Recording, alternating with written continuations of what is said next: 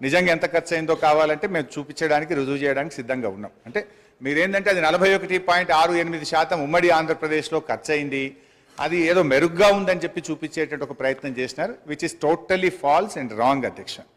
అంటే బేసికల్లీ ఇంకోటి కూడా జరిగింది అధ్యక్ష. నాకు తెలిసిన సమాచారం మేరకు ఈ రిపోర్ట్ ఇదంతా కూడా ఇది ఎవరు తయారు చేసిండ్రు? మీకు తెలంగాణ అధికారుల మీద నమ్మకం లేక మన ముఖ్యమంత్రి గారి పాత గురువు గారి శిష్యులు, ఒక రిటైర్డ్ ఐఏఎస్ అధికారి, ఒక సస్పెండ్ అయినటువంటి ఫైనాన్స్ డిపార్ట్మెంట్ ఆంధ్రప్రదేశ్ అధికారులను పెట్టి ఇదంతా ఒక కుక్కుడప్ స్టోరీ తయారు చేసి ఇది ప్రజల ముందు పెట్టేటువంటి ప్రయత్నం చేస్తూ ఉన్నారు. సరే, ఆ వివరాలు వాస్తవాలు వచ్చినప్పుడు నేను అన్ని విషయాలు కూడా బయట పెడతాం అధ్యక్ష. నో, ఐ వుడ్ లైక్ మాకు తెలుస్తాయి కదా, అందుకే మాకు తెలిసిన సమాచారం మేరకు అన్నాను. సరే అధ్యక్ష, పేర్లు చెప్పమంటే చెప్తా, ఆధారాలు చూపించమంటే చూపిస్తా. అందులో నేను ఎందుకంటే అలా బోదలుచుకోలేదు. సో అధ్యక్ష, ఈ మొత్తంగా ఈ రిపోర్ట్ ఆబ్జెక్షన్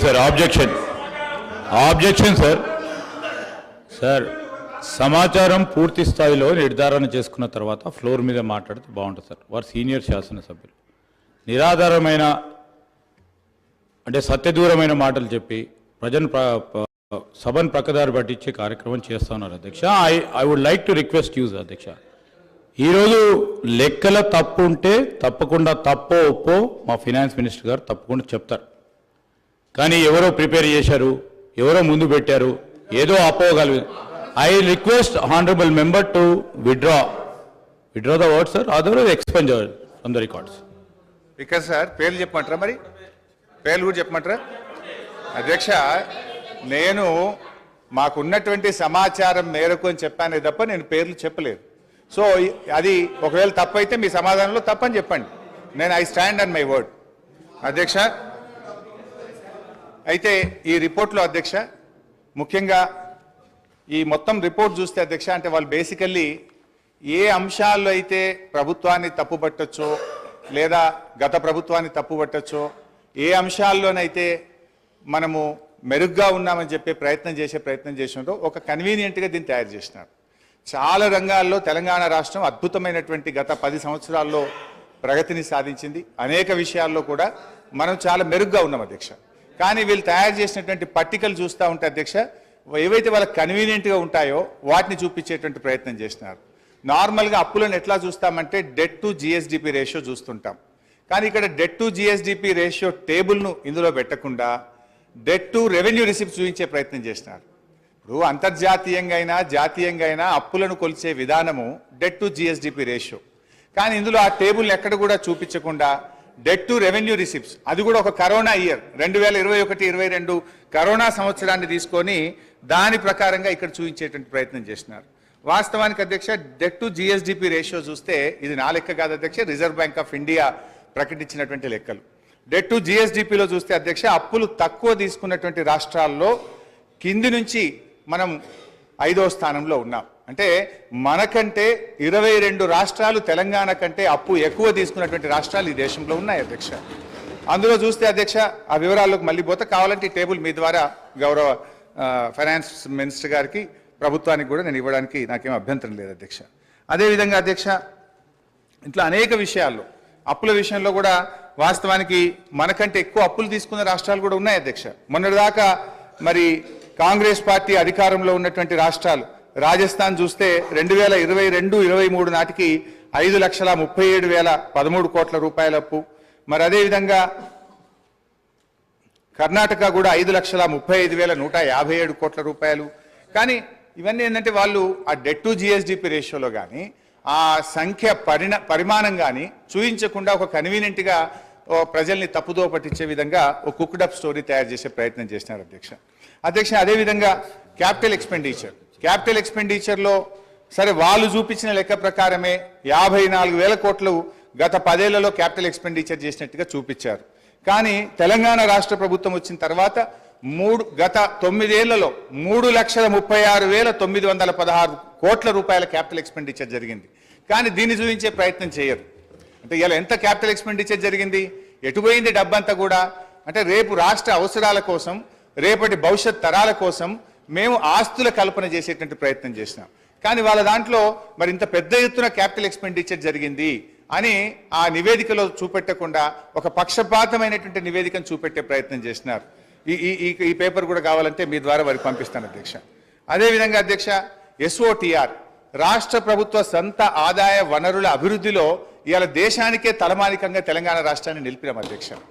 ఇవాళ దక్షిణ భారతదేశంలో 15.6% వృద్ధి రేటులో తెలంగాణలో స్వంత ఆదాయ వనరుల వృద్ధిలో ఈ దేశంలో తెలంగాణ నంబర్ 1 స్థానంలో నిలిపిన దాన్ని ఎక్కడ ఇందులో చూపించేటువంటి ప్రయత్నం చేయలేదు అధ్యక్ష. అధ్యక్ష, నా దగ్గర 2015-16 నుంచి 2020-21 వరకు ఎస్ఓటిఆర్లో రాష్ట్రాల ఆదాయాల వృద్ధిని మరి సిఏజీ రిపోర్ట్ అధ్యక్ష, ఇది సిఏజీ ఇచ్చినటువంటి రిపోర్ట్ ప్రకారంగా 11.5%తో 2020-21 నాటికి తెలంగాణ మరి మేజర్ స్టేట్స్లో ప్రథమ స్థానంలో ఉన్నటువంటి పేపర్ కూడా మీ ద్వారా వారికి పంపిస్తాం అధ్యక్ష. అంటే మన ఆదాయం ఎట్లా పెరిగింది, మన ఆస్తుల కల్పన ఎట్లా పెరిగింది, మన క్యాపిటల్ ఎక్స్పెండిచర్ ఎట్లా చేసినాము అవేవి చూయించకుండా కన్వీనియంట్గా ఒక మిస్లీడ్ చేసేటువంటి ప్రయత్నం ఈరోజు ప్రభుత్వం చేస్తూ ఉంది అధ్యక్ష. అట్లే మెడికల్ అండ్ హెల్త్ దాని విషయంలో కూడా ఏదో మనం తక్కువ ఖర్చు పెట్టామని, వాస్తవానికి అధ్యక్ష మెడికల్ అండ్ హెల్త్ విషయంలో చూస్తే 2014-15లో మన రాష్ట్ర బడ్జెట్ 2432 కోట్లుంటే ఈ సంవత్సరం మన బడ్జెట్లో పెట్టింది 12,161 కోట్లు, అంటే దాదాపు 6 రెట్లు పెంచినాం అధ్యక్ష. అట్లా డీటెయిల్గా ఇయర్ వైజ్ కూడా ఉంది అధ్యక్ష. 2014-15లో 2432 ఉంటే 15-16 3,344, 16-17 5,130. I don't want to take much time, but finally 12,161 కోట్ల రూపాయలు పెట్టి వైద్య ఆరోగ్య రంగంలో అద్భుతమైనటువంటి ప్రగతిని మనం సాధించినాం అధ్యక్ష. అదేవిధంగా అధ్యక్ష, ఇందులో కొన్ని కారణాలు కూడా ఉన్నాయి. వీళ్ళు ఏంటంటే ఎంతసేపు అప్పులు పెరిగినాయని చెప్పి ఒక బురద జల్లేటువంటి ప్రయత్నం చేస్తూ ఉన్నారు. ఇలా కరోనా వచ్చింది అధ్యక్ష.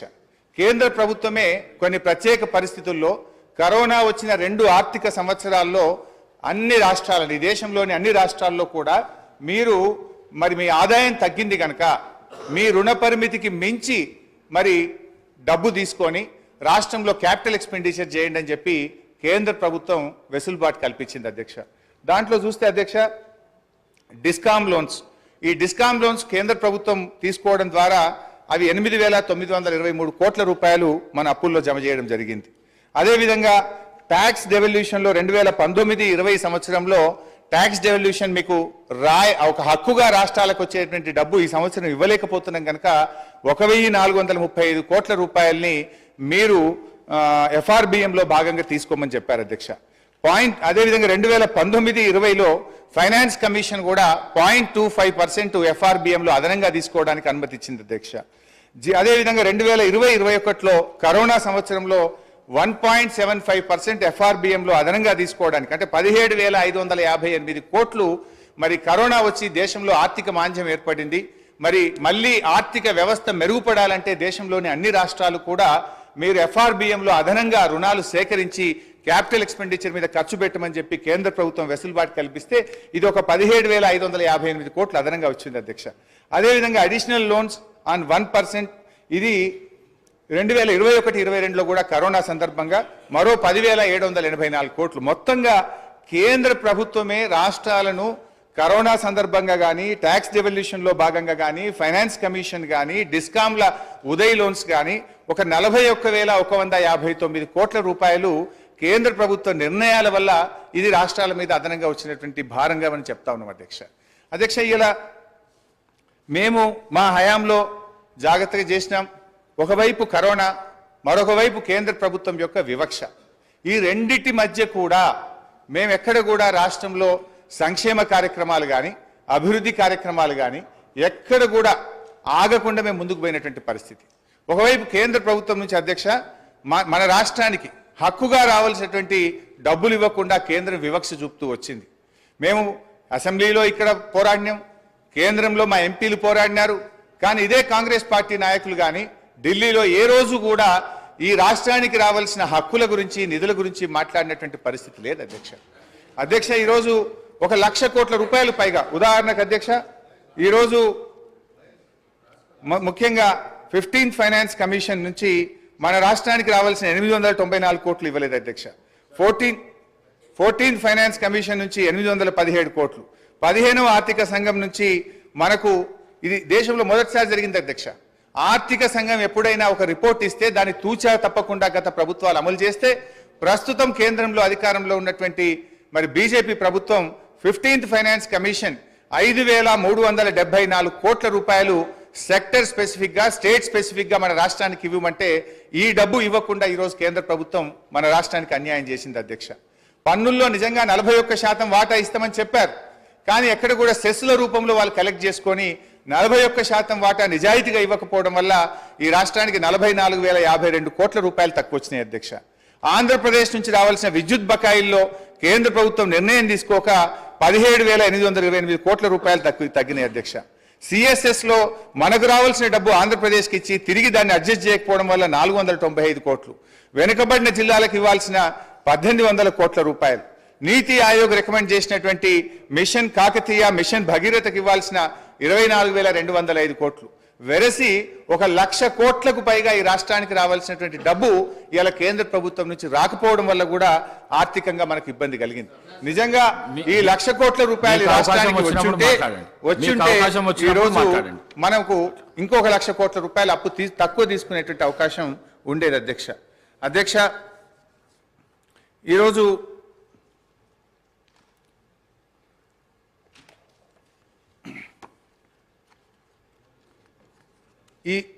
ఈ బుక్ లో కూడా అధ్యక్ష మీరు చూసినట్టయితే రెండు మూడు రకాలుగా మీరు ఇందులో చూస్తే అధ్యక్ష అసలు వీళ్ళే స్పష్టంగా రాసిండ్రు. ప్రభుత్వ హామీతో ఎస్పీవీ ద్వారా సేకరించి ఎస్పీవీలు చెల్లించే రుణాలు అంటే స్పెషల్ పర్పస్ వెహికల్ ద్వారా సేకరించిండ్రు, వాళ్ళే రుణాలు చెల్లిస్తారు, రాష్ట్ర ప్రభుత్వ ఖజానా మీద భారం ఉండదు అని చెప్పి కూడా దాన్ని కూడా ఈరోజు రాష్ట్ర అప్పులుగా చూపించేటువంటి ప్రయత్నం. ఇందులో పేజ్ 24లో కూడా ప్రభుత్వం చెల్లించని మరియు ప్రభుత్వం హామీ లేని రుణాలు 59,414 కోట్ల రూపాయలని మీరే రాశారు స్పష్టంగా. కానీ మీరు ఏం చేసే ప్రయత్నం చేస్తుండ్రు, అన్ని కలిపి మళ్ళీ లెక్కబెట్టి రాష్ట్ర ప్రభుత్వం ఈరోజు దాదాపు 6,71,000 కోట్ల రూపాయల అప్పు ఉంది అని చెప్తున్నారు. మీరే ఈ బుక్లో అంటారు, ఒకవైపు రాష్ట్ర ప్రభుత్వం చెల్లించని హామీ లేని రుణాలను రాశారు, ప్రభుత్వ హామీతో సేకరించి రాష్ట్ర ప్రభుత్వం ఎస్పీవీలే చెల్లించుకునే డబ్బులని చెప్పినారు, వాటినన్నింటినీ కలిపి అప్పులను ఎక్కువగా చూపించేటట్టు ఒక తప్పుడు ప్రచారానికి మీరు పాల్పడ్డారు. అదేవిధంగా ప్రభుత్వ హామీతో ఎస్పీవీ ద్వారా సేకరించి ప్రభుత్వమే చెల్లిస్తారని కూడా రాసినారు అధ్యక్ష. ఇందులో కూడా చాలా విషయాలు తప్పుగా పెట్టినారు చాలా కార్పొరేషన్స్ను. ఉదాహరణకు ఈరోజు టీఎస్ఐఐసి గురించి రాసినారు. టీఎస్ఐఐసి కానీ, Telangana super speciality hospital corporation కానీ, హైదరాబాద్ మెట్రో వాటర్ వర్క్స్ కానీ, హౌసింగ్ బోర్డు కానీ, రోడ్ డెవలప్మెంట్ కార్పొరేషన్ కానీ, ఇట్లా చాలా విషయాలు ఇవన్నీ కూడా వాస్తవానికి వాళ్ళ సొంత ఆదాయ వనరుల మీద వాళ్ళు చెల్లిస్తారు అధ్యక్ష. కానీ ఇది రాష్ట్ర ప్రభుత్వమే చెల్లిస్తుందని, ఇది రాష్ట్ర ప్రభుత్వ అప్పుగా చూపించేటువంటి ఒక తప్పుడు ప్రయత్నానికి కూడా దీంట్లో పాల్పడ్డారు. అంటే బేసిక్గా ఇదంతా కూడా ఒక తప్పుల తడక, ఒక అంకెల గ్యారెడ్తోని ఇది ఏదో ఈ రాష్ట్ర ప్రభుత్వం మీద గత ప్రభుత్వం మీద బురద జల్లాలే, లేదు వాళ్ళ హామీల నుంచి తప్పించుకునేటువంటి ఒక ప్రయత్నానికి దారులు వెతుకుతున్నారేమో అని అనిపిస్తూ ఉంది అధ్యక్ష. ఇంకా డీటెయిల్స్లో పోదామంటే మళ్ళీ మీరు టైం ఇయ్యరేమో, నేను చాలా విషయాలు చెప్పాల్సిన అవసరం ఉంది, అందువల్ల నేను షార్ట్గా చెప్పేటువంటి ప్రయత్నం చేస్తూ ఉన్నా అధ్యక్ష. ఇందులో ఇంకో మాట అంటారు, పేజ్ 41లో చేసిన డబ్బుకు అనుగుణంగా ఎటువంటి స్పష్టమైన ఆస్తులు సృష్టించలేదు. ఇది శుద్ధ అబద్ధం అధ్యక్ష. అది ఏం ఆస్తులు క్రియేట్ చేసినాం, ఏం చేసినాం నా ప్రసంగంలో నేను చెప్పే ప్రయత్నం చేస్తాను అధ్యక్ష.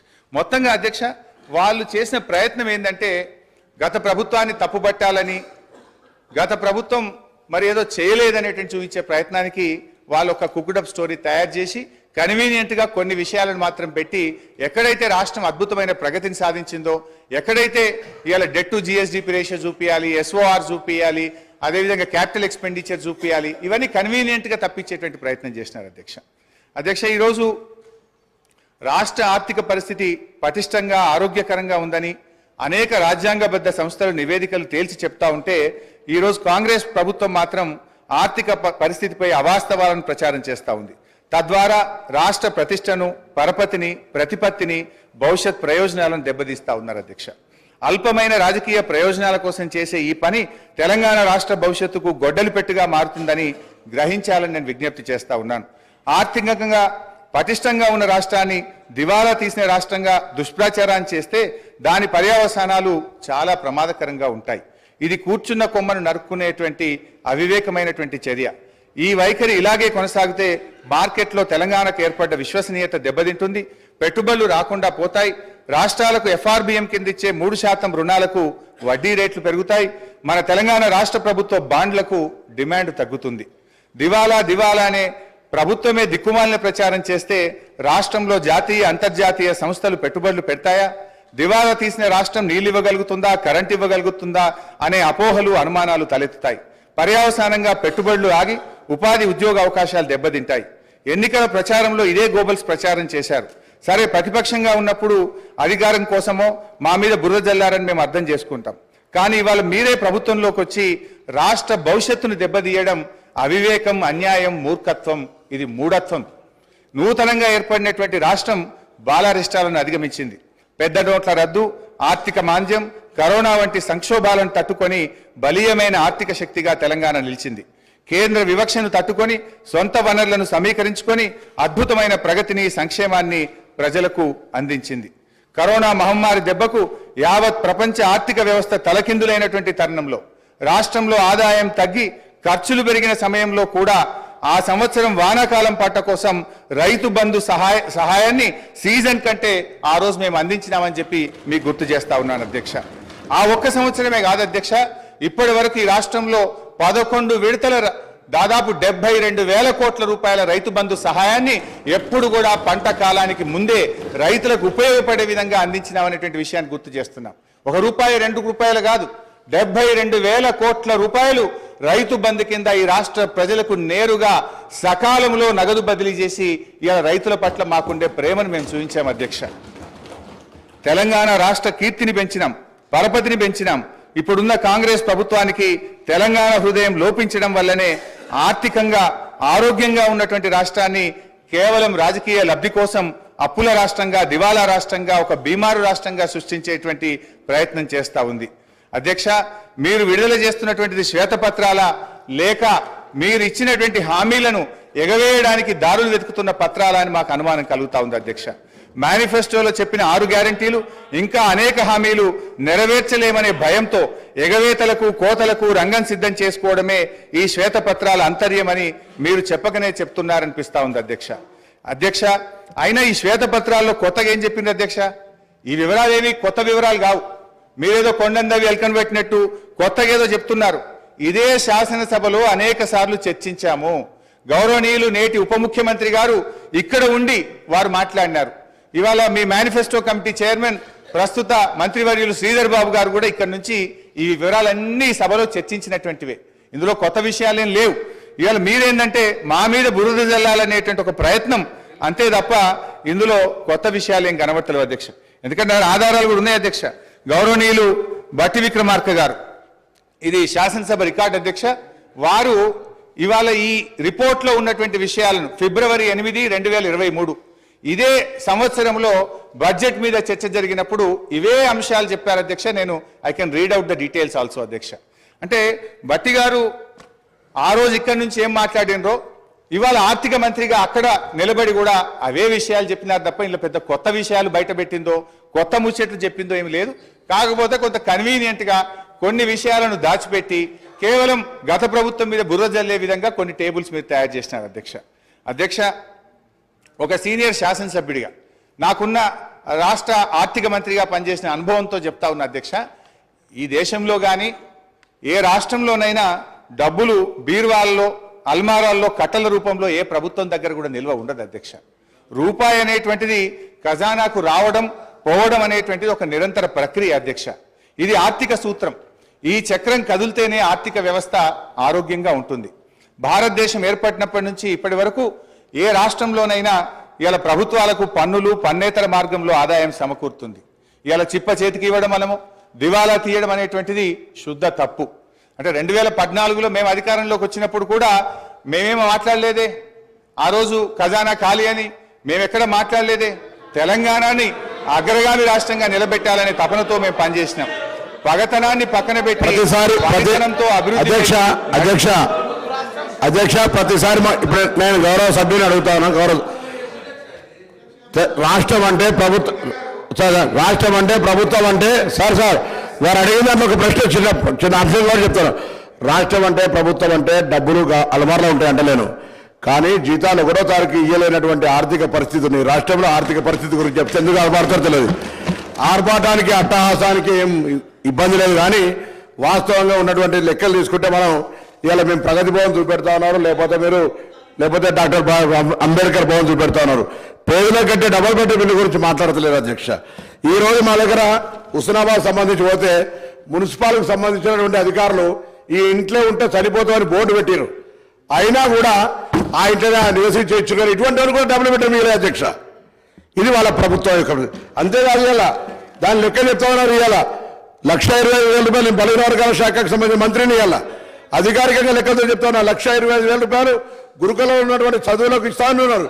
55,000 రూపాయల దారిలో ఇచ్చేటువంటి బడ్జెట్తో పాటుగా 55,000 రూపాయల బడ్జెట్ 55 రూపాయలు ప్రతి విద్యార్థి కూడా వచ్చేటువంటి పరిస్థితులు చెప్పేది మాత్రం 1,20,000. ఆర్భాటం పేరు ఎన్ని రోజులు నడుపుతారు అధ్యక్ష?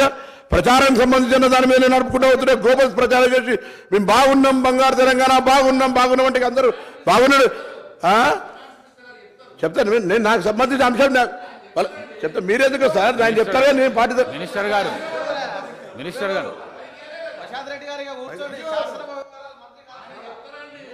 హరీష్ రావు గారు. స్పీకర్ గారు ఒకటే రిక్వెస్ట్, దయచేసి మాట్లాడితే ఆర్థిక మంత్రి గారిని మాట్లాడమనండి. మీరే ఇందాక సభ ప్రారంభమయ్యేటప్పుడు డిస్టర్బ్ చేయొద్దని చెప్పిండ్రు. ఏది పడితే అది అట్లా మాట్లాడితే మరి మళ్ళీ దానికి నేను సమాధానం చెప్పాలి. I will deviate from my subject. అధ్యక్ష, భారతదేశం అధ్యక్ష నేను కొత్త సభ్యుని కావచ్చు, కానీ పార్లమెంట్లో ఉన్న చట్టసభల గురించి గౌరవం ఉంది. నేను ఎక్కడ కూడా ఒక పొరపాటు మాట మాట్లాడి నేను కూడా అడిగిన డబ్బులు అల్మార్లు ఉంటాయని తెలియనంత అవివేకులు కాదు ఇక్కడ సభ్యులు. డబ్బులు అల్మార్లు ఉంటాయి అంటలేను, కానీ జీతాలు ఇవ్వలేని పరిస్థితి, పెన్షన్లు ఇవ్వలేని పరిస్థితి. ఇటువంటి పరిస్థితి ఉంటే రిటైర్ ఉద్యోగులు పెన్షన్ల కొరకు చుట్టూ తిరిగేటువంటి పరిస్థితి, ఇవాళ ఇన్స్టాల్మెంట్ల మీద ఇచ్చేటువంటి పరిస్థితి. మీరు ఒక ఇల్లు నేను చెప్తే నేను ఎక్కడో చెప్తలేను. నా హుస్నాబాద్ నియోజకవర్గంలో జరిగినటువంటి సంఘటన మీ దృష్టికి తీసుకొస్తాను అధ్యక్ష. ఇది తమకు పంపిస్తారో చూడరు. ఈ ఇంట్లో ఇప్పటికి కూడా ఉన్నారు ఇట్లనే. అరే మీరు చెప్తే మాట్లాడతా, లేకపోతే మమ్మల్ని తెలియకుండా మాట్లాడుతున్నది పొరపాటు అంటున్నా. నేను మాకు తెలుసు కదా, మాకు కూడా అవగాహన ఉంది అంటున్నా. ప్లీజ్ ప్లీజ్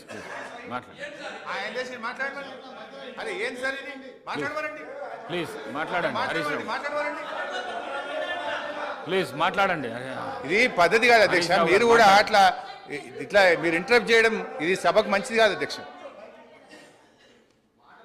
అధ్యక్ష, ప్రజాస్వామ్యం దేవాలయంగా భావించే పవిత్రమైనటువంటి ఈ శాసనసభ వేదికగా రాష్ట్ర ఆర్థిక పరిస్థితి పటిష్టంగా ఉందని, బీఆర్ఎస్ ప్రభుత్వ హయాంలో ఆర్థిక నిర్వహణ సమర్థవంతంగా జరిగిందని నిరూపించే వాస్తవాలతో కూడిన స్థూల ఆర్థిక వివరాలు మీ ద్వారా ఈ సభ ముందుంచే ప్రయత్నం చేస్తాం అధ్యక్ష. అధ్యక్ష, ఈ వివరాలు కూడా ఎక్కడి నుంచో నేను చెప్తలేను. నిన్నగాక మొన్న కొత్తగా పదవీ బాధ్యతలు చేపట్టినటువంటి మన రాష్ట్ర ఆర్థిక మంత్రివర్యులు ఉప ముఖ్యమంత్రి గారు విడుదల చేసిన నివేదికల నుంచే చెప్తున్నా. ఇదేమి నేను సొంతగా చెప్తున్నది లేదు. This is your own report, this is your own book released by finance minister గారు. అధ్యక్ష, 2013-14 ఆర్థిక సంవత్సరానికి ఉమ్మడి ఆంధ్రప్రదేశ్లో ఆ రోజు 1,61,348 కోట్ల బడ్జెట్ పెడితే అధ్యక్ష, తెలంగాణ ఏర్పాటు కాగానే 2014-15 ఆర్థిక సంవత్సరానికి 10 జిల్లాల తెలంగాణ కోసం 1,637 కోట్ల రూపాయల బడ్జెట్ పెట్టినాం అధ్యక్ష. అదే 2023-24 సంవత్సరానికి 2,90,296 కోట్ల రూపాయల బడ్జెట్ ప్రవేశపెట్టాం. అంటే 9 ఏళ్ల మా ప్రభుత్వ హయాంలో దాదాపు 3 రెట్లు బడ్జెట్ పెరిగిందనేటువంటి విషయాన్ని మీ ద్వారా సభ దృష్టికి తెస్తా ఉన్నాను అధ్యక్ష. అదేవిధంగా జిఎస్డిపి, జీడిపి అధ్యక్ష, తెలంగాణ ఏర్పడే నాటికి రాష్ట్ర ఆర్థిక పరిస్థితి దయనీయంగా ఉండేది.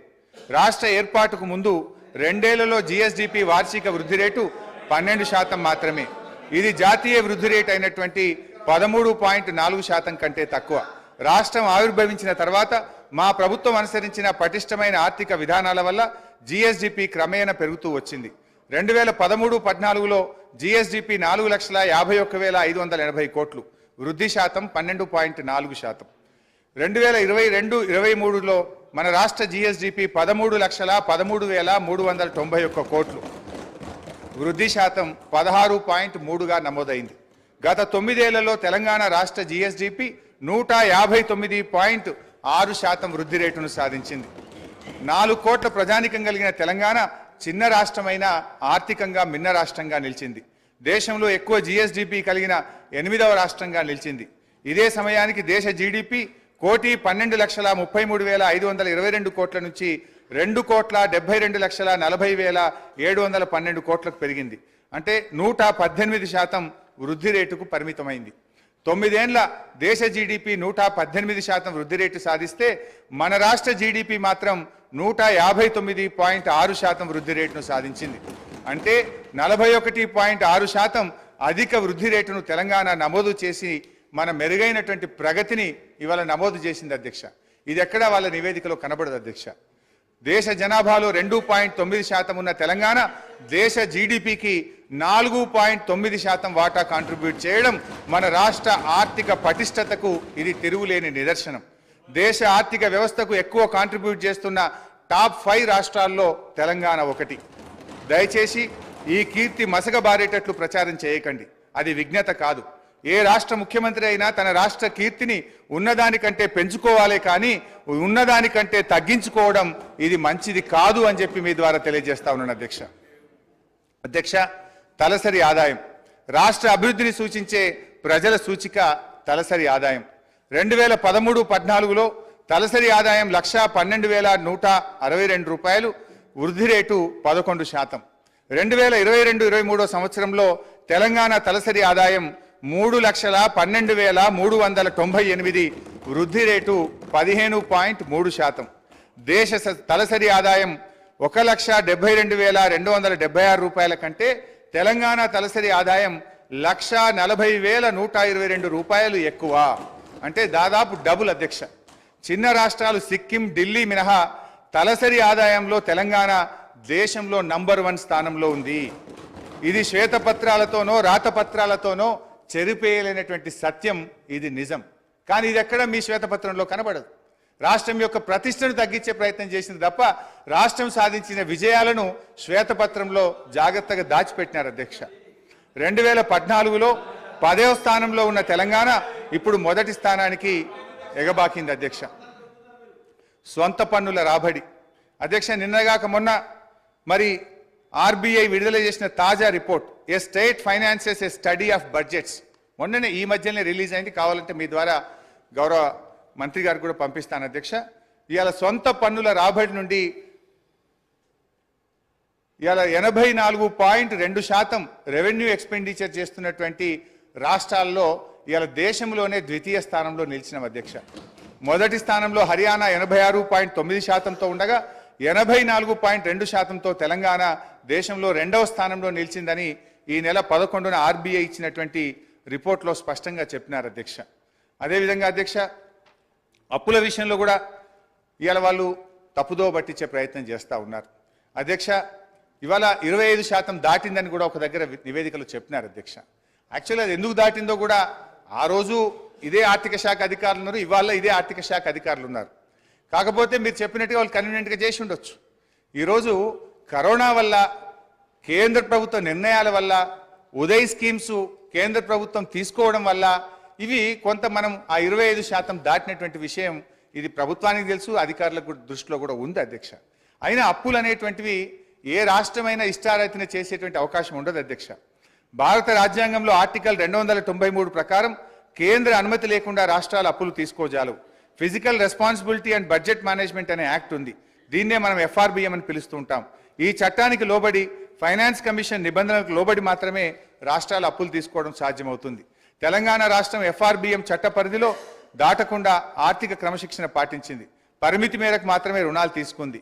ఈ వాస్తవాన్ని కప్పిపుచ్చేందుకు ఇవాళ ప్రభుత్వ పెద్దలు ప్రయత్నం చేస్తూ ఉన్నారు అధ్యక్ష. ఇంకా నిజంగా మేము అప్పులు తీసుకోవాలని అనుకుంటే ఆ రోజు ఎలక్ట్రిసిటీ రిఫార్మ్స్ విషయంలో కేంద్ర ప్రభుత్వం 0.5% మీకు అదనంగా 5 ఏళ్ల పాటు ఎఫ్ఆర్బిఎంలో మీకు వెసులుబాటు కల్పిస్తాం, మీరు తీసుకోండి అని చెప్తున్నారు అధ్యక్ష. నిజంగా మాకు అప్పులే తీసుకోవడం అవసరం అనుకుంటే, రాష్ట్ర ప్రయోజనాల కంటే అప్పులు ముఖ్యమని మేము అనుకుంటే మాకు మరో 35,000 కోట్ల రూపాయలు ఇవాళ అదనంగా వచ్చేది. ఇదే శాసనసభలో అక్కడి నుంచి గౌరవనీయులు ఆనాటి ముఖ్యమంత్రి కేసీఆర్ గారు ఒక మాట చెప్పినారు అధ్యక్ష. ఈ 0.5 FRBM తీసుకోవాలంటే కేంద్ర ప్రభుత్వం పెట్టిన షరతులు ఏంది అధ్యక్ష? బోరు బావుల దగ్గర మీటర్లు పెట్టి రైతుల ఇంటికాడికి బిల్లు పంపించాలని చెప్పి కేంద్ర ప్రభుత్వం షరతు పెడితే ఆనాడు కేసీఆర్ గారు ఇదే నిండు సభలో సభానాయకుడిగా ఆయన చెప్పిన మాటలు మీ ద్వారా కొత్త సభ్యులు ఉన్నారు గుర్తు చేస్తా ఉన్నాను అధ్యక్ష. ఆ రోజు ఏమన్నారంటే ముఖ్యమంత్రి గారు, నా గొంతులో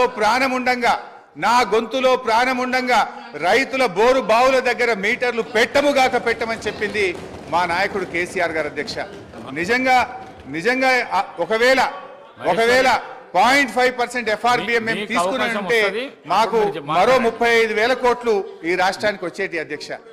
ఈ విషయాన్ని స్వయంగా నిర్మలా సీతారామన్ గారు ఢిల్లీకి వచ్చినప్పుడు చెప్పింది కదా. నిన్నగాక మొన్న ఎన్నికల ప్రచారంలో నిర్మలా సీతారామన్ గారు ఏం చెప్పారు?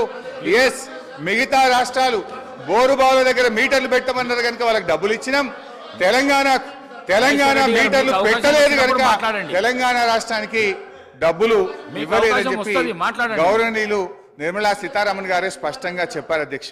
అయితే నేను ఈ సందర్భంగా గౌరవ సభా నాయకుడికి ఆర్థిక మంత్రి గారికి కూడా ఒక విజ్ఞప్తి చేయాలనుకుంటున్నా అధ్యక్ష. ఎందుకంటే కాంగ్రెస్ పాలిత రాష్ట్రాలు కూడా ఈ 0.5 సార్ నాకు ఇంకొక 45 నిమిషాలు కావాలి సార్. సో అధ్యక్ష 0.5 అరే ఇది చాలా ఒక నిమిషం సార్, ఇది చాలా ముఖ్యమైనటువంటి సబ్జెక్టు. ప్రభుత్వానికి మనకు సూచనలు గౌరవ హరీశ్వరరావు గారు మీకు 30 నిమిషాల టైం కేటాయించబడింది. 30 నిమిషాలు ఇవ్వకండి, ఆయన తీయకండి, ఎందుకు సరిగా 30 మాట్లాడడం కూర్చుంటాం. 30 నిమిషాల లోపల మీరు మాట్లాడద్దు అంటే కూర్చుంటాం సార్. మరి వాళ్ళని మాట్లాడుకోండి, బయట పోయి మాట్లాడుకుంటాం. If you don't want to give us the mic, మొన్న కూడా మీరు మైక్ కట్ చేసిండ్రు, ప్రొటెస్ట్ కూడా అవకాశం ఇవ్వలేదు, మా గొంతు నొక్కుతాం, మీకు మైక్ ఇవ్వమంటే కూర్చుంటాం సార్.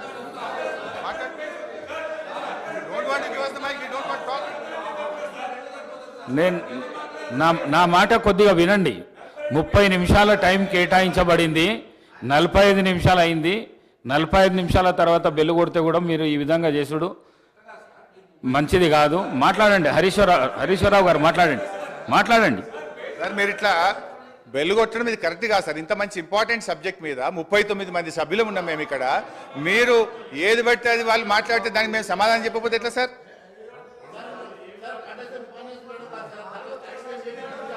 సో అధ్యక్ష, మేము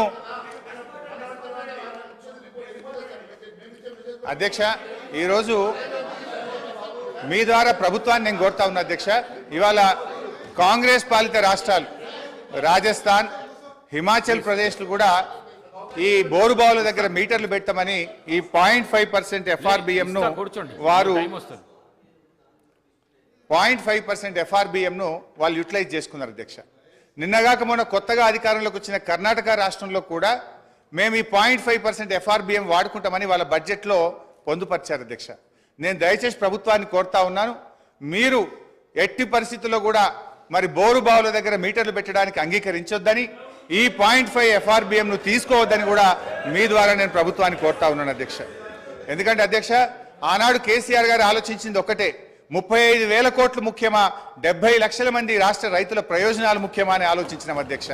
35,000 కోట్ల రూపాయలు వాళ్ళు ఇచ్చే అదనపు అప్పు కంటే మంత్రి గారు అధ్యక్ష సీనియర్ శాసనసభ్యులు హరీష్ రావు గారు మాట్లాడడం ఇది అవాస్తవము. రైతులకి వ్యవసాయపు కరెంటుకి బిల్లు కట్టమని ఏ చట్టము ఏ కేంద్ర ప్రభుత్వం రికమెండ్ చేయలేదు. నేనెందుకు ఇంటర్వ్యూ అవుతానంటే, గతంలో మీ ముఖ్యమంత్రి ఆ విషయంలో అబద్ధాలు మాట్లాడిండు, ఈ రోజు మీరు అబద్ధాలు మాట్లాడుతున్నారు. బిల్లు కట్టమని చెప్పలేదు. నేను ఆ పార్లమెంట్ కమిటీ సభ్యుణ్ణి ఆ విషయం పదే పదే మీరు ప్రస్తావించడం దయచేసి అవాస్తవాలు శాసనసభలో ప్రస్తావించొద్దు.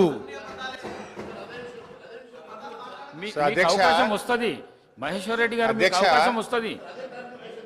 బోరు బావుల దగ్గర మీటర్లు పెట్టాలని చెప్పింది నిజమా కాదా? ఉత్తమ్ కుమార్ రెడ్డి గారిని అడుగుతున్నా, బోరు బావుల దగ్గర మీటర్లు పెట్టాలని నిజమా కాదా? అధ్యక్ష, ఒకవేళ రైతుల నుంచి బిల్లు వసూలు చేయాలని చెప్పి ఆ రిఫార్మ్స్ లో ఉన్నట్టుగా హరీష్ రావు గారు శాసనసభలో ఇప్పుడే చెప్పారు. ఆ రిఫార్మ్స్ లో రైతుల నుంచి బిల్లు వసూలు చేయమని చెప్పి ఎక్కడా లేదు అని ఆ పార్లమెంట్ కమిటీ సభ్యునిగా మీకు చెప్తున్నా. అధ్యక్ష, నేను స్పష్టంగా ఉత్తమ్ కుమార్ రెడ్డి గారిని అడుగుతున్నా, బోరు బావుల దగ్గర మీటర్లు పెట్టాలి, ఎంత కరెంటు కాల్చినరో లెక్క తేల్చాలని ఆ రిపోర్ట్ లో ఉందా లేదా అది చెప్పండి. అధ్యక్ష, నేను చాలా స్పష్టంగా చెప్తున్నా,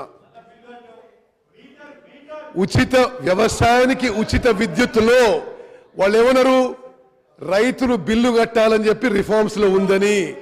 ఆ రిఫార్మ్స్ లో రైతులు బిల్లు కట్టాలి లేదు అని నేను ఆ పార్లమెంట్ కమిటీ సభ్యులు మీకు చెప్తున్నా. ఇప్పుడు ఉత్తమ్ గారికి ధన్యవాదాలు.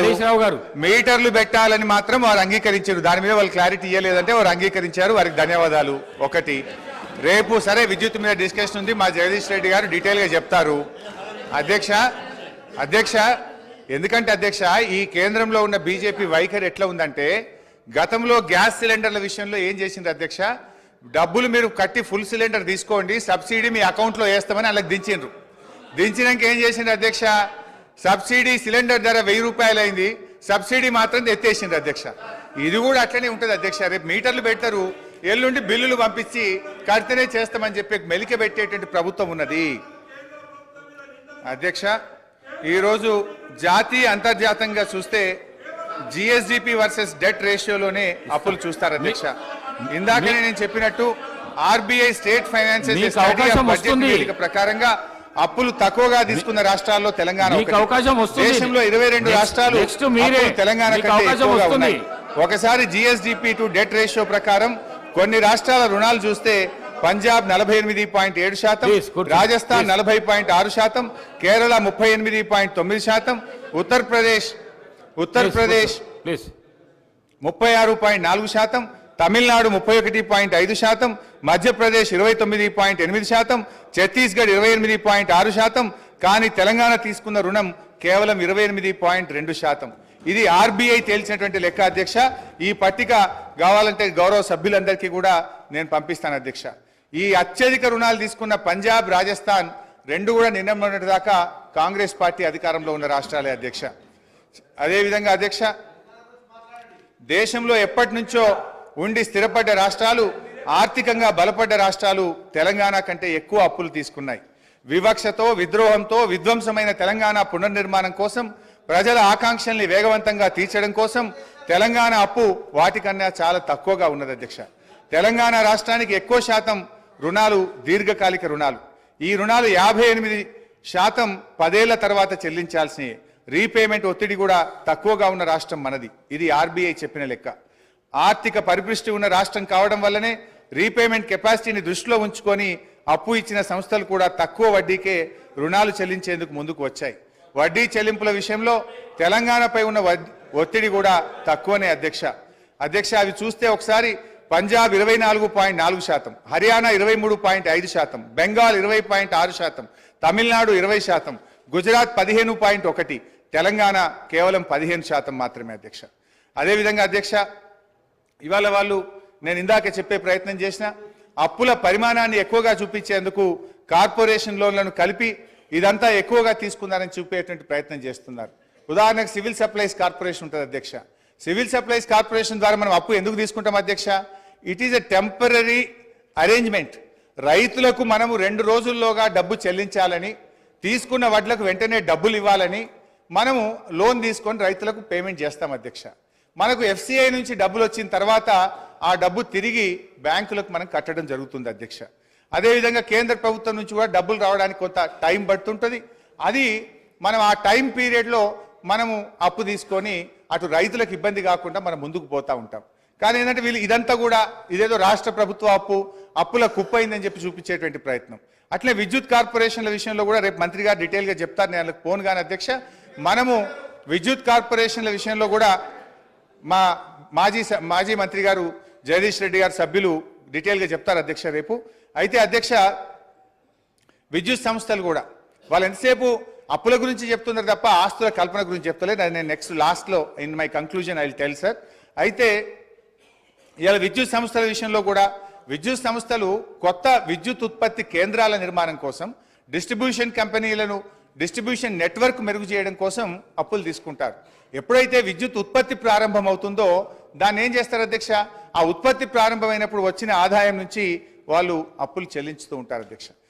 ఇలా అప్పుల విషయంలో కేంద్ర ప్రభుత్వం కూడా చూడాలి కదా అధ్యక్ష, ఇతర దేశాలది కూడా చూడాలి. ఇదేదో ఎక్కడ ఈ దేశంలో జరగంది ఇక్కడ జరిగింది.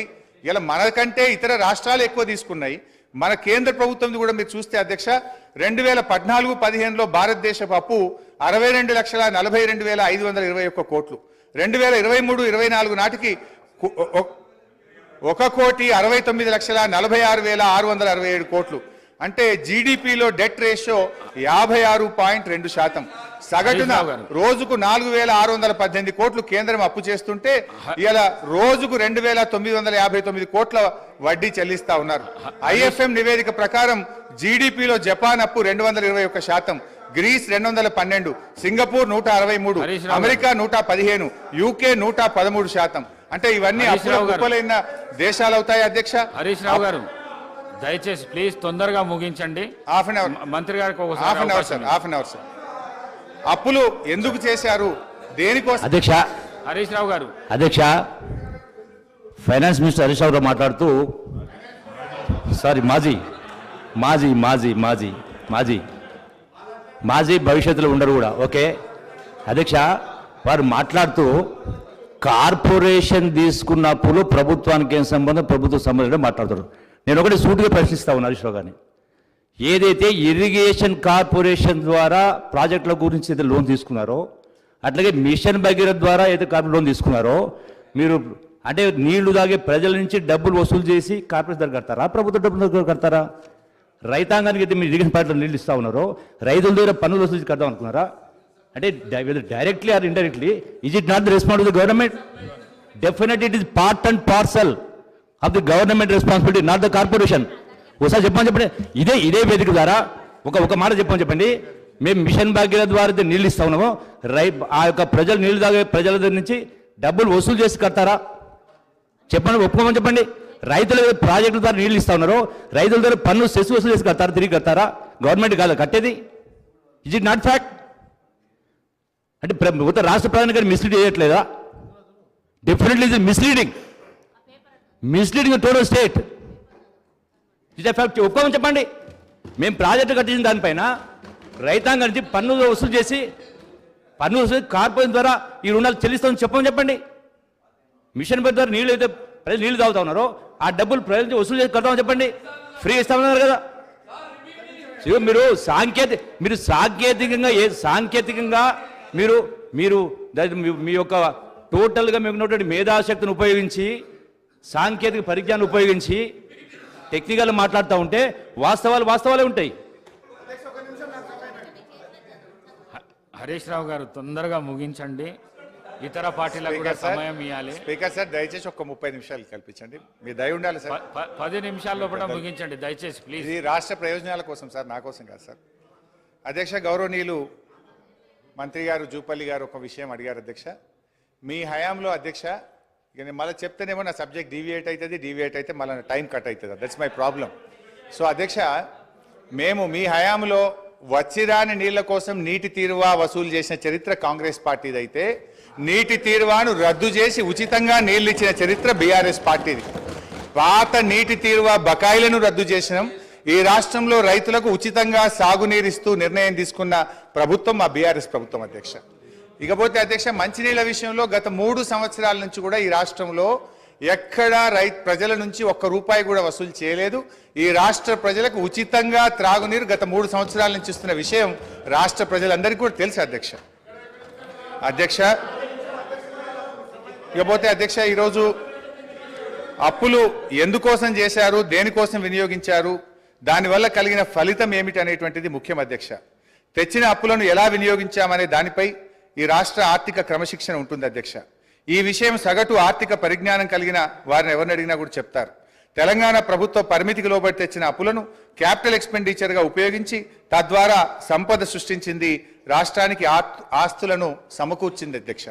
ఇవాళ బీఆర్ఎస్ తెచ్చిన రుణాల గురించి మాట్లాడుతున్న కాంగ్రెస్ ప్రభుత్వం ఆ రుణాలతో సృష్టించిన ఆస్తుల గురించి కానీ, వాటి విలువ గురించి కానీ, తద్వారా పెరిగిన సంపద గురించి కానీ, పెరిగిన తలసరి ఆదాయం గురించి మాట్లాడకపోవడం వారి కుట్రపూరిత వైఖరికి నిదర్శనం అధ్యక్ష. ఈ వైఖరిని ప్రజలు కూడా గమనిస్తున్నారు అధ్యక్ష. గుమ్మి నిండా వడ్లుండాలి, గూటమూల పిల్లలు ఉండాలంటే ఎట్లా అధ్యక్ష? ఇదేం థింకింగ్ అధ్యక్ష? తెచ్చిన ప్రతి పైసా భవిష్యత్ ప్రయోజనాల కోసం పెట్టుబడి పెట్టినాం, గర్వంగా చెప్తున్నాం అధ్యక్ష, అత్యధిక క్యాపిటల్ ఎక్స్పెండిచర్ను ఖర్చు చేసి సామాజిక ఆస్తులను ఇవాళ ఈ రాష్ట్రం కోసం బీఆర్ఎస్ పార్టీ ప్రభుత్వం సమకూర్చింది అధ్యక్ష. తెలంగాణ రాష్ట్రం ఆవిర్భవించిన పరిస్థితి ఎట్లా ఉందంటే ఒక విధ్వంసమైన రాష్ట్రాన్ని, కరెంటు చక్కగలేని రాష్ట్రాన్ని, తాగునీళ్లు చక్కగలేని రాష్ట్రాన్ని, సర్కారు తుమ్మలు మొలిచిన చెరువులు, తెగిన కట్టలు, శిథిలమైన తూములు, అలుగులు, ప్రాజెక్టులు లేక, సాగునీరు లేక, బోరుబావులే దిక్కైన రాష్ట్రాన్ని, భూగర్భ జలాలు అడిగంటి 600 ఫీట్లు బోరు వేసిన చుక్క నీళ్లు పడని రాష్ట్రాన్ని, ఉపాధి లేక జనం వలసబాటిన పట్టిన రాష్ట్రాన్ని ఒక దరికి చేర్చాలంటే, ప్రజల కన్నీళ్లు తుడవాలంటే దానికి ఎంత నిబద్ధత ఉండాలి, ప్రజల మీద ఎంత మమకారం ఉండాలి, ఎంత తపన ఉండాలి, ఎంత తపస్సు చేయాలి, ప్రజల శ్రేయస్సు కోసం, అభివృద్ధి యజ్ఞం కోసం నిధులు సమీకరిస్తే ఇది తప్పైతుందా అధ్యక్ష? క్యాపిటల్ ఎక్స్పెండిచర్తో ఇవాళ సంపద సృష్టించిన అధ్యక్ష. తెచ్చిన పైసలతో సాగునీటి ప్రాజెక్టులు కట్టినాం, పడావు పడ్డ బీడు భూముల్లో నదీ జలాలు మలిపినాం, నీరు పల్లె మెరుగు అని అవహేళన చేసిన ఆనాటి కాంగ్రెస్ నాయకులు నోళ్లు మూతపడేలా నీళ్లను ఎత్తిపోసినాం, విధ్వంసమైన చెరువులను పునరుద్ధరించినాం, చెరువులకు ప్రాజెక్టులను అనుసంధానం చేసినాం, నీటి నిల్వ సామర్థ్యం పెంచినాం, భూగర్భ జలాలు పెంచినాం, భూమికి బరువయ్యేంత పంట పండేలా చేసినాం, రైతుల గుండెల్లో ఎనలేని భరోసా నింపినాం, తాగునీటి కోసం బిందె మీద బిందె పెట్టుకొని మైళ్ళ దూరం నడుస్తున్న ఆడబిడ్డల ఆవేదన తీర్చినాం, నడింట్ల నల్లాలు పెట్టి శుద్ధి చేసిన నదీ జలాలను తాగునీరుగా అందించినాం, తెలంగాణ విద్యుత్ ఉత్పత్తి పెంచినాం, పంపిణీ వ్యవస్థల్ని బలోపేతం చేసినాం, నాణ్యమైన విద్యుత్తును ఉచితంగా వ్యవసాయానికి అందించినాం, కొన్ని రంగాలకు నిరంతరాయం, అన్ని రంగాలకు కూడా నిరంతరాయ విద్యుత్ సరఫరా చేసినాం, క్రాప్ హాలిడేలు, పవర్ హాలిడేలు లేకుండా చేసినాం, రహదారులు, బ్రిడ్జిలు, భవనాలు, జిల్లా కలెక్టరేట్లు, మెడికల్ కాలేజీలు, పాఠశాలల మీద క్యాపిటల్ ఎక్స్పెండిచర్ చేసినాం, తెలంగాణ ఉజ్వల భవిష్యత్తుకు బాటలు నిర్మించినాం. అధ్యక్ష, ఇవాళ ఏం విజయాలు సాధించినామో అని వాళ్ళు మాట్లాడుతున్నారు అధ్యక్ష. ఇవాళ పంటల విస్తీర్ణం 2014-15లో 1,31,00,000 ఎకరాలు కాగా 2022-23 నాటికి 2,08,67,000 ఎకరాలకు చేరింది అధ్యక్ష. అంటే 59% పెరిగింది అధ్యక్ష. పంట దిగుబడి అన్ని రకాల పంటలు కలిపి ఆ రోజు 1,00,000 మెట్రిక్ టన్నులు. అధ్యక్ష అప్పులు తెచ్చి అన్ని బిల్డింగ్స్ కట్టామని చెప్తున్నారు, చాలా సంతోషం అధ్యక్ష. ఏం బిల్డింగ్లు కట్టారు అధ్యక్ష?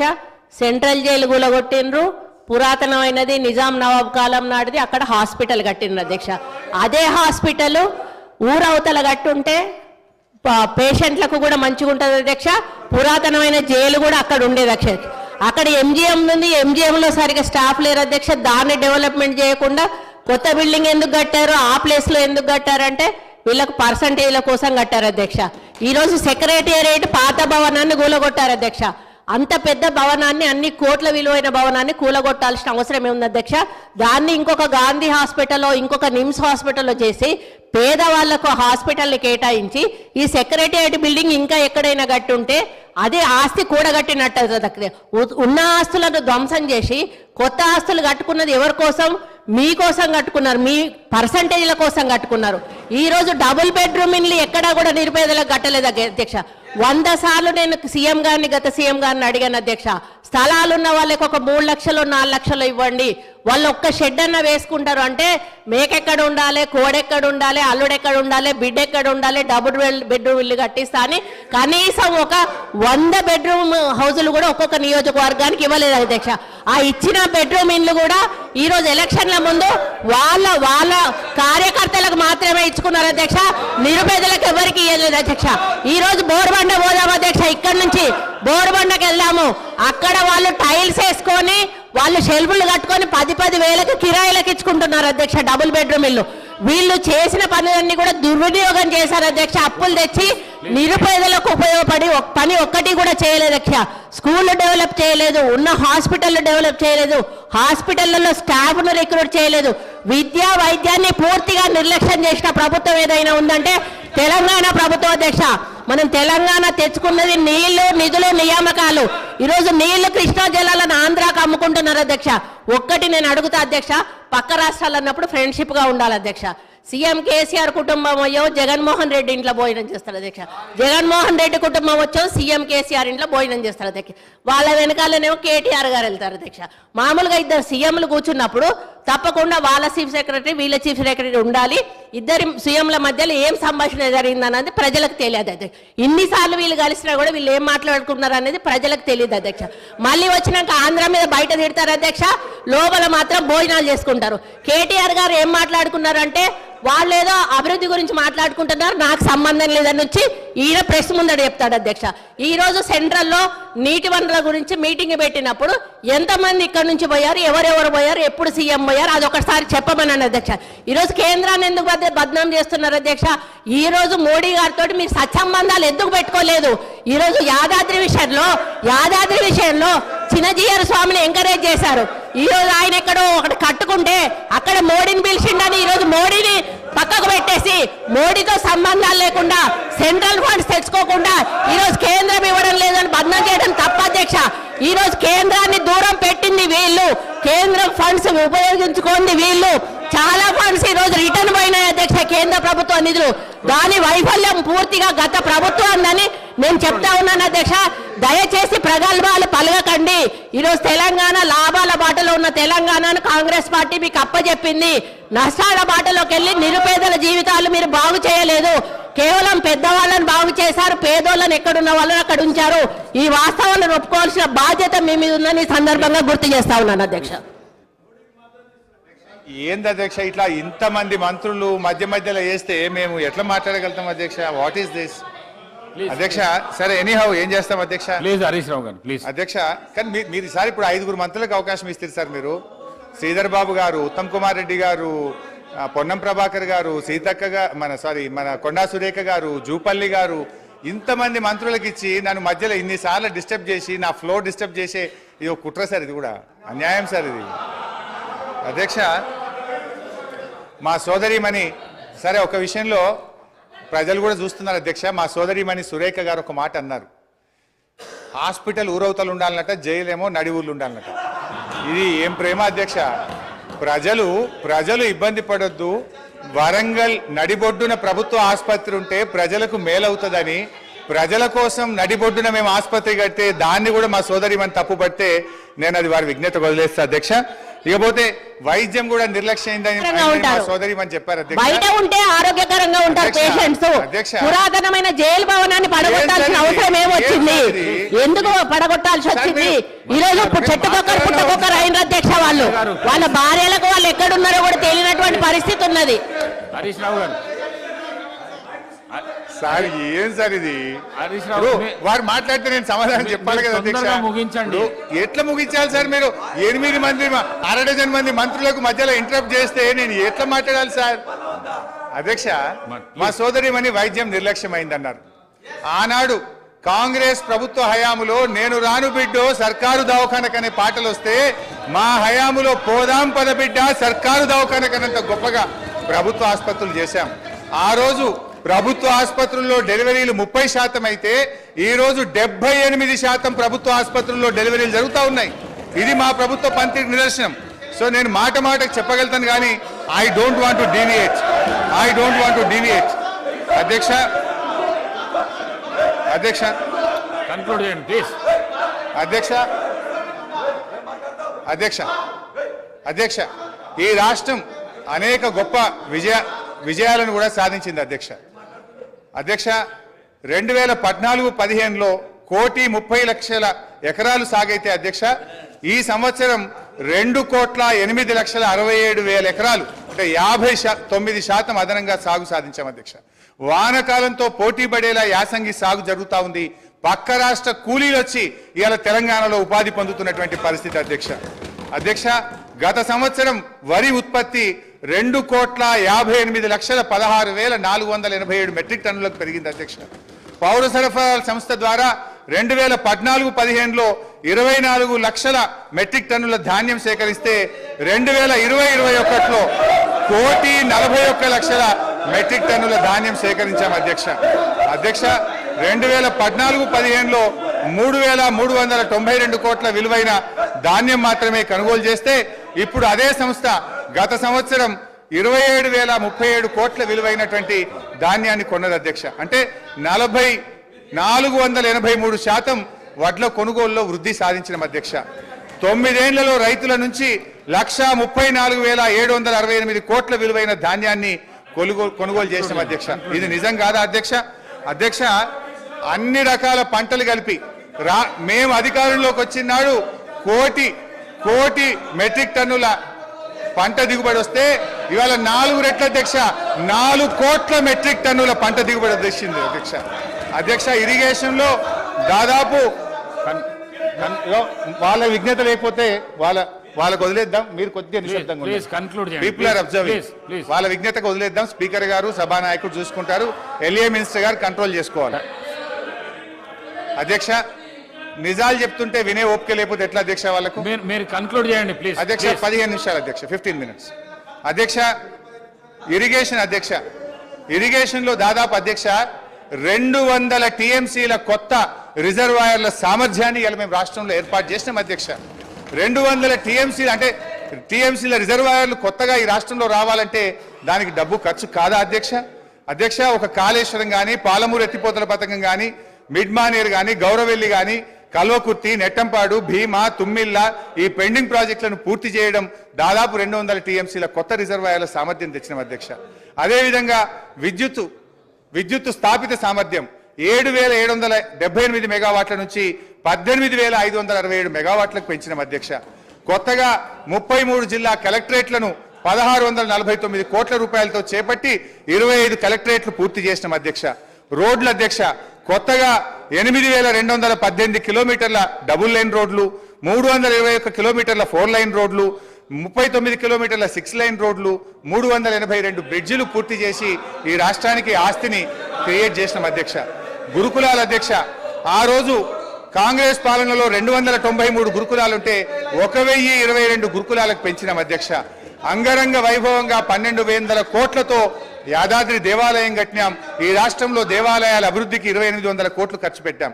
ఐటీ ఉత్పత్తులు 57,000 కోట్ల నుంచి 2,41,000 కోట్లకు 4 రెట్లు పెంచినాం అధ్యక్ష. ఐటీ ఉద్యోగాలు 3,23,000 నుంచి 9 లక్షలకు దాదాపు 3 రెట్లు ఐటీ ఉద్యోగాలు పెంచాం అధ్యక్ష.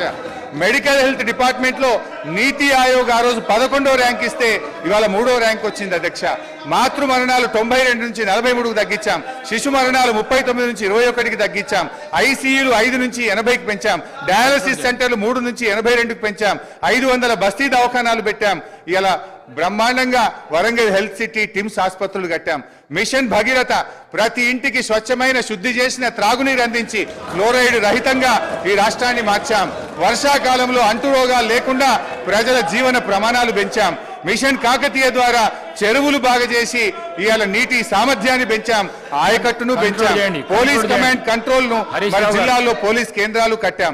గ్రౌండ్ వాటర్ టేబుల్ ఈ రోజు 56% గ్రౌండ్ వాటర్ టేబుల్ పెరిగింది. ఇవాళ గ్రౌండ్ వాటర్ దేశంలోనే అత్యధికంగా పెరిగినటువంటి రాష్ట్రం ఇవాళ తెలంగాణ రాష్ట్రం అధ్యక్ష. ఒక 10 నిమిషాలు ప్లీజ్ అధ్యక్ష. ఇవాళ వెలకట్టలేని సామాజిక మార్పులు అధ్యక్ష. మిషన్ భగీరథలో ఫ్లోరోసిస్ ఇవాళ మటుమాయమైంది. మైళ్ళ దూరం ప్రయాణించి నీళ్లు మోసే బాధలు తప్పాయి. నిరంతర కరెంటు సరఫరాతో ఇన్వర్టర్లు, కన్వర్టర్లు, జనరేటర్లు మూలనబడ్డాయి. అర్ధరాత్రి పొలాలకు నీళ్లు వెళ్లి పెట్టే బాధలు తప్పాయి. పాము కాట్లు లేవు, కరెంటు షాకులు లేవు. రైతులకు మనోవేద లేకుండా చేశాం. ఎంతో మంది ప్రాణాలు కాపాడాం. వీటన్నిటికి విలువ ఎలా కట్టాం అధ్యక్ష? నీళ్లు, కరెంటు సమస్యలు లేకపోవడంతో, రైతు బంధుతో, అన్నదాతకు భరోసా ఇచ్చే చర్యలు తీసుకోవడంతో రైతుల జీవితాల్లో ఇప్పుడిప్పుడే వెలుగు వస్తా ఉంది. ఇలా భూముల విలువ కూడా ఎంత పెరిగింది అధ్యక్ష? ఇక్కడ ఉండే ఎమ్మెల్యేలకు కూడా చాలా మందికి భూములు ఉన్నాయి. 2014కు ముందు ₹1,00,000, 2 లక్షల రూపాయలు ధర లేని భూములు ఇవాళ పెద్ద ఎత్తున పెరిగింది అధ్యక్ష. జస్ట్ ఐ విల్ కంక్లూడ్ అధ్యక్ష. ఈ రోజు ఒక విషయం అధ్యక్ష, ఐఎమ్ ట్రైంగ్ టు కంక్లూడ్ అధ్యక్ష. ఇవాళ ముఖ్యమంత్రి గారు ప్రాజెక్టులు కట్టినా, ప్రగతి భవన్ కట్టినా ప్రజల కోసమే కట్టినాం అధ్యక్ష. కానీ వీళ్ళు ఏం చేసిందంటే అధ్యక్ష, ప్రాజెక్టుల మీద దుష్ప్రచారం, చివరికి ప్రగతి భవన్ మీద కూడా దుష్ప్రచారం చేసినారు. సరే, మొన్న గౌరవనీయులు బట్టి విక్రమార్క గారు ప్రగతి భవన్ లో గృహప్రవేశం చేసినారు. చాలా సంతోషం, వారికి నా శుభాకాంక్షలు. అయితే అధ్యక్ష, గతంలో ఇదే నాయకులు ఏమని చెప్పింది అధ్యక్ష? ప్రగతి భవన్ లో 150 గదులున్నాయని, బుల్లెట్ ప్రూఫ్ బాత్రూమ్లు ఉన్నాయని, 250 సీట్లున్న సినిమా థియేటర్లు ఉన్నాయని, స్విమ్మింగ్ పూల్లు ఉన్నాయని చెప్పిండ్రు. మరి ఇప్పుడు బట్టి గారు చెప్పాలి ఎన్ని రూములు ఉన్నాయో, స్విమ్మింగ్ పూల్లు ఉన్నాయా, ఏమున్నాయో ఇప్పుడు బట్టి గారు సమాధానం చెప్పాలి. అధ్యక్ష, మా నాయకుడు తన కోసం ఆలోచించలే. మొన్న ఆసుపత్రి నుంచి డిశ్చార్జ్ అయితే కనీసం ఆయన ఒక ఉండడానికి ఇల్లు కూడా కట్టుకోలే అధ్యక్ష. ఎమ్మెల్యేగా ఉన్నప్పుడు 500 గజాల స్థలంలో కట్టుకున్న ఇంటికి, అదే పడావుబడ్డ ఇంటికి సున్నం వేసుకొని తిరిగి ఆ ఇంటికే పోయి ఉన్నటువంటి ఇవాళ నిజాయితీ మా ప్రభుత్వాన్ని, మా కేసీఆర్ అధ్యక్ష. అధ్యక్ష, ఇవాళ కాళేశ్వరం విషయంలో కానీ మేడిగడ్డ విషయంలో కూడా ఇదే బురద తల్లే ప్రయత్నం చేస్తూ ఉన్నారు. నేను చూస్తూ ఉన్నా ఇవాళ ఉత్తమ్ కుమార్ రెడ్డి గారు వారు చాలా సందర్భాల్లో వారు కానీ వీళ్ళ నాయకులు కానీ చెప్తా ఉన్నారు. ఏమని చెప్తున్నారు? మేము సిట్టింగ్ జడ్జితో విచారణ జరుపుతామని చెప్తున్నారు. అధ్యక్ష, ఐ డిమాండ్ వెంటనే సిట్టింగ్ జడ్జితో విచారణ జరపండి. అధ్యక్ష, బంగారాన్ని నిప్పుల్లో దానికి కాల్చితేనే దాని మేలిమి బయటపడుతుంది. నిజమేందో ప్రజలకు తెలవాలి, బంగారం ఏందో కంచేందో ప్రజలకు అర్థమవుతుంది. నేను ఒకటే కోరుతా ఉన్నా ఇలా, ఎందుకంటే అధ్యక్ష గతంలో ఒక నిమిషం అధ్యక్ష, దయచేసి కంక్లూడింగ్ జస్ట్ 3 minutes అధ్యక్ష. దాదాపు 80,000 కోట్లు ఖర్చయిన కాళేశ్వరానికి 1,00,000 కోట్లకు ఇలా అవినీతి జరిగిందని చేసిన వీళ్ళ అవినీతి ప్రచారం గోబల్స్ గా పెద్ద ఎత్తున ప్రచారం చేశారు అధ్యక్ష. దురదృష్టవశాత్తు ప్రజలు కూడా కొంత నమ్మిండ్రు అధ్యక్ష. ఇవాళ నిజం నిలకడమే తెలుస్తుంది. తప్పకుండా ఇవాళ మీరు మేడిగడ్డ మీద వేస్తారా, సుందిల మీద వేస్తారా, సిట్టింగ్ జడ్జితో విచారణ తక్షణమే వేయండి. మేము రెడీగా ఉన్నాం. మా నిజాయితీ బయటకు వస్తుంది. మేము ఎలాంటి తప్పులు చేయలేదు కనుక నిజాలు ప్రజలకు తెలవాలంటే విచారణ జరపాలి, వెంటనే వేయాలని కూడా. Leader of the house speaker sir, మాజీ మంత్రివర్యులు హరీష్ రావు గారు 5 సార్లు శాసనసభ్యుడిగా, నా తెలిసక్క లెక్కలు 5 సార్, ఆయన ఏదో దొంగ లెక్కలు కలుపుకొని వేయడని చెప్తుంటాడు. కానీ ఆయన ఎన్నికైందే 2005లో, 2005, 2009, 2014, 2018, 2023. ఇంకా అన్ని రాసుకోండి, బై ఎలక్షన్స్ రాసుకోండి, వాళ్ళ మామ గెలిచినవి కూడా ఆయన దాంట్లో రాసుకోండి, ఏం అభ్యంతరం లేదు.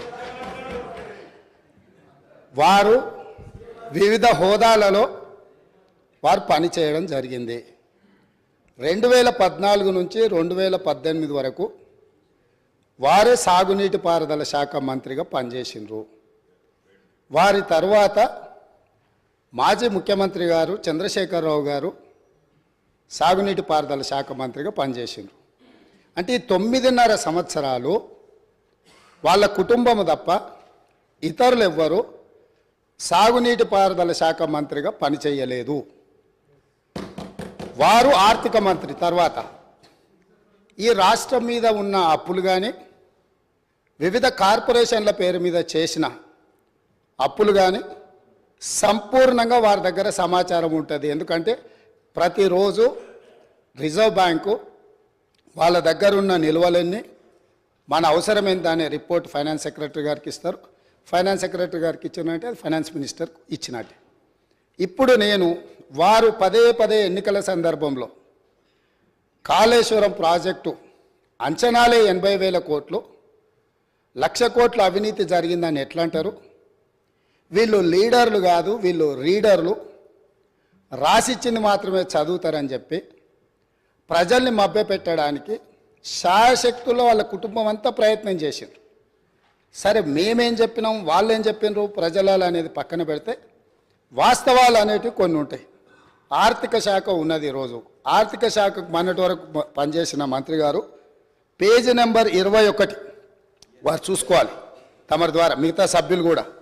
ఇప్పుడు ప్రభుత్వం ఇచ్చిన నివేదిక ఏదైతే ఉందో పేజీ నెంబర్ 21లో ప్రభుత్వ హామీతో ఎస్పీవీల ద్వారా సేకరించబడి ప్రభుత్వమే చెల్లింపులు చేయబడతాయి అని చెప్పిన దాంట్లో మొట్టమొదటి Kaleshwaram irrigation project corporation limited sanctioned loan 97,000 కోట్ల 449 97,449 కోట్ల రూపాయలు రుణం మంజూరైంది. ఇందులో లోను విడుదలయ్యింది 79,287 కోట్ల రూపాయలు. నేనిప్పుడు తమరి ద్వారా ఆర్థిక మంత్రి గారిని సూటిగా ప్రశ్నించదలుచుకున్నా. మాజీ అదే మాజీ వాళ్ళు అనుకోవాలి, ఆ భ్రమలలోనే ఉంటే బయటికి పోతారు. అయితే ఈరోజు అధికారిక లెక్కలు ఇవి కార్పొరేషన్ ద్వారా లోన్లు చేయబడిన అప్పు 97,449 కోట్లు. ఇవి కాకుండా కాళేశ్వరం ప్రాజెక్టుకు రాష్ట్ర ప్రభుత్వం ఖర్చు పెట్టింది. వాటి వివరాలను కూడా తీసుకొని మేము ఇస్తాము. ఈరోజు వారు సభను మళ్ళీ మీ ముందు తప్పుదో పట్టిస్తున్నారు. కాబట్టి సభలో సంపూర్ణమైన సమాచారంతో అనుభవంతో ఆ సభ్యులు మాట్లాడితే మాకు ఎలాంటి అభ్యంతరం లేదు. కానీ సభ ద్వారా తెలంగాణ రాష్ట్ర ప్రజలని తప్పుదోవ పట్టించి కాళేశ్వరం అద్భుతం అని చెప్పుకునే ప్రయత్నం ఏదైతే చేస్తుండ్రో, ఈ సభ ఇచ్చిన అవకాశాన్ని దుర్వినియోగం చేయడం అనేది ఇది దుర్మార్గమైన చర్య. కాళేశ్వరం ప్రాజెక్టు పూర్తి అంచనాలు నేను ఆర్థిక శాఖకు ఆదేశాలు ఇచ్చిన. రేపు మా సాగునీటి పారుదల శాఖ మంత్రి గారు మాట్లాడేటప్పుడు టోటల్గా వేసిన అంచనా ఎంత, అందులో కార్పొరేషన్ పేరు మీద మంజూరైన లోన్లు ఎంత, మంజూరైన లోన్ల నుంచి ఇప్పటి వరకు వినియోగించుకున్న నిధులెన్ని, అదేవిధంగా రాష్ట్ర ప్రభుత్వం తన బడ్జెట్ నుంచి ఖర్చు పెట్టిన నిధులెన్ని, వీటన్నిటిని వివరాలను మళ్ళీ అక్కడ చెప్తాం. కాబట్టి ఇప్పుడు నేనేం చెప్పదలుచుకున్నా అంటే, వారు మాట్లాడుతున్నది లోపభూయిష్టమైన అబద్ధము. కాళేశ్వరం ప్రాజెక్టు యొక్క అంచనాలు 80,000 కోట్లు కాదు, లోన్లే 97,449 కోట్ల రూపాయలు ఆల్రెడీ లోన్లు మంజూరు తెచ్చుకున్నారు. రాష్ట్ర ప్రభుత్వం ఖర్చు పెట్టింది. మొత్తానికి వీళ్ళు వేసి అంచనా లెక్కలేస్తే అది ఎక్కడికో వెళ్తుంది. అదొకటి అధ్యక్ష. రెండవది, ఇంతకుముందు మంత్రులు జూపల్లి కృష్ణారావు గారు మాట్లాడబోతుంటే పాపం వారిని దబాయించే ప్రయత్నం చేస్తున్నారు. నేను 2 విషయాలు ఇక్కడ చెప్పదలుచుకున్నా.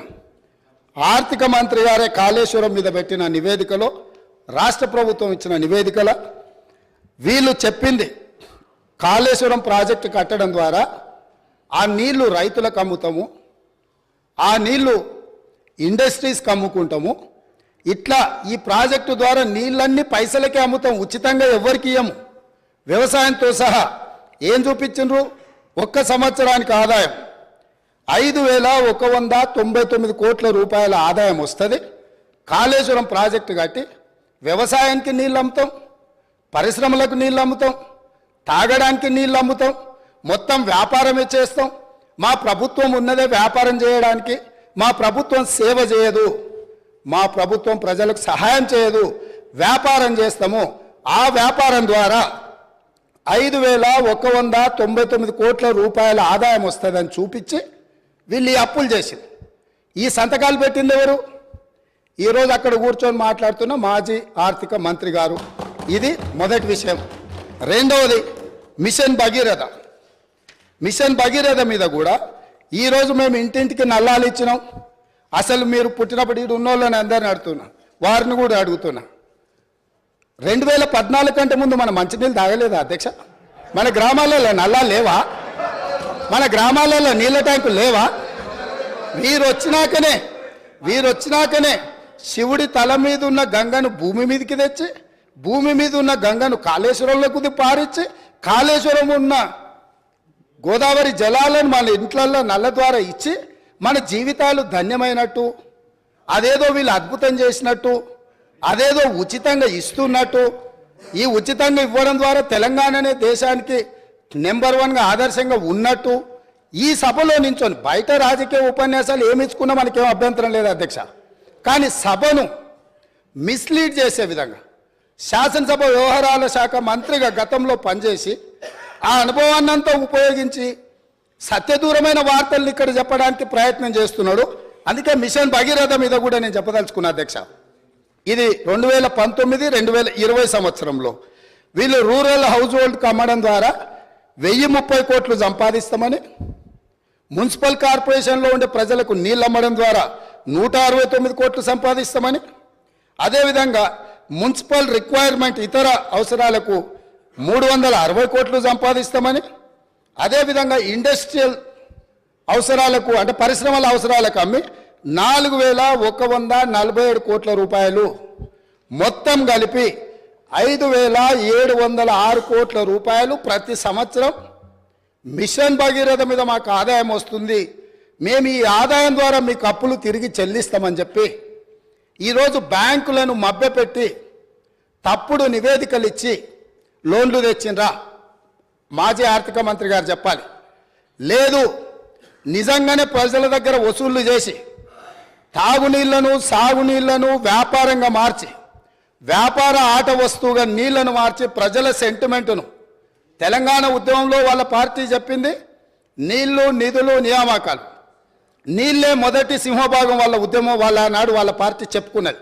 ఆ నీళ్ల ద్వారా వ్యాపారం చేసి దాదాపుగా ఒక్క కాళేశ్వరం ద్వారానే 5,199 కోట్లు, మిషన్ భగీరథ ద్వారా 5,706 కోట్లు, అంటే 10,800 కోట్ల రూపాయలు రైతులను పేద ప్రజలను ముక్కువిండి వసూలు చేస్తామని ఈ నివేదికలు ఇచ్చి అడ్డగోలుగా 1,000 కోట్ల రూపాయల అప్పులు తెచ్చి ఇప్పుడు ఈ అప్పులను బయట పెట్టినప్పుడు అవును మా చేతగానితనం వల్ల, మా నిస్సహాయత లేకపోతే అవగాహన లోపం వల్ల ఈరోజు ఇట్లా తప్పు జరిగింది, కాబట్టి దీన్ని సరిదిద్దుకోవడానికి ప్రధాన ప్రతిపక్షంగా ప్రభుత్వానికి సహకరిస్తామని ముందుకు వస్తామని మాట్లాడాల్సిన విషయాలను పక్కన పెట్టి ఈరోజు దబాయిస్తున్నారు.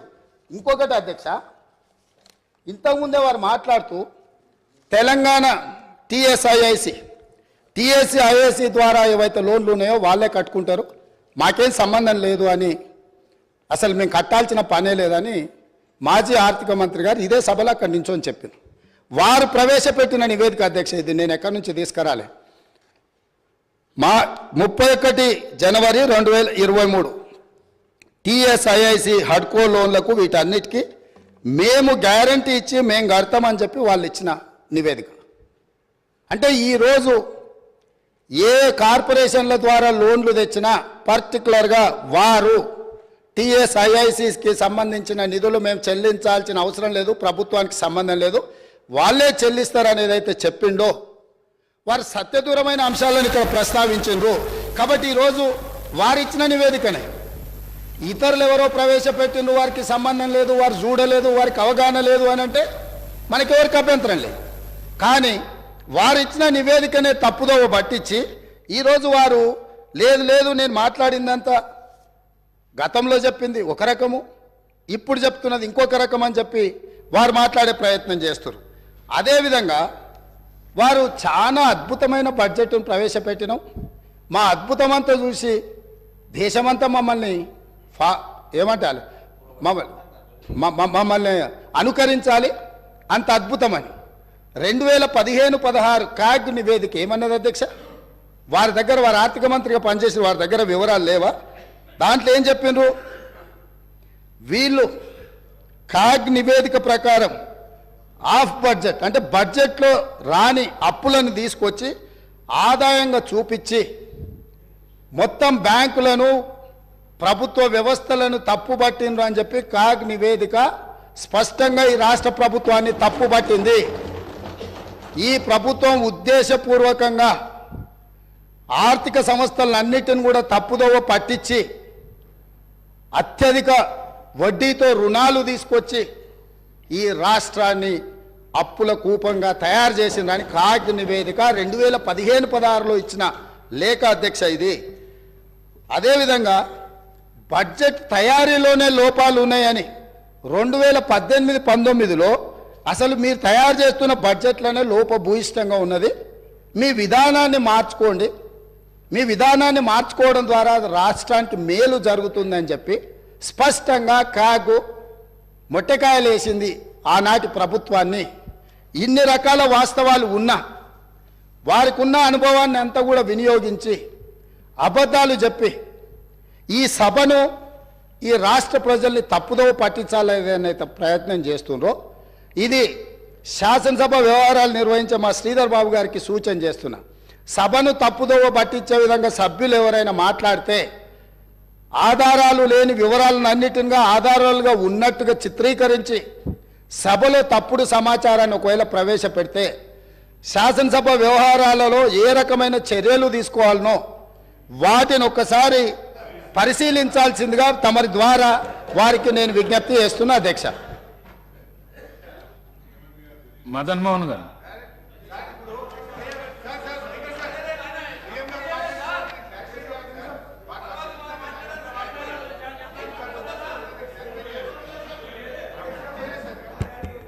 సార్ హానరబుల్ స్పీకర్ గారికి sir honourable speaker I request sir you have given enough time to him sir he already spoke 45 minutes sir we been wait sir ఒక్క నిమిషం sir speaker sir first of all నేను conclude చేయలేదు మధ్యలో ముఖ్యమంత్రి గారు లేచి ఒక నిమిషం సార్ ముఖ్యమంత్రి గారు లేచి మాట్లాడినారు అధ్యక్ష. నేను I want to set right the record. CM గారు నిజానికి నేను సభను తప్పుదో పట్టించలేదు, గౌరవ సభానాయకుడు గారే తప్పుదో పట్టించారు. నేను ఐ వాంట్ టు క్లారిఫై. ఏంటంటే అధ్యక్ష ఇవాళ ముఖ్యమంత్రి గారు కూడా వినాలి. నేను అఫ్కోర్స్ వాడిని తప్పనను, కొత్తగా ముఖ్యమంత్రి అయినట్టు టైం పడుతుంది విషయాలు తెలుసుకోవడానికి, నేను తప్పనట్లేదు.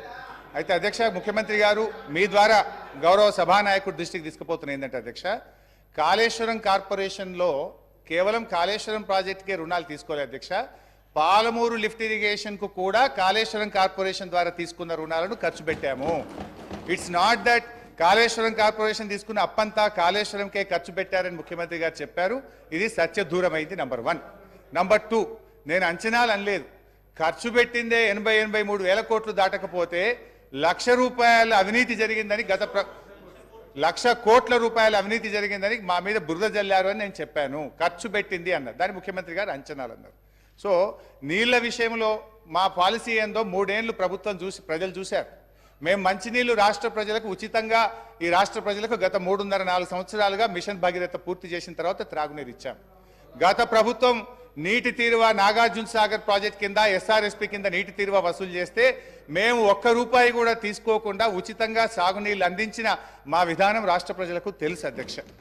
ఇకపోతే టీఎస్ఏఐసి విషయంలో ముఖ్యమంత్రి గారు అన్నారు ఇవాళ రాష్ట్ర ప్రభుత్వమే కట్టుతుంది. ఎస్ అధ్యక్ష, టెంపరీగా మనం కట్టినా ఇప్పుడు ఉదాహరణకు మేము ఏం చేసినాం, ఆ డబ్బులు నిమ్స్కులో ల్యాండ్ ఎక్విజిషన్కు, ఫార్మాసిటీలో ల్యాండ్ ఎక్విజిషన్కు ఆ డబ్బులు ఖర్చు పెట్టినాం. ఒకసారి ఇండస్ట్రియలిస్టులకు ఫార్మాసిటీలో భూమిలు కేటాయించిన, నిమ్స్లో ఇండస్ట్రీలకు భూమి కేటాయించిన తర్వాత డబ్బులు వస్తాయి టీఎస్ఏఐసికి, then they will give it back to the government. ఇది ఒక పాలసీ అధ్యక్ష. సో ముఖ్యమంత్రి గారు ఇలా మమ్మల్ని దబాయించాలని చూడడం కరెక్ట్ కాదు. నేను ఇంకా టైం ఇస్తే నేను చాలా డీటెయిల్గా చెప్పగలుగుతా కానీ సో నేను క్లారిఫై చేసే ప్రయత్నం చేస్తున్నాను. I'm going to conclude sir. మీ సమయం అయిపోయింది. సార్ నేను కంక్లూడ్ చేస్తాను సార్, కంక్లూడ్ చేస్తాను. నేను ఎక్కువ చెప్పండి sir, just 5 minutes I will conclude please. 5 minutes అధ్యక్ష. రాష్ట్రం అప్పుల కుప్ప అయితే అంతర్జాతీయ సంస్థలు రావు అధ్యక్ష. ఎక్కడైతే ఇన్ఫ్రాస్ట్రక్చర్ ఉంటుందో, ఎక్కడైతే పీపుల్ పర్చేస్ పవర్ ఉంటుందో, ఎక్కడైతే స్టేబుల్ గవర్నమెంట్ ఉంటుందో, ఎక్కడైతే ఏబుల్ లీడర్షిప్ ఉంటుందో అక్కడికే అంతర్జాతీయ పెట్టుబడులు వస్తాయి అధ్యక్ష.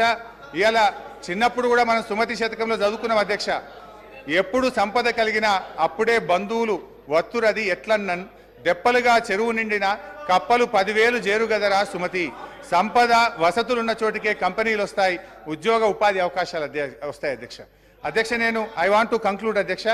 నేను ప్రభుత్వానికి ఒక విజ్ఞప్తి అధ్యక్ష. I'm just appealing to the government అధ్యక్ష. ఈరోజు ఫైనల్గా నేను గవర్నమెంట్ చేసే అప్పీల్ అధ్యక్ష, ఇలా ప్రజల నిర్ణయం శిరోధార్యం వహించాలి.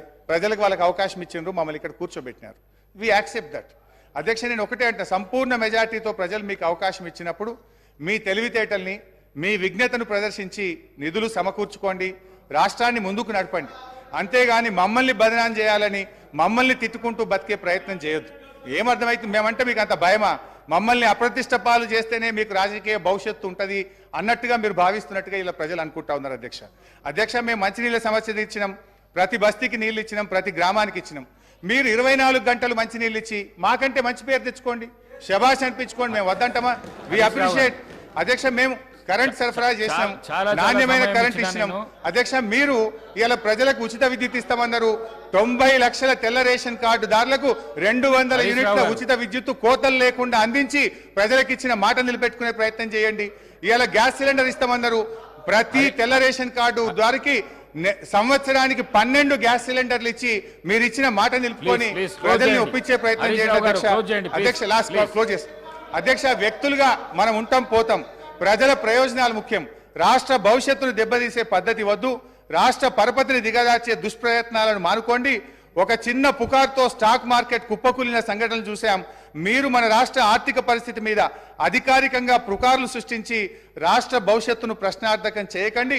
ఈ శ్వేతపత్రాలు రాష్ట్ర ఆర్థిక ప్రగతికి కోతపత్రాలు అవుతాయి. దేశానికి దిక్సూచిగా ఉన్న తెలంగాణను దివాలా అనే ముద్ర వేయకండి. సంపద ఉన్నది, సమృద్ధి ఉన్నది, వృద్ధి రేటును పెంచండి. మరింత పకడ్బందీగా రెవెన్యూ లీకేజీలను అరికట్టండి. రాష్ట్ర అభివృద్ధిని చేయండి. అంతేగాని ఈ దుర్మార్గపు దుష్ప్రచారాలతోని దయచేసి బురద జల్లే ప్రయత్నం చేయొద్దు.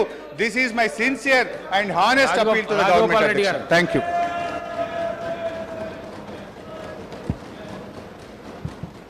అధ్యక్ష అబ్బా అదే అధ్యక్ష అధ్యక్ష అధ్యక్ష కూర్చొని చెప్తాను. అధ్యక్ష మన హరీష్ రావు గారికి గంట సమయం ఇచ్చినా కానీ హరీష్ రావు గారికి గంట సమయం ఇచ్చినా కానీ సమయం సరిపోలేదని అంటున్నారు. అధ్యక్ష సార్ కూర్చో సార్ హరీష్ రావు గారు అధ్యక్ష హరీష్ రావు గారు గంట హరీష్ రావు గారికి గంట సమయం ఇచ్చినా ఆయన తృప్తిగా లేరు అధ్యక్ష. ఎందుకంటే వాళ్లకు మన ఊళ్ళలో ఏమంటారు అధ్యక్ష, మేనమామ సాలు వచ్చిందంట అధ్యక్ష. అంటే ఆయనకు మాటలు చెప్పడంలా, అబద్ధాలను నిజం మాట్లాడలా. ఆ కేసీఆర్ గారు ట్రైనింగ్ మాత్రం కేసీఆర్ కుటుంబ సభ్యులకు మేనల్లునికి మాత్రం చాలా పోలికలు వచ్చినాయి అధ్యక్ష. ఇంత సమయం ఇచ్చిన తర్వాత కూడా మరి గవర్నమెంట్ని ఇట్లా మాట్లాడడం అంటే ఏంటి అధ్యక్ష ఇదంతా? అధ్యక్ష నేను ఎందుకు చెప్తున్నా అంటే మన వ్యక్తిగతంగా నా పేరు తీసుకుంటే అధ్యక్ష, వ్యక్తిగతంగా నన్ను ఏమన్నాడు, నేను ప్రసంగానికి అడ్డు తగులితే ఏమన్నాడు, నువ్వు ఎంత మొత్తుకున్నా నీకు మంత్రి పదవి రాదు అని అన్నాడు అధ్యక్ష. సభా సాక్షిగా మైక్లో ఏమన్నాడు, నేను అడ్డుకుంటుంటే నువ్వు లేచి నిలబడితే మంత్రి పదవి రాదు, కూర్చో అన్నాడు అధ్యక్ష. అన్నాడు. నేనేమంటున్నా, నువ్వెన్నేళ్ళు కష్టపడ్డ హరీష్ రావు గారు కేసీఆర్ తర్వాత కేటీఆర్ అవుతారు కానీ నీకు మోసం జరుగుతుంది కానీ వాళ్ళు ఏం చేయరు నీకు. నువ్వు మాత్రం ఎంత కష్టపడ్డా నిన్ను వాళ్ళు నీకు తండ్రి కొడుకులు వాడుకుంటారు తప్పితే నీకు అక్కడ న్యాయం జరగదు. అధ్యక్ష ఒక్క నిమిషం అధ్యక్ష నాకు కంప్లీట్ అయిపోతుంది ఒక్క నిమిషం. నన్ను ఒక మాట అధ్యక్ష, నాకు క్లారిఫికేషన్ ఇస్తున్నా. నాకు మంత్రి పదవి రావాలన్నా వద్దా మా ముఖ్యమంత్రి గారు మా అధిష్టానం నిర్ణయం తీసుకుంటుంది. నిన్ను మాత్రం తండ్రి కొడుకులు వాడుకున్నంత అన్నట్టు మాక్సిమం వాడుకుంటారు అధ్యక్ష. నేను చెప్తాను అధ్యక్ష. ఇంకొక మదన్ మోహన్ గారు. సార్ ఆనరబుల్ స్పీకర్ గారికి sir first time sir please honourable speaker గారికి I want to thank you to my leader Sonia ji, Mallikarjun Kharge ji and CM గారికి, మా క్యాబినెట్ మినిస్టర్ సీనియర్స్ అందరికీ I want to say thank you. Sir, I want to start Sir, please stop them. Please stop them. Sir, BRS party ki inka matu digale sir. He has forgotten. Mr. Harish has forgotten that he has lost. He is not anymore finance minister in BRS party. Today, the mandate has been given to the Congress party. Honorable CM గారు is a leadership.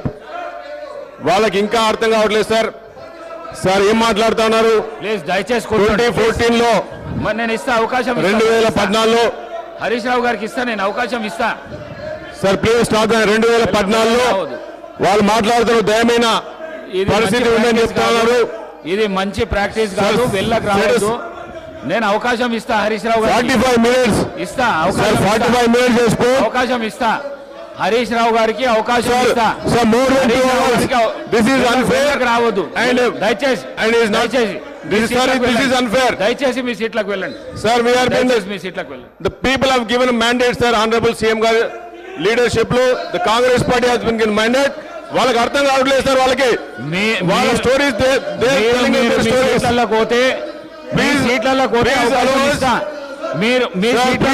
అవకాశం ఇస్తా. Please దయచేసి పోండి. మీ sir సీట్లలో కూడా అవకాశం ఇస్తా. ఇది చాలా తప్పు చేస్తున్నారు. అవకాశం సీనియారిటీ ఉండి కూడా కాపాడండి. అవకాశం ఇస్తా. పద్ధతి ఒక డిసిప్లిన్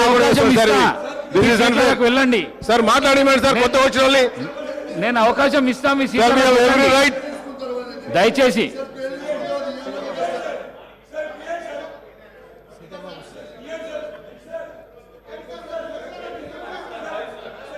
అధ్యక్ష sir, let the house be in order sir. Let the house be in order sir, please sir. Prashanth Reddy garu, sir Prashanth Reddy గారు,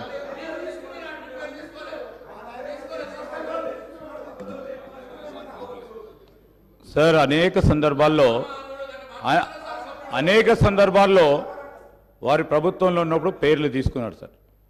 తీసుకున్నప్పుడు వీలున్నప్పుడు అధ్యక్ష స్థానంలో ఉన్న పెద్దలు శ్రీనివాసరెడ్డి గారు అవకాశం ఇచ్చేవారు. అనేక సందర్భాల్లో తీసుకున్నప్పుడు ఒకటిసారో రెండోసారి 2 రోజులైంది ప్రభుత్వం ఏర్పాటయ్యి.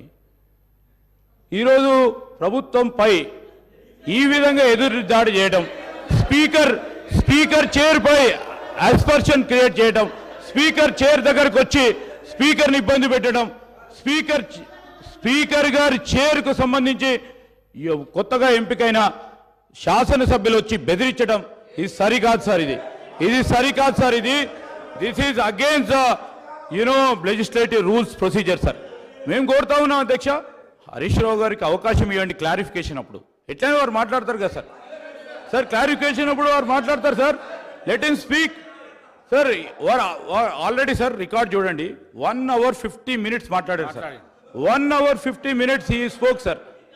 నేను దయచేసి చెప్తా ఉన్నాను, పెద్దలు హరీష్ రావు గారిని కూడా కోరుతా ఉన్నాను, క్లారిఫికేషన్ సందర్భంలో వారికి మాట్లాడే అవకాశం ఇవ్వండి. వారు చెప్పదలుచుకునే విషయాలు చెప్పమనండి. కానీ మా సభ్యుడు మాట్లాడుతూ ఉన్నప్పుడు మళ్ళా తిరిగి ఈ విధంగా మొత్తం వారి టీఆర్ఎస్ పార్టీకి సంబంధించిన శాసనసభ్యులు వచ్చి మరి చైర్ పైన ఉన్న మిమ్మల్ని కూడా బెదిరించడం సరిగా సార్. ఇది సార్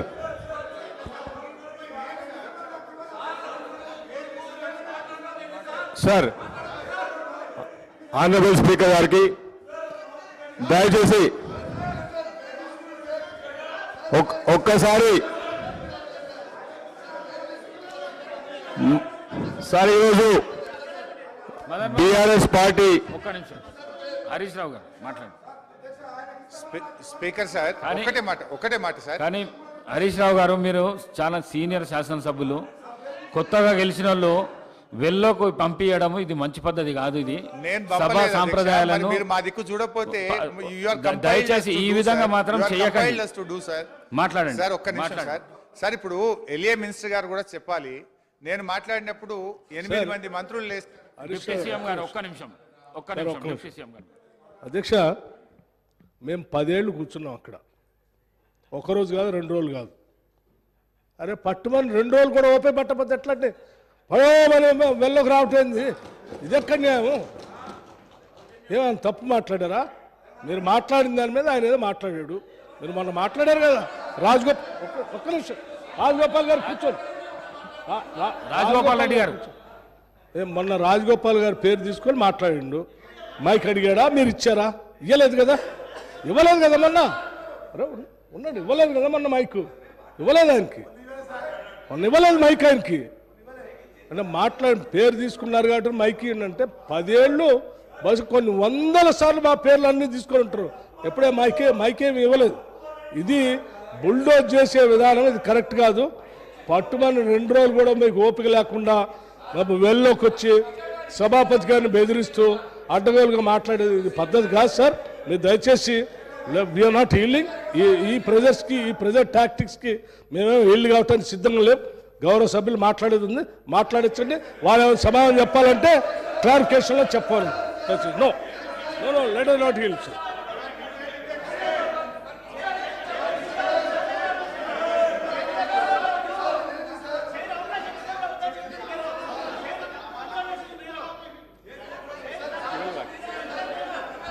సార్. సార్ సార్ వాళ్ళకి పేషెన్స్ కూడా లేదు సార్, వాళ్ళకి పేషెన్స్ కూడా లేదు. ఒక 10 నిమిషాలు మీరు ఒక గౌరవ సభ్యునికి, ప్రభుత్వ సభ్యునికి అవకాశం ఇస్తా అంటే 10 నిమిషాలు లేదు సార్. 2 hours 1 hour 54 minutes మాట్లాడింది సార్ వాళ్ళు. This is unfair sir. 1 hour 54 minutes. ఇదేంటి సార్ ఇది? 10 సంవత్సరాలు రూల్ చేశారు కదా సార్, 10 సంవత్సరాలు రూల్ చేసింది కదా.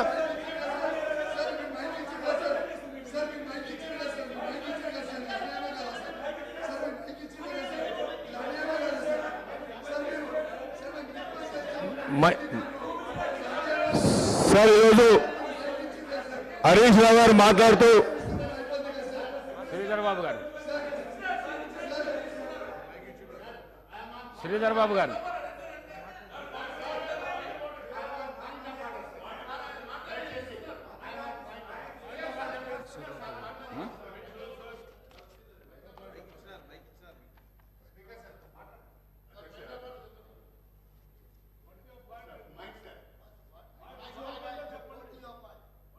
మైక్ రావడం లేదు సార్. అధ్యక్ష, అదే చెప్తున్నాను. పాయింట్ ఆఫ్ ఆర్డర్ వినరా? ఓపిక లేదా? I'm coming to that point. I'm coming to regulate the business. Speaker has every right to regulate the business. That is my point of order. నేనేమంటారు సార్ అంటే, లెజిస్లేటివ్ అఫేర్స్ మినిస్టర్ గారు మాట్లాడుతూ వారు చాలా స్పష్టంగా ఒక సజెషన్ ఇచ్చారు, హరీష్ రావు గారికి టైం ఇవ్వమని. And you are kind enough, మీరు హరీష్ రావు గారికి టైం ఇచ్చారు. మళ్ళీ డిప్యూటీ సీఎం గారు లేచి మిమ్మల్ని డిక్టేట్ చేస్తూ మీరు టైం ఇవ్వద్దు అని అంటే ఇది ఎక్కడ సభ సాంప్రదాయం సార్? లెజిస్లేటివ్ అఫేర్స్ మినిస్టర్ ఒకటి మాట్లాడతాడు. మీరు దయచేసి సభను మిస్గైడ్ చేస్తా ఉన్నారు. నేనేం డిక్టేట్ చేయాలి, నేనేం చెప్తున్నంటే no sir, that's not correct. చెప్పారు కాబట్టి మైక్ ఇచ్చారు, అది వదిలిపెట్టి ఏదో మాట్లాడుతూ ఉంటే చాలని చెప్పారు. నో దట్స్ నాట్ కరెక్ట్ అండి. I'm sorry, that's not correct sir. మీరు గౌరవ సభ్యులు, సీనియర్, మీరు అట్లా మిస్గైడ్ చేయకూడదు. నేను చెప్పింది ఒకటి, మీరు మాట్లాడేది ఒకటి. ప్లీజ్. మదన్ మోహన్ గారు.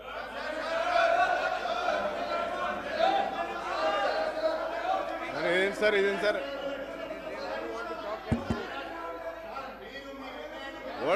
What is this sir? Sir what is this sir? అసలు వాళ్ళకి సీనియారిటీ ఉన్నదా sir? What is this sir? They not even allowing me to talk. ఒక 10 నిమిషాలు ఓపిక పట్టలేదా మీరు? Can't wait for 10 minutes?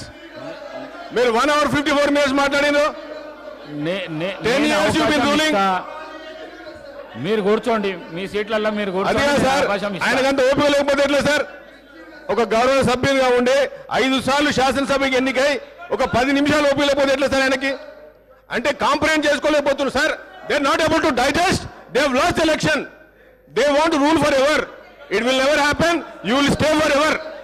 ఆ పొజిషన్ అక్కడే ఉంటారు సార్. మీరు పబ్లిక్ చూస్తున్నారు సార్, ప్రజలు చూస్తున్నారు. People are watching. They are watching the house. Public చూస్తున్నారు సార్.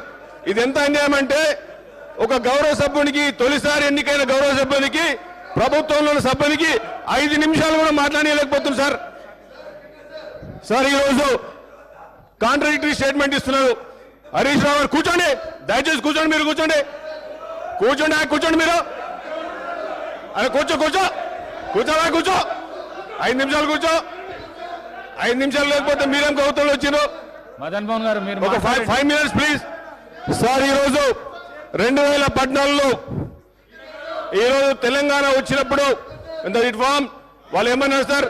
ధనిక రాష్ట్రమని వాళ్ళ మాజీ సీఎం గారు చెప్పడం జరిగింది. ఇదే కాంట్రాడిక్టరీ స్టేట్మెంట్ ఈరోజు హరీష్ రావు గారు సభలో ఏం చెప్తున్నారు? దయనీయ పరిస్థితుల్లో ఆ రోజు తెలంగాణ వచ్చిందని చెప్తున్నారు. మరి ఈ రోజు ఆ రోజు 64 కోట్ల అవకాశం ఇస్తా. రెవెన్యూ మీరు ఈ విధంగా చేస్తే అవకాశం. రెవెన్యూ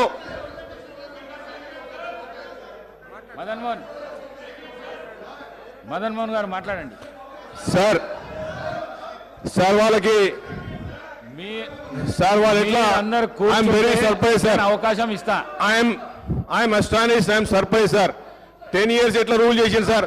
అప్పుల కుప్పం చేసి పడేసారు. 10 నిమిషాలు ఓపిక లేదు సార్ వాళ్ళకి. 10 నిమిషాలు they can't even wait for ఒక గౌరవ సభ్యునిగా ఫస్ట్ టైం ఎన్నికై ఈ ప్రజాస్వామ్యం. ఒక్క నిమిషం మదన్ మోహన్ గారు, ఒక్క నిమిషం. సార్ ఇప్పుడు మీరు దయ తెలిసి నాకు మైక్ ఇచ్చారు అధ్యక్ష, అటు నుంచి దబాయించగానే కట్ చేస్తే ఎట్లా అధ్యక్ష? ఎవరు దబాయించలేదు హరీష్ రావు గారు, మీరు ఇచ్చి కట్ చేస్తారు కదా సార్. ఎవరు దబాయించలేదు. 1 మినిట్ సార్. ఇప్పుడు మీరు గౌరవనీయులు రాజగోపాల్ రెడ్డి గారికి మైక్ ఇచ్చారు. నేను ఆయన పేరు తీసుకోలేదు, సందర్భం లేకుండా మీరు ఆయనకు మైక్ ఇచ్చారు అధ్యక్ష. సరే అధ్యక్ష, ఆయనకు మైక్ ఇచ్చినప్పుడు he took my name, he made derogatory comments. మరి దాన్ని క్లారిఫై చేసుకోవాలి కదా అధ్యక్ష. మీరు మా దిక్కు కూడా చూడకుండా మైక్ అయిపోతే అన్యాయం అవుతుంది అధ్యక్ష. అధ్యక్ష, ఇలా గౌరవనీయులు రాజగోపాల్ రెడ్డి గారు నా పేరు తీసుకొని నా మీద కామెంట్ చేశారు. నేను ఒక విషయం చెప్పదలుచుకున్న రాజగోపాల్ రెడ్డి గారికి, ఆ పార్టీకి, మీ పార్టీ లాగా 50 కోట్ల రూపాయలు ఇచ్చి పిసిసి అధ్యక్ష పదవి కొనుక్కునే కర్మ మాకు అక్కర్లేదు. ఇది ఎవరు చెప్పిండ్రు? స్వయంగా కోమటిరెడ్డి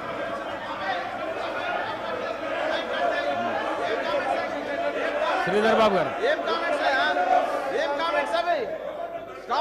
నేను sir, he has to take back his word, sir. Sir, he has to take back his word, sir. Sir, he has to take back his word, sir.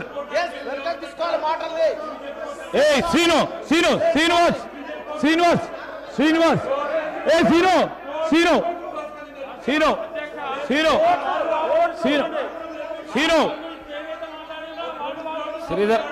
Sridhar Babu గారు. సార్ సార్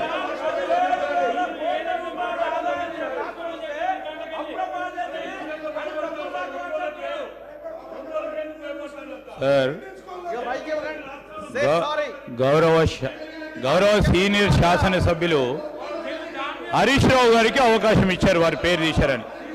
నేను వారిని కోరుతా ఉన్నా, ఎందుకు కొత్తగా వచ్చిన శాసనసభ్యులకి ఒక డైరెక్షన్ ఇచ్చే విధంగా వారి ఆచరణలో ఉండాలి అధ్యక్ష.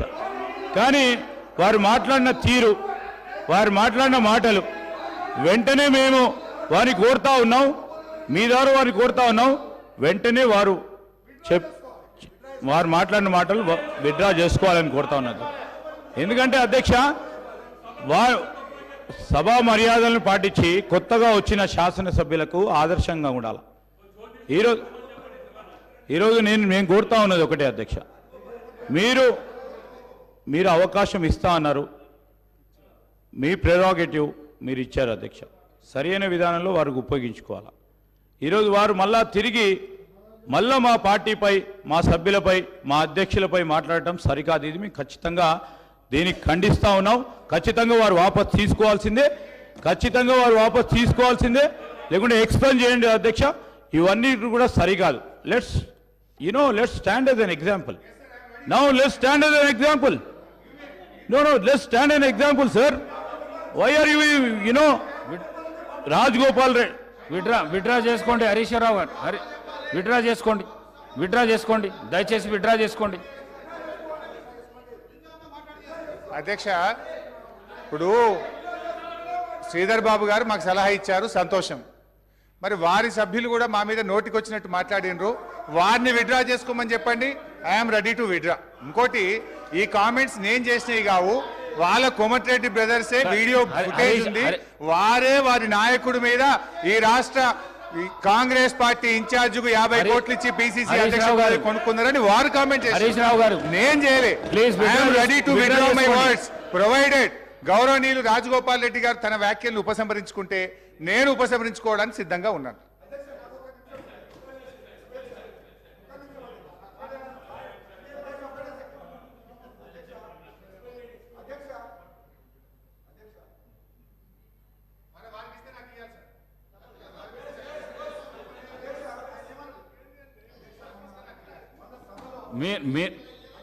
మీకు ఇచ్చిన సమయం 1.5 hours ఇచ్చిన దాని లోపల మీరు ఈ వర్డ్ ఏదైతే యూజ్ చేసినారో అది విత్డ్రా చేసుకోండి. శాసనసభకు మంచి పరిణామం అది. విత్డ్రా చేసుకో. ఒక సభా నాయకుని మీద ఈ విధంగా మీరు వ్యాఖ్యానాలు చేయడం మంచిది కాదు. విత్డ్రా చేసుకోండి ప్లీజ్. సార్, స్పీకర్ సార్, నేను కామెంట్ చేయలేదు సార్. సభా నాయకుడు నువ్వు పేరు చెప్పలేదు, ఏం చెప్పలేదు. ఒకటి అయితే. రెండోది అధ్యక్ష, కామెంట్స్ ఎప్పుడు వచ్చినాయి అధ్యక్ష? వారి వైపు నుంచి ఇష్టారీతిగా మా మీద కామెంట్ చేసినప్పుడు తప్పనిసరి పరిస్థితుల్లో వారు చేసిన వ్యాఖ్యలు, బయట చేసిన వ్యాఖ్యలు నేను గుర్తు చేసిన తప్ప ఇది నేను సొంత కామెంట్స్ కాదు, నేను నా నోట్ల నుంచి చెప్పింది కాదు. వారు చెప్పిన మాటల్ని నేను గుర్తు చేసిన. నేనేమంటా సార్, వారిని విత్డ్రా చేసుకోమని, నా మీద మా పార్టీ మీద చేసిన వ్యాఖ్యల్ని వారు విత్డ్రా చేసుకుంటే I'm ready to withdraw. I have no objection. నాకు కూడా ఈ సభ హుందాగా నడవాలని కోరుకుంటున్నా అధ్యక్ష. హరీష్ రావు గారు, నేను ఇంకా చాలా విషయాలు చెప్పాల్సి ఉండే, కానీ హరీష్ రావు గారు, రాజగోపాల్ రెడ్డి గారు మీ మీద ఏమన్నా అభియోగం చేస్తే మీరు వారి మీద చేయండి, కానీ దాన్ని తీసుకొని వారన్నదే చెప్పిన సార్. రాజగోపాల్ రెడ్డి గారు బయట ఏం మాట్లాడిండో అది గుర్తు చేసిన. రాజగోపాల్ రెడ్డి గారు చెప్పిన తప్ప నేను సొంతగా చెప్పలేదు, నేను కొత్త ఆరోపణలు చేయలేదు. బయట మాట్లాడిన మాటలు హౌస్ లో మాట్లాడడానికి ప్రయత్నం చేయకండి. మీరు విత్డ్రా చేసుకోండి. ఈ ప్రాక్టీస్ మంచి ప్రాక్టీస్. వారు విత్డ్రా చేసుకుంటే ఒక పని చేయండి సార్, వారు విత్డ్రా చేసుకుంటారు కదా, ఇద్దరి కూడా మీరు ఎక్స్పెల్ చేయండి. I have no objection. ఇద్దరి మీరు ఎక్స్పెల్ చేయండి. You take a call, you take a decision. అధ్యక్ష, మా పార్టీ మీద ఆయన అట్లా చేయకూడదు కదా అధ్యక్ష. ఇప్పుడు మా నాయకుడి ఇష్టం, మా పార్టీ ఏంది, ఒక మాట మీద ఉంటాం. మా నాయకుడు ఏం చెప్తే అది గీత దాటకుండా ఉండేటువంటి పార్టీ మాది. వాళ్ళలాగా మేము సీల్డ్ కవర్లు, వాళ్ళలాగా హరీష్ రావు గారు చేసిన వ్యాఖ్యలను తొలగించండి. మదన్ మోహన్ గారు మాట్లాడండి. కూర్చో సార్. ఆనరబుల్ స్పీకర్ గారికి,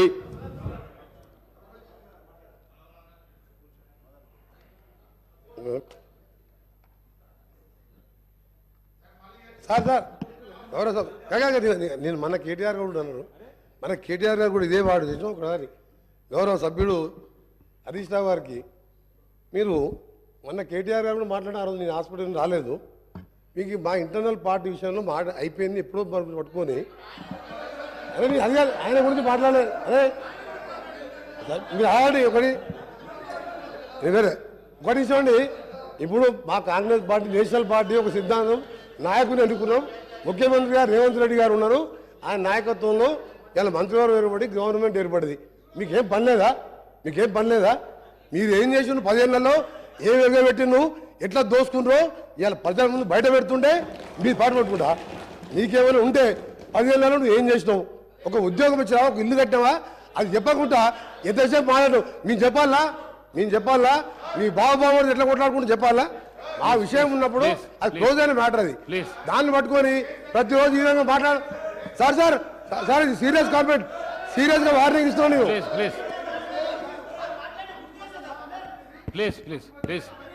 ప్లీజ్ కూర్చోండి. ఆనరబుల్ స్పీకర్ గారికి, మంత్రి గారు కూర్చోండి.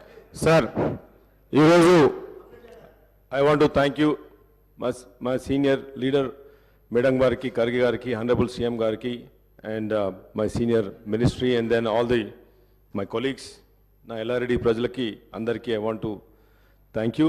ఈ డెమోక్రసీలో ఇంత పెద్ద గొప్ప హౌస్లో నేను రావడం, మాట్లాడడం, మరి మా లీడర్కి కూడా థ్యాంక్ యూ చెప్తూ, సార్ ఐమ్ వెరీ అన్ఫార్చునేట్.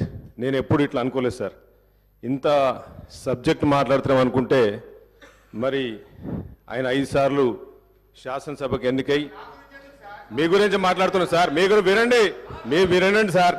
మరి మీరు మాట్లాడేది కాంట్రాడిక్టరీ స్టేట్మెంట్ మాట్లాడుతున్నారు సార్. ఆయన ఏం మాట్లాడుతున్నారు సార్? దయనీయ పరిస్థితుల్లో 2014 తెలంగాణ వచ్చిందని చెప్తున్నారు. ఇప్పుడు రికార్డు చూస్తే 2014లో తెలంగాణ వచ్చినప్పుడు we have 64,000 crores ఆ రోజు క్రెడిట్ ఉండే. మరి ఈరోజు sir today we have 2023 almost multifolded. ఈరోజు సుమారు 4 లక్షల కోట్ల అప్పులు తీసుకొచ్చి ఈరోజు అప్పుల కుప్పగా మార్చిండ్రు. వాళ్ళు ఏం మాట్లాడుతున్నారు సార్? ఈరోజు ప్రభుత్వానికి, తెలంగాణ రాష్ట్రానికి పరపతి పోతుందని చెప్తున్నారు. అంటే ఈరోజు హానరబుల్ సీఎం గారు, మరి మా ఫైనాన్స్ మినిస్టర్ గారు, they are finding the needs of the Telangana today. Need of the hour ఈరోజు సిచ్యువేషన్ సార్. వైట్ పేపర్ అనేది need of the hour. I'm also coming from the corporate background. నేను కూడా సీఈఓగా పనిచేసింది sir. ఈరోజు ప్రజలకి మనం ఏం చెప్పాలి సార్? ఈరోజు బ్యాలెన్స్ షీట్ ఏందో చెప్పాలి, ఎక్కడ స్టార్ట్ అయినామో చెప్పాలి. ఒక్కసారి ఫైనాన్స్ మినిస్టర్ మాట్లాడితే తను ఏమంటున్నాడు? జిఎస్పి నంబర్స్ అనేది అబద్ధాలు ఆడవు సార్. నంబర్స్ వోంట్ లై. మీరు బ్యాలెన్స్ షీట్ను ఎన్ని విధాలుగా చేసినా వచ్చేది నెగటివిటీ. మీకు నేను ఒకటే అడుగుతున్నాను సార్ స్పీకర్ గారు, ఈరోజు తెలంగాణలో ఎంప్లాయీస్కి 1వ తారీఖు నాడు శాలరీ ఎన్నిసార్లు ఇచ్చిందని అడుగుతున్నాను sir. That is the only indication of the performance of the previous government. That is only indication performance of the government sir. Because today నేను మొన్న ఎల్లారెడ్డిలో యాజ్ ఎమ్మెల్యేగా మా ఆనరబుల్ సీఎం గారి వాళ్ళ ఇన్స్ట్రక్షన్తో మేము రివ్యూ పెట్టినప్పుడు sir, one employee was crying. He was saying sir మాకు salaries రావట్లేదు, చిన్న ఉద్యోగులము, మా పిల్లగాళ్ళని అమెరికా పంపిద్దాం అనుకుంటున్నాము, లోన్లు తీసుకుందామంటే ఒక్కసారి ప్రీవియస్ ఫైనాన్స్ మినిస్టర్ గారికి నేను అడుగుతున్నాను, మరి సీబల్ అనేది ఒకటి ఉంటుంది సార్, క్రెడిట్ స్కోర్ అనేది ఒకటి ఉంటుంది. ఇవాళ వాళ్ళు శాలరీ కట్టలేక ఈఎంఐలు కట్టలేక ఈరోజు వాళ్ళ సీబల్ స్కోర్ పోయింది సార్. ఇది today's situation of the Telangana.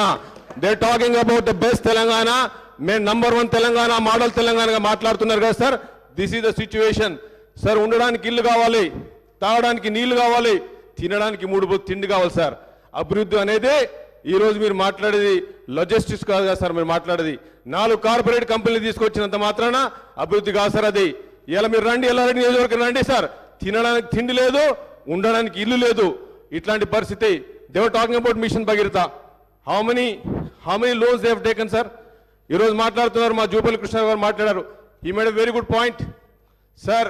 When you are in a responsible position, when you are in government, మీరు గవర్నమెంట్లో ఉన్నప్పుడు మీకు కార్పొరేషన్లు కూడా మీ responsibility. How can you detach? మీరేమంటారు, కార్పొరేషన్లు మాది కాదంటున్నారు.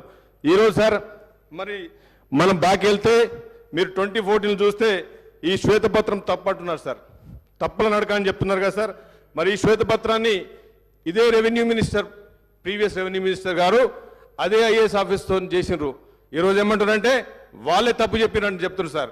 మీరు లుక్ చూస్తే total revenue receipts, trends in revenue రిసిప్ట్లో there are state tax returns, share of central taxes, non tax revenue sir.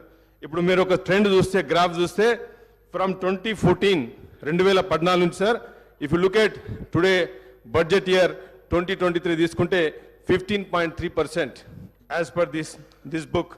మరి ఇప్పుడు మీరు if you go back to out standing debt sir, this is very important sir. Income versus expenditure. Income, when the income is going down, expenditure is going down, up. How can you sustain in the party? How can you sustain a family? How can you sustain the government? Today, if you look at the numbers, sir, outstanding debt trends within budget borrowing, sir. This is within budget borrowing. He has to understand. Being a finance minister, previous finance, ఎంతసేపు 1 hour 50 minutes మాట్లాడండి sir. 1 hour 50 minutes మాట్లాడి and ఆయనకున్న knowledge అనుకుంటుంది sir. He has to understand the basic fundamentals of the mathematics. He has to understand. ఇక్కడ చూడండి sir, 27.8%. This is outstanding debt trend. This is RBI's sir. 14 SPs. వినండి sir, వినండి. మీరు మాట్లాడారు కదా, 1:50 నిమిషాలు మాట్లాడారు కదా, ఎంత ఓపిక లేకపోతే ఎట్లా? 10 ఏళ్ళు రూల్ చేసింది కదా మీరు. మేము వచ్చిన రోజైంది, 1 వీక్ అయింది కదా గవర్నమెంట్కి వచ్చి. మా సీఎం గారు ఇప్పుడే వచ్చింది కదా, ఇప్పుడే వచ్చారు కదా, సీఎం గారు ఇప్పుడే వచ్చారు కదా సార్. ఈరోజు టుడేస్ బడ్జెట్ సార్ అధ్యక్ష, ఈరోజు if look at this number sir, ఈరోజు total I'm just going very summary sir, I don't have much time కనుక మీకు సమ్మరీ చెప్తున్నా సార్. ఈరోజు situation indication of the previous government. ఈరోజు ప్రజలకు తెలవాలి సార్. ఇది సీఎం గారు చెప్పినారు, ఈరోజు ప్రజలకు తెలవాలి. వాళ్ళు అంటున్నారు మమ్మల్ని బద్నాం చేస్తున్నారు. తప్పు సార్, అది బద్నాం చేయట్లేదు. మీరు ఒక కంపెనీ టేక్ ఓవర్ చేసినప్పుడు కానీ, ఒక ఫ్యామిలీ బాధ్యతలు తీసుకున్నప్పుడు కానీ, ఒక గవర్నమెంట్ బాధ్యతలు వచ్చినప్పుడు, గవర్నమెంట్ అనేది ప్రజాస్వామ్యంలో మేము ప్రజల సేవకులం. ప్రజల రాజ్యాలు మీలాగా రాజ్యాలు కాదు సార్. అందుకే ప్రజాసేవకు ఉన్నప్పుడు మేము ముందు వైట్ పేపర్ పెట్టి ఇది వీఆర్ స్టార్టింగ్ ఫ్రమ్ ఇయర్ వీళ్ళు చేసింది సార్. ఇప్పుడు లుకెట్ సుమారు 40 కోట్ల అదర్ పెండింగ్ బిల్స్ ఉన్నాయి సార్. ఈరోజు ఎక్స్పెండిచర్ శాలరీ పెన్షన్స్ మీరు చూసుకుంటే సార్, ఇప్పుడు ఆర్బీఐ అనేది ఏదైతే మన బ్యాంకర్స్ నుంచి వచ్చిందో మీకు ways and means of advance sir, ఇది WMA. దీన్ని ఓవర్ డ్రాఫ్ట్ కిందకి వెళ్ళిపోయినాం సార్. ఈరోజు తెలంగాణ వెంట ఓవర్ డ్రాఫ్ట్. మీరు వెరీ ఇంపార్టెంట్ పాయింట్ సార్. ఇది WMA ఎప్పుడైతే ఓవర్ డ్రాఫ్ట్ పోయిందో అది నెగటివిటీ పోయినట్టు సార్. అది ఎవరైనా ఫైనాన్స్ మినిస్టర్ కానీ ఎవరు కానీ WMA నెగటివ్లో ఉన్నప్పుడు sir, it's dangerous for corporation company, dangerous for the government. If you look at sir, ఈరోజు మన ఏం సార్ ఎడ్యుకేషన్ సార్. ఈరోజు నేను ఒక టీచర్ ఉపాధ్యాయ కొడుకుగా ఈరోజు నేను చదువుకున్నప్పటికే నేను ఈరోజు మీ ముందు ఈ ప్రజాస్వామ్యంలో మీ ముందు ఉండి మాట్లాడగలిగే శక్తి ఉంది సార్. మా నాన్నేదో పెద్ద ధనవంతుడు కాదు సార్, ఎడ్యుకేషన్ వల్లనే ఈరోజు ఈ మాజీ ముఖ్యమంత్రి గారు ఏం చేసింది సార్, మీరు ఎడ్యుకేషన్ అయితే 29 రాష్ట్రాల్లో మన స్పెండింగ్ ఎంత sir, 7.6%, totally collapse. Education system is totally collapse, devastated sir. It was devastation. It is I can find better ఇంకెక్క ఇంగ్లీష్ బుక్ లేదని ఉంటే it is a totally failure sir. 7.6% మనం స్పెండ్ చేసినాం సార్. ఎందుకు? Because we are already in to deficit budget, we don't have money. 5,000 schools have gone sir. If you look at it sir, health sir, next point is health. మనం బతకాలంటే health కావాలి. ఆ రోజు రాజశేఖర రెడ్డి గారు health గురించి Congress party చేసింది. ఈరోజు హెల్త్లో కూడా మీరు ఎంత సార్, మీరు పెట్టే పర్సెంటేజ్ 6.2, ఈ పర్సెంటేజ్ హెల్త్ పెడుతుంది సార్. లాస్ట్ 57 yearsలో ఇంత లోయెస్ట్ స్పెండింగ్ ఎడ్యుకేషన్ మీద జరగలేదు సార్. వీళ్ళు మాట్లాడతారు ఆంధ్ర పాలకులు సార్, తెలంగాణ వచ్చినప్పుడే ఎప్పుడైతే బీఆర్ఎస్ పార్టీ కానీ మాజీ పార్టీ కానీ వాళ్ళు నేర్పించింది సార్, హౌ ఫాస్ట్, ఎంత తొందర అప్పులు చేయడం అనే మోడల్ నేర్పించిపోయింది సార్ వాళ్ళు మాకు. ఎంత తొందర అప్పులు నేర్పించామని. ఎందుకంటే తక్కువ జనాభాలో అత్యధిక వనరున్న తెలంగాణ ప్రాంతం, తక్కువ జనాభాతోని సహజ వనరు ఉండి మినరల్స్ నుంచి మొదలు పెడితే అత్యంత ప్రకృతిలో భగవంతుడు ఇచ్చిన దానికి ఒక గిఫ్ట్ తెలంగాణకు సార్. తెలంగాణ, హైదరాబాద్ ఆల్రెడీ 2014 కంటే ముందే ఇన్ఫ్రాస్ట్రక్చర్ లేడౌన్ అయింది సార్. ఈరోజు మాట్లాడుతున్నారు మిషన్ భగీరథ నుంచి మాట్లాడుతున్నారు. నా ఎల్లారెడ్డి, నేను ఒక పూర్ కాన్స్టిట్యున్సీ నుంచి వస్తున్నాను సార్.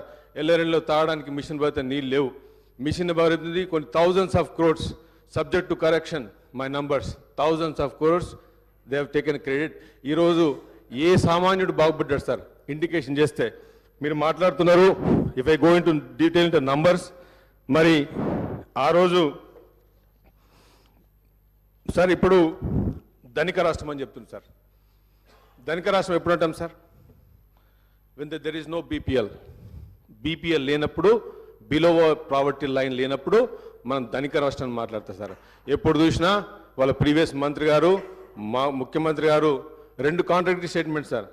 ఆ రోజు సభలో, హౌస్లో it is on record that previous chief minister said that we're surplus, మేము ధనిక రాష్ట్రం అని చెప్పారు. తెలంగాణ అనేది దేశంలోనే వీఆర్ నంబర్ 1 చెప్పింది సార్. ఈరోజు మీకు బీపీఎల్ కింద చూస్తే హౌ మెనీ బీపీఎల్, 1,15,00,000 కుటుంబాలు తెలంగాణ రాష్ట్రంలో ఉన్నాయి సార్. దాంట్లో 75 లక్షల మంది ఈరోజు రేషన్ కార్డుతో ఉన్నారు సార్. అంటే వాట్ డస్ మీన్? 75 లక్షల మంది ఈరోజు రేషన్ కార్డు కింద ఉండి ఈరోజు కొత్త రేషన్ కార్డు లేకుండా గత 4 years నుంచి ఈ ప్రభుత్వంలో నష్టాలు పడుతుంది. బీపీఎల్లో మీకు మొత్తానికి మోడల్లో if you look at sir, మళ్ళా మన మాజీ ఫైనాన్స్ మినిస్టర్ మాట్లాడుతూ మీకు డెట్ రేషియో అని మాట్లాడింది సార్. డెట్ రేషియో చూస్తే ఈరోజు ఆల్మోస్ట్ 10 times సార్. ఇప్పుడు మీకు చూస్తే మీకు ఆన్గోయింగ్ వర్క్స్లో కూడా తీసుకున్నా కానీ, లేకపోతే burden of the state sir, ఇంట్రెస్ట్లు మీకు 2014-2015 చూస్తే 6,954 నుంచి 6,000 నుంచి ఈరోజు 32,000 sir. This is the position of the government today. మీరు 6 గ్యారంటీలు ఈరోజు మా ముఖ్యమంత్రి గారు, కాంగ్రెస్ పార్టీ 6 గ్యారంటీలు తీసుకొచ్చింది పేద ప్రజల గురించి సార్. ఈ 6 గ్యారంటీలో జరిగిన 1 weekలోనే 2 daysలోనే 2 గ్యారంటీలు ముఖ్యమంత్రి గారి చేతుల మీద రావడం జరిగింది. ఈ 6 గ్యారంటీలు కూడా సార్ ఇంత డెఫిసిట్లో మీరు అంటున్నారు ఈ తప్పుల తడక, ఈ ఫైనాన్స్ వైట్ పేపర్ అనేది టోటల్ ఫేక్ అని చెప్పి వాళ్ళు మాట్లాడుతూ స్పీచ్లో మాట్లాడుతున్నప్పుడు, మరి సార్ ఈ వైట్ పేపర్స్ నుంచే 6 గ్యారంటీలను, మిగతా 4 గ్యారంటీలు కూడా పేద ప్రజలకు చేయాలనే ఉద్దేశంతోనే ఈరోజు ఈ శ్వేతపత్రం రిలీజ్ అయింది. ఆ 2 గ్యారంటీ పథకాలు కూడా తొందరలో చేస్తాం. మీకు ఓపిక ఉంటే మీరే అన్నారు, నేను ఒక మీడియాలో చదివిన, మా లీడర్ చెప్పిండు ఒక 3 నెలలు వేచి చూద్దాం, ప్రభుత్వాన్ని వేచి చూద్దామన్నారు. మీకు 3 రోజులు కూడా పేషెన్స్ లేదు, 3 రోజులు కూడా లేదు. 5 సార్లు మీరు ఎన్నికైన వాళ్ళు కూర్చుండి ఒక 15 నిమిషాలు మాట్లాడడానికి ఈ ప్రజాస్వామ్యంలో డెమోక్రసీలో everybody has the right sir. అంటే మీరు మాట్లాడితే మాట్లాడు, వేరే వాళ్ళు మాట్లాడద్దు. మీరు మాట్లాడితే మేము తెలంగాణ ద్రోహులం, మీరు మాట్లాడితే మాత్రం మీరు తెలంగాణ ప్రోస్, మేము anti Telangana.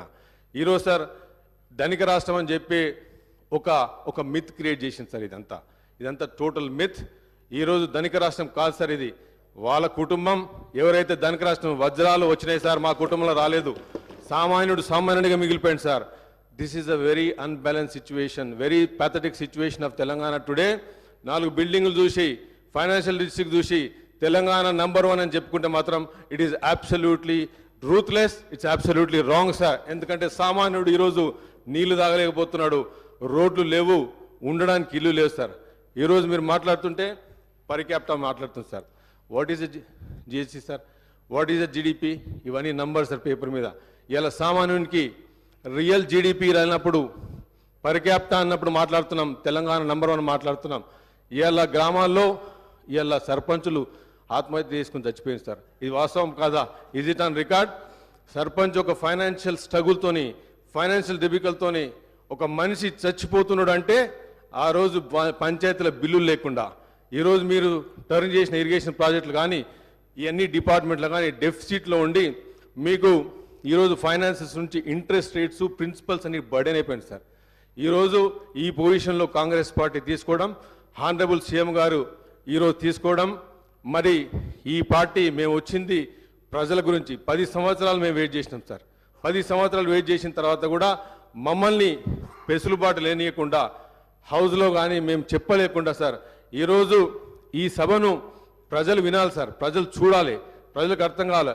Nothing is wrong sir, తప్పేం లేదు.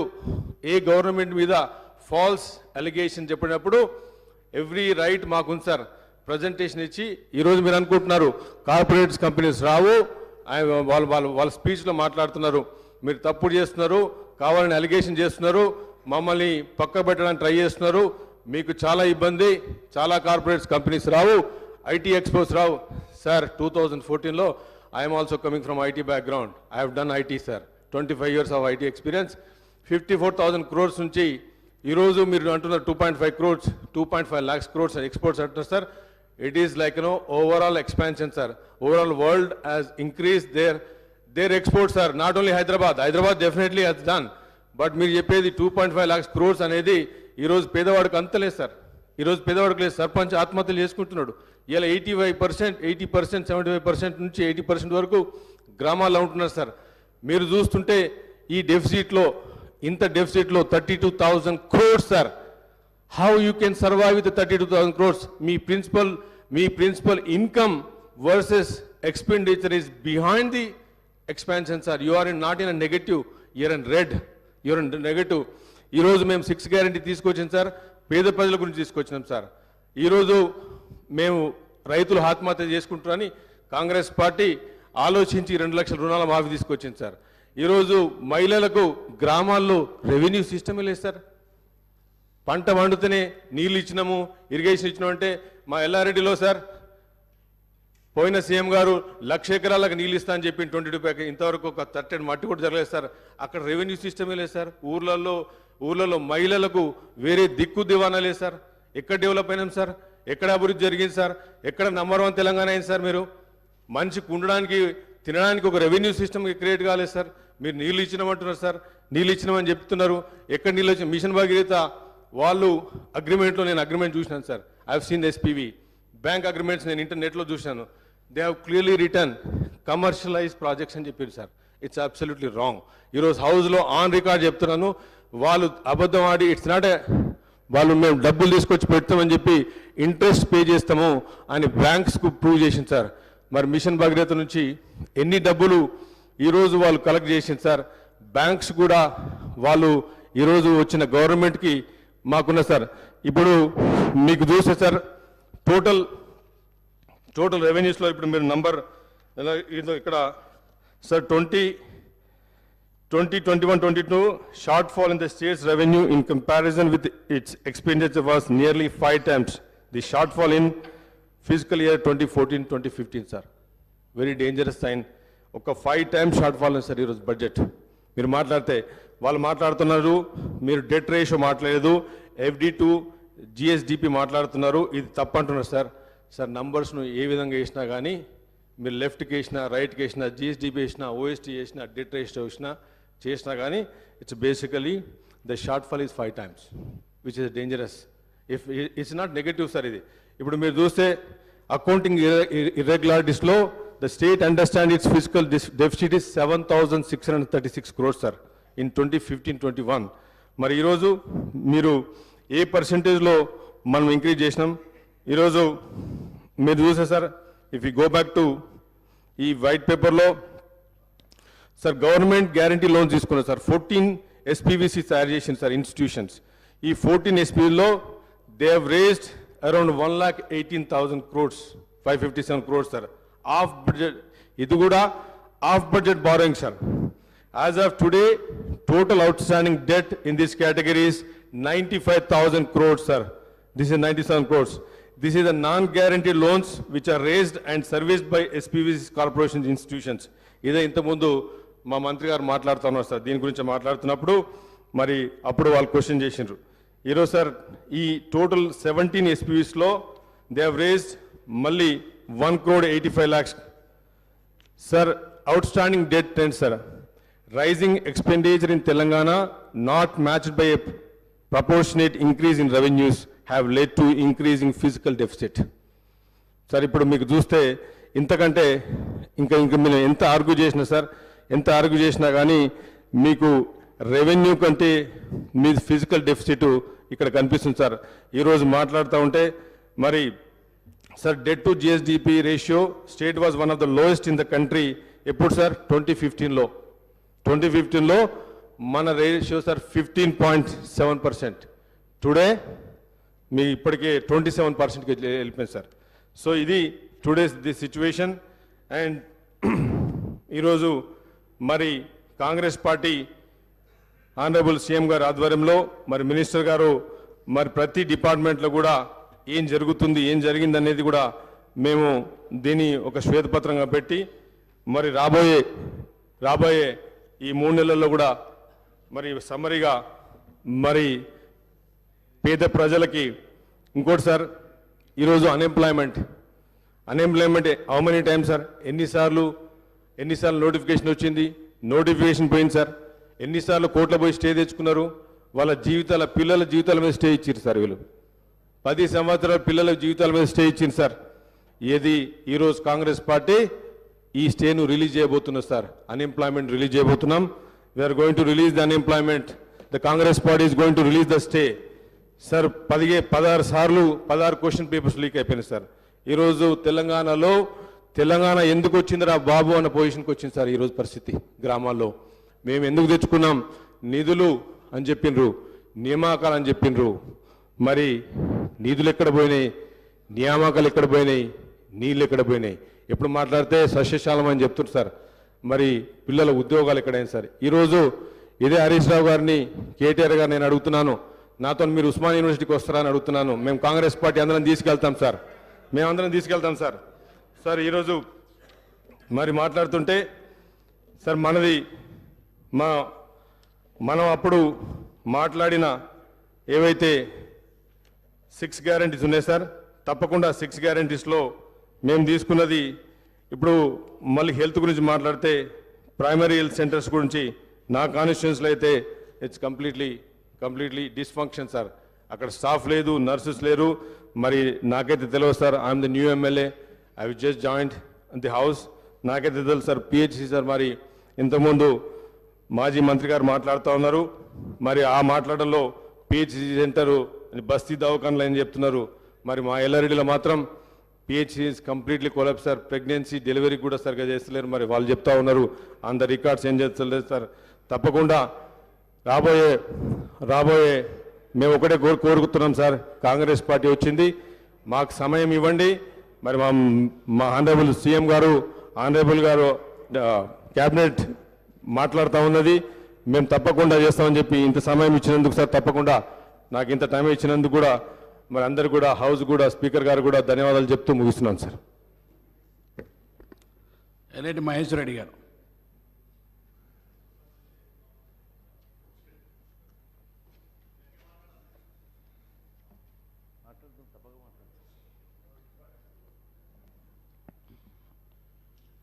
ఆనరబుల్ స్పీకర్, గతంలోనే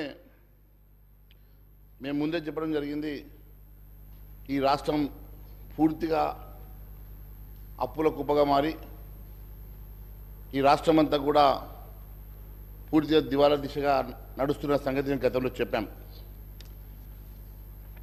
అలాగే కానీ హామీలు ఇవ్వొద్దని, ఉన్నటువంటి సంక్షేమ కార్యక్రమాలు నడపడం కష్టంగా ఉందని, అందుకే భారతీయ జనతా పార్టీ ఇచ్చినటువంటి మేనిఫెస్టోలో అలాగే కానీ హామీలు ఇవ్వద్దని మేము ఇవ్వలేదు. కానీ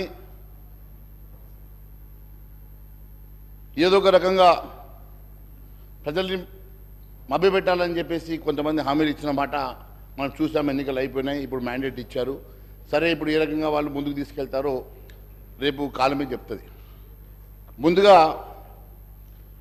నేను సబ్జెక్టులకు వెళ్ళే ముందు అధ్యక్ష, ఇప్పుడే గౌరవ సభ్యులు హరీష్ రావు గారు మాట్లాడితే కేంద్రం మీద నెపం, వారు చేయలేక పూర్తిగా వైఫల్యం చెందితే ఎవరో ఒకరి మీద నెపం వేయాలి కాబట్టి అది కేంద్ర ప్రభుత్వం మీద నెపం వేసేట్టుగా ఉన్నది. 10 సంవత్సరాల వరకు అవకాశం ఇచ్చారు. 10 సంవత్సరాలు ఈ రాష్ట్రం ఎక్కడ అవకాశం ఉంటే అక్కడ అధ్యక్ష, ఎక్కడ అవకాశం ఉంటే అక్కడ అప్పులు. ఈ రాష్ట్రంలో భారతదేశంలో ఏ రాష్ట్రంలో లేనట్టుగా కమర్షియల్ రేట్ల మీద అప్పులు తీసుకొచ్చి, మరి నిజంగా మీ ప్రాజెక్ట్ అంత మంచిగా ఉంటే, మీ ప్రాజెక్ట్ అంత అందంగా ఉంటే ఎందుకు వరల్డ్ బ్యాంక్ దగ్గరకో ఏషియా బ్యాంక్ దగ్గరకో వెళ్లకుండా కమర్షియల్ 9-10% రేట్లలో తీసుకొచ్చేసి ఈరోజు అవంతా కూడా ఈ ప్రజల మీద మరి మోపుతా ఉన్నారో మాకు అర్థం కావడం లేదు. ఇష్టానుసారంగా ఆ రోజు మనం రాష్ట్రం వేరుపడ్డప్పుడు మన రాష్ట్రంలో ఉన్నటువంటి అప్పు ఎంత అధ్యక్ష? కేవలం 72,658 కోట్లు. అదే 15-16కి వచ్చేసరికి 90,000 కోట్లు, 16-17కి వచ్చేసరికి 81, 17-18కి వచ్చేసరికి 1,60,000 కోట్లు, 18-19 1,90,000 కోట్లు. ఈ రకంగా ప్రతి సంవత్సరం అప్పులు పెంచుకుంటూ 3,89,673 కోట్ల రూపాయలు ఈరోజు అప్పు చేసినట్టుగా వారు చెప్తా ఉన్నారు. అది కాకుండా ఇది కేవలం FRBM లోన్స్ అధ్యక్ష, అది కాకుండా గవర్నమెంట్ గ్యారంటీడ్ లోన్స్ అని ఈ ఎస్పీబీ ద్వారా మళ్ళీ అవి కూడా సర్వీస్ గవర్నమెంటే రీపేమెంట్ చేసే విధంగా 1,27,000 కోట్లు, 1,27,208 కోట్లు. గవర్నమెంట్ గ్యారంటీ ఇచ్చినటువంటి లోన్లు 95,465 కోట్లు, నాన్ గ్యారంటీడ్ లోన్స్ 59,414 కోట్లు.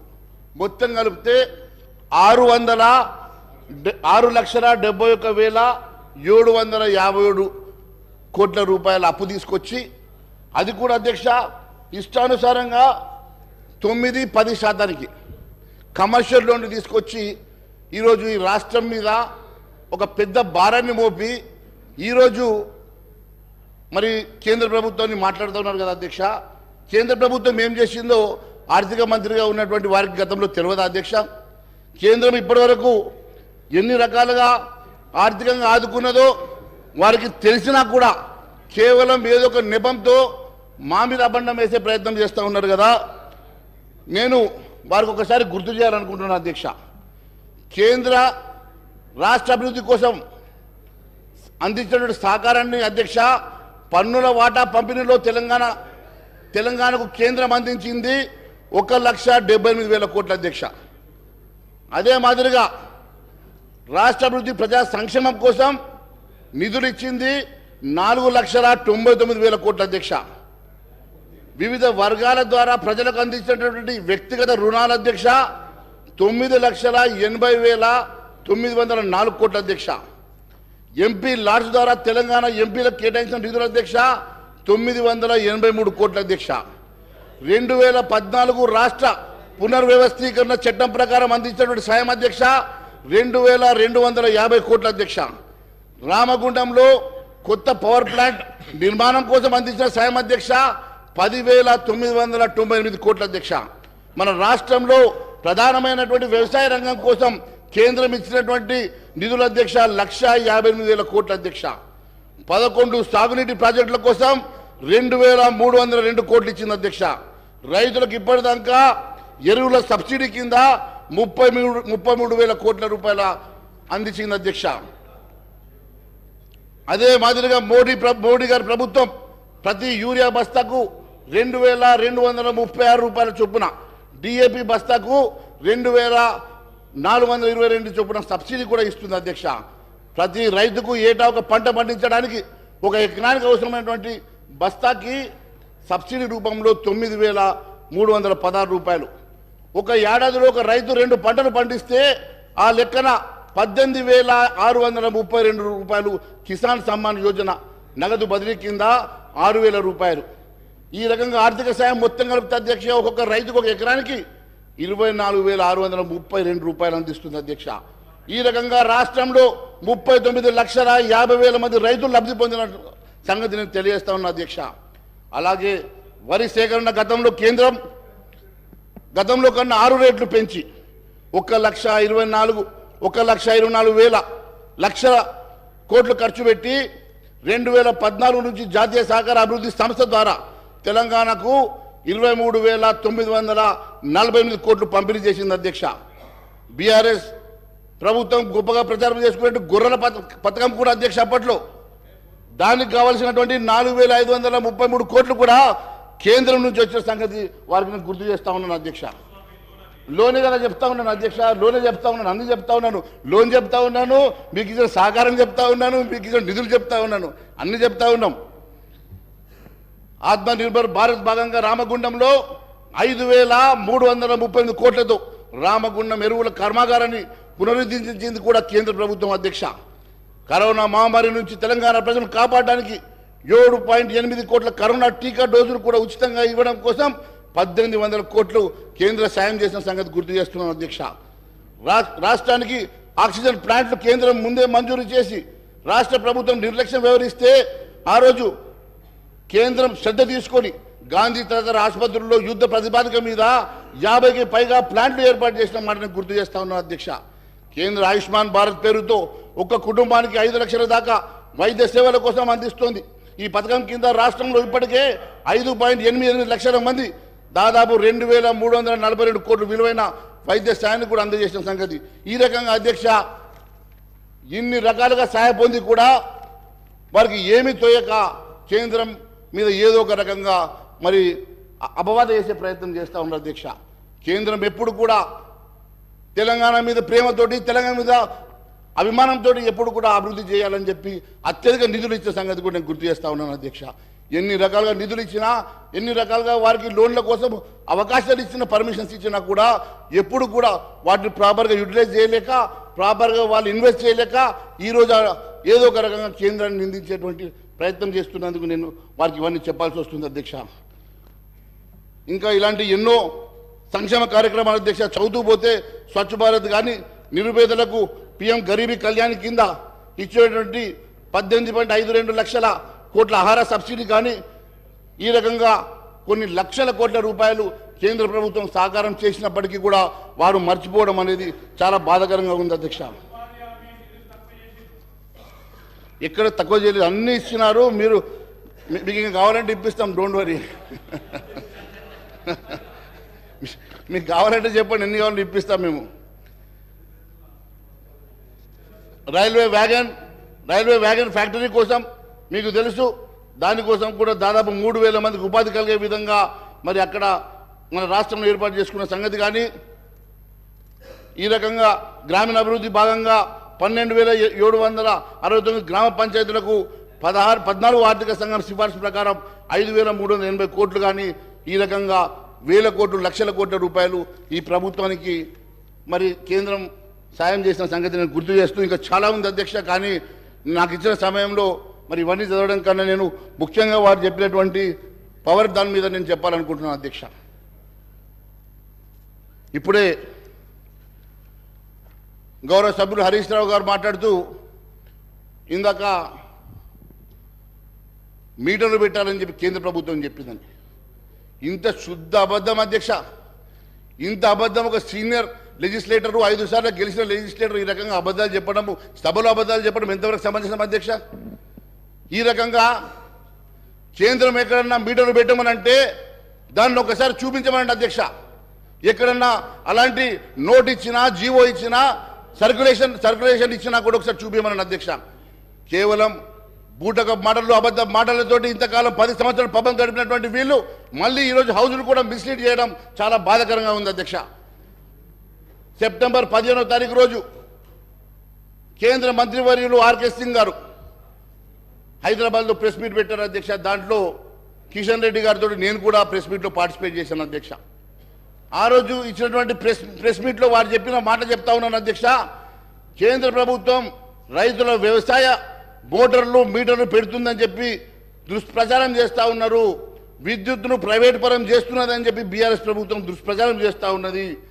కానీ ఆర్పి సింగ్ గారు చెప్పిన మాట, రాష్ట్రానికి అన్ని విధాలుగా సహకరిస్తున్నాం, చాలా విషయాల్లో ఈ ప్రభుత్వం అబద్ధాలు ఆరోపణలు చేస్తూ ఉన్నది. పవర్ ప్రాజెక్టులో మేము ఇన్ని కోట్ల రూపాయలు లోన్లు ఇచ్చాం, ఇన్ని లక్షల కోట్ల లోన్లు ఇచ్చాం. అంతేకాకుండా ఈ రకంగా మా మీద అబద్ధం చెప్తా ఉన్నది. మేము ఎక్కడ కూడా మీటర్లు పెట్టమని చెప్పి ఎక్కడ కూడా ఆదేశాలు ఇవ్వలేదు, అలాంటి లెటర్ కానీ సర్క్యులర్స్ కానీ పంపలేదు. బీజేపీ అధికారంలోకి వస్తే వ్యవసాయ మోటార్లకు మీటర్లు పెడతారు అని చెప్పి ఏదైతే వీళ్ళు అబద్ధ ప్రచారం చేస్తూ ఉన్నారో అది శుద్ధ అబద్ధం అని చెప్పేసి ఆ రోజు వారు చెప్పడం జరిగింది. అంతేకాదు అధ్యక్ష, తెలంగాణ రూరల్ ఎలక్ట్రిఫికేషన్ కార్పొరేషన్ ద్వారా గత తెలంగాణ ప్రభుత్వానికి 1,57,000 కోట్ల రూపాయలు మంజూరు చేశాం. దాంట్లో కేవలం 19,700 కోట్ల మినహా దాదాపు 1,40,000 కోట్ల రూపాయలు ఆల్రెడీ వాళ్ళు వాడుకున్నారని చెప్పి సెప్టెంబర్ 15వ తారీఖు రోజు కేంద్ర మంత్రి గారు ఇచ్చినటువంటి నివేదిక అధ్యక్ష. మరి అంతేకాకుండా పవర్ ఫైనాన్స్ కార్పొరేషన్ ద్వారా 1,08,000 కోట్ల రూపాయలు రుణాలు మంజూరు చేశాం. దాంట్లో 91,000 కోట్ల రూపాయలు ఆల్రెడీ దాంట్లో వాడుకున్నారని చెప్పి.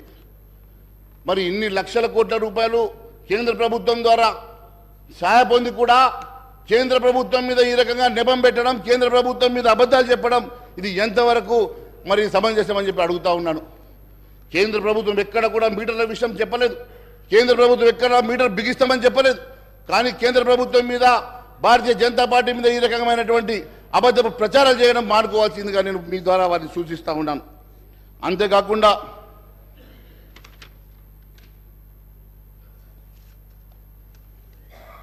వారి మిత్రులు, వారి కేసీఆర్ గారి మిత్రులు, ఇప్పుడు ఆంధ్రప్రదేశ్ రాష్ట్ర గౌరవ ముఖ్యమంత్రి జగన్మోహన్ రెడ్డి గారు మాత్రం అక్కడ మీటర్లు పెట్టుకున్నారు అధ్యక్ష.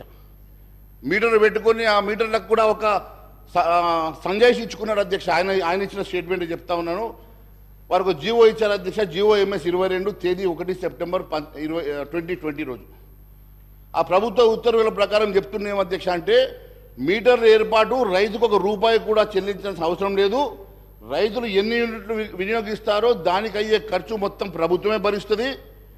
రైతులు ప్రత్యేక ఖాతాల్లో డైరెక్ట్ బెనిఫిట్ ట్రాన్స్ఫర్ ద్వారా డైరెక్ట్ ఇది జమ అయిపోతాయి కాబట్టి డబ్బులు నేరుగా రైతుల ద్వారా డిస్ట్రిక్ట్లకు బదిలీ అవ్వడం వల్ల డిస్ట్రిక్ట్ ప్రశ్నించే అధికారం ఉంటుంది. లీకేజీలు ఉండవు. దాంట్లో ఏదన్నా లీకేజీలు ఉన్నా అది మనము సేకరించవచ్చు అని చెప్పి వారు చెప్పినటువంటి బహుశా స్టేట్మెంట్ని వారు మా మీద పెట్టే ప్రయత్నం చేస్తూ ఉన్నారు. ఇది ఆంధ్రప్రదేశ్ రాష్ట్ర బిజినెస్ జీవో అధ్యక్ష.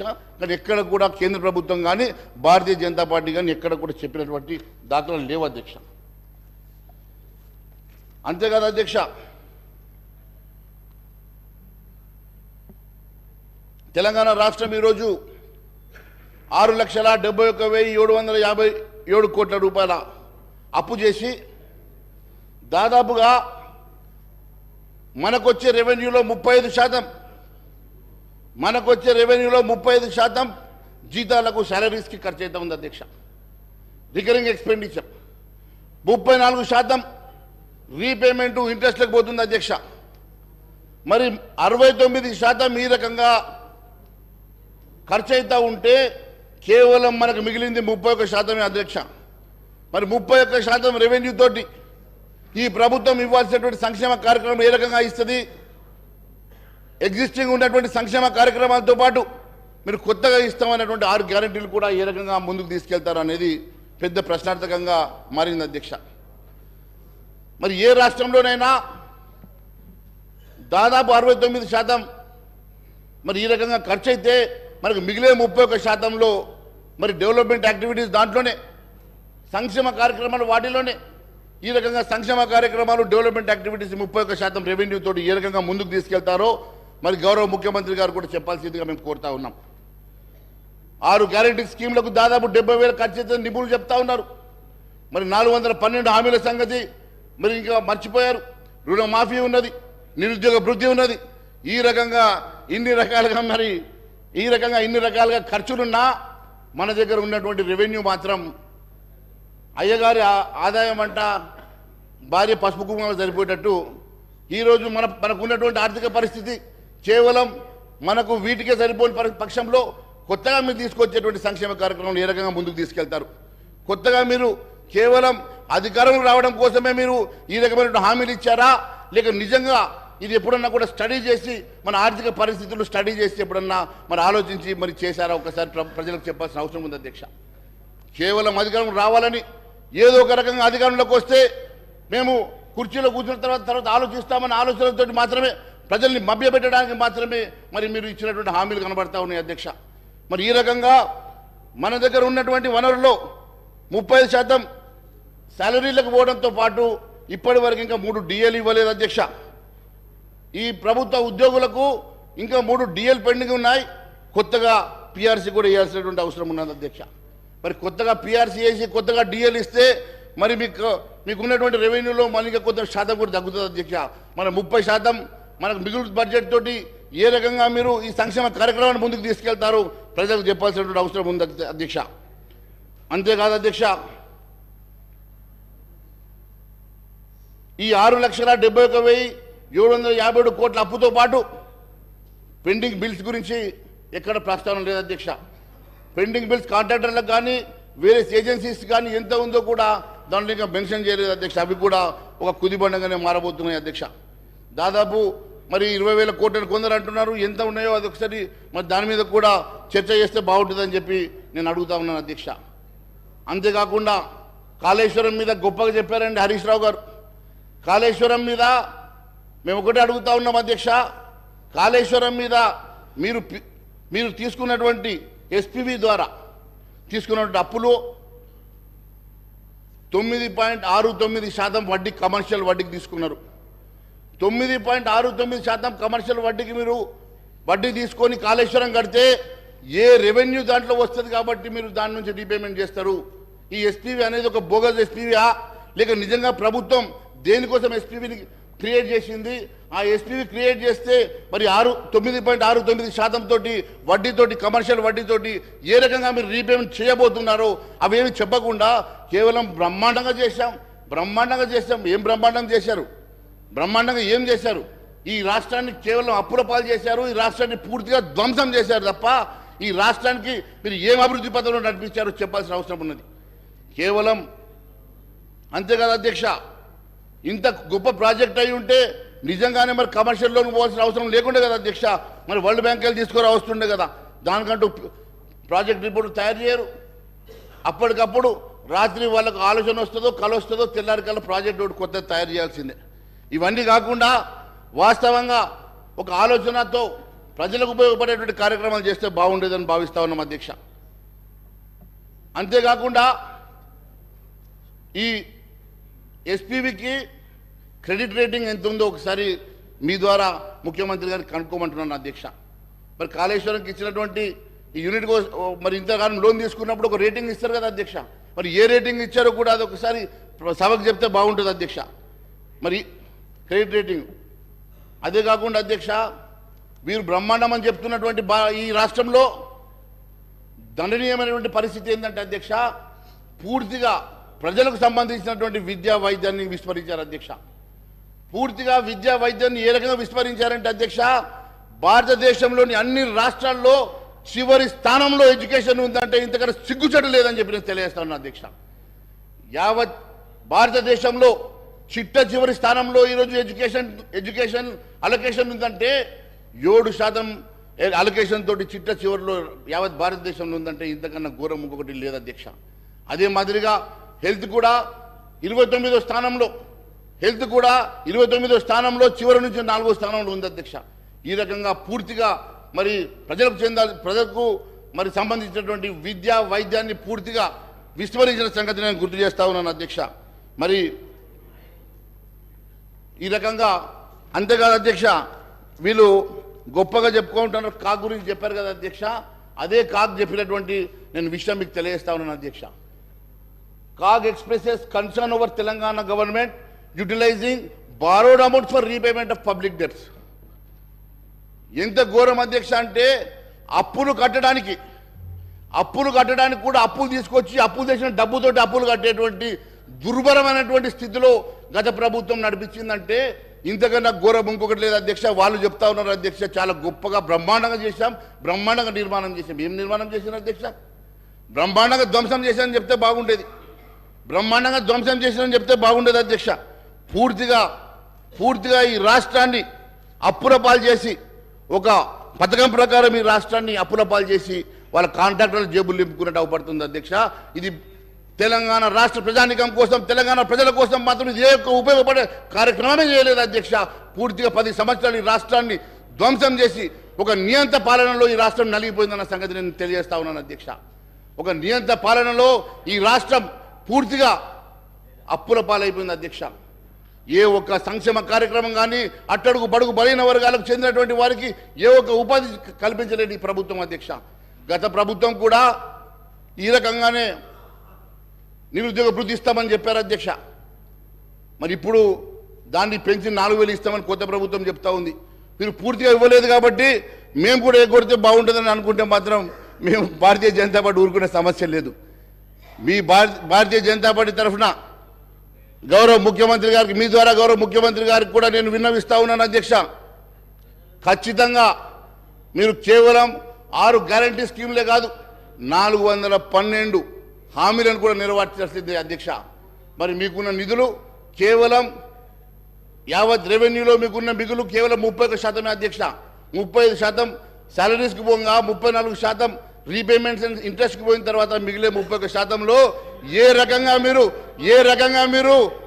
రకంగా మీరు కొత్త సంక్షేమ కార్యక్రమం నడిపిస్తారు, పాత సంక్షేమ కార్యక్రమాలని కంటిన్యూ చేసుకుంటూనే కొత్త సంక్షేమ ఇచ్చినటువంటి హామీలు నెరవేరుస్తారో ప్రజలకు చెప్పాల్సిన అవసరం ఉంది అధ్యక్ష. కేవలం అదే మీరు ముందే అడిగితే బాగుండేది కదా. మీరు ముందు అడగకపోతే మీరు మేనిఫెస్టో తయారు చేసేప్పుడు అడిగి ఉంటే మనందరం కలిసి కేవలం ఈ రకంగా కేవలం అధికార దాహంతో మాత్రమే మరి కాంగ్రెస్ వాళ్ళు కూడా ఇలాంటి హామీలు ఇచ్చినట్టుగా మేము భావిస్తున్నాం అధ్యక్ష. ఎట్టి పరిస్థితుల్లో వారికి 100 రోజుల సమయం ఇవ్వాలని చెప్పి ముందే చెప్పాం. 100 రోజుల సమయం ఇస్తాం. 100 రోజుల తర్వాత వీరు ఇచ్చినటువంటి హామీలు నెరవేర్చకపోయినా, ప్రజా సంక్షేమ కార్యక్రమం ముందుకు నడిపేయకపోయినా ఖచ్చితంగా ప్రజా గొంతుకై భారతీయ జనతా పార్టీ నిలబడుతుందని తెలియజేస్తా ఉన్నాం అధ్యక్ష. చేస్తే మంచిదే కదా, చేయాలని కోరుకుంటున్నాం. మీరు చేస్తే మంచిదే అన్న, చేయాలని కోరుకుంటున్నాం మేము కూడా, అంతే కదా అధ్యక్ష. మరి వీటితో పాటు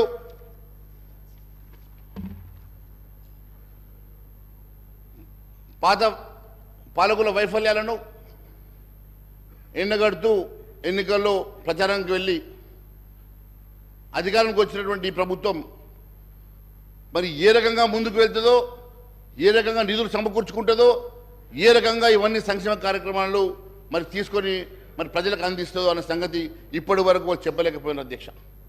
వారికి కావాల్సిన నిధులు ఇప్పుడు వాళ్ళ చేతిలో ఉన్నది కేవలం స్వల్పంగా నిధులున్నాయి, కావాల్సింది బారెడు ఉంది.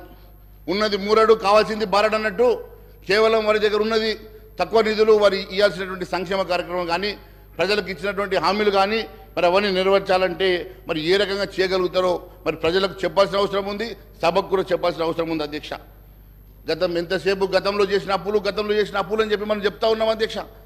మరి గతం చేసిన అప్పులు ఈ రకంగా ఇంత ఓపెన్గా మనం ఈరోజు సభ ద్వారా శ్వేతపత్రం ఇచ్చినాం కదా అధ్యక్ష. మరి కొత్త అప్పులు ఎట్లా పుడతాయి అధ్యక్ష?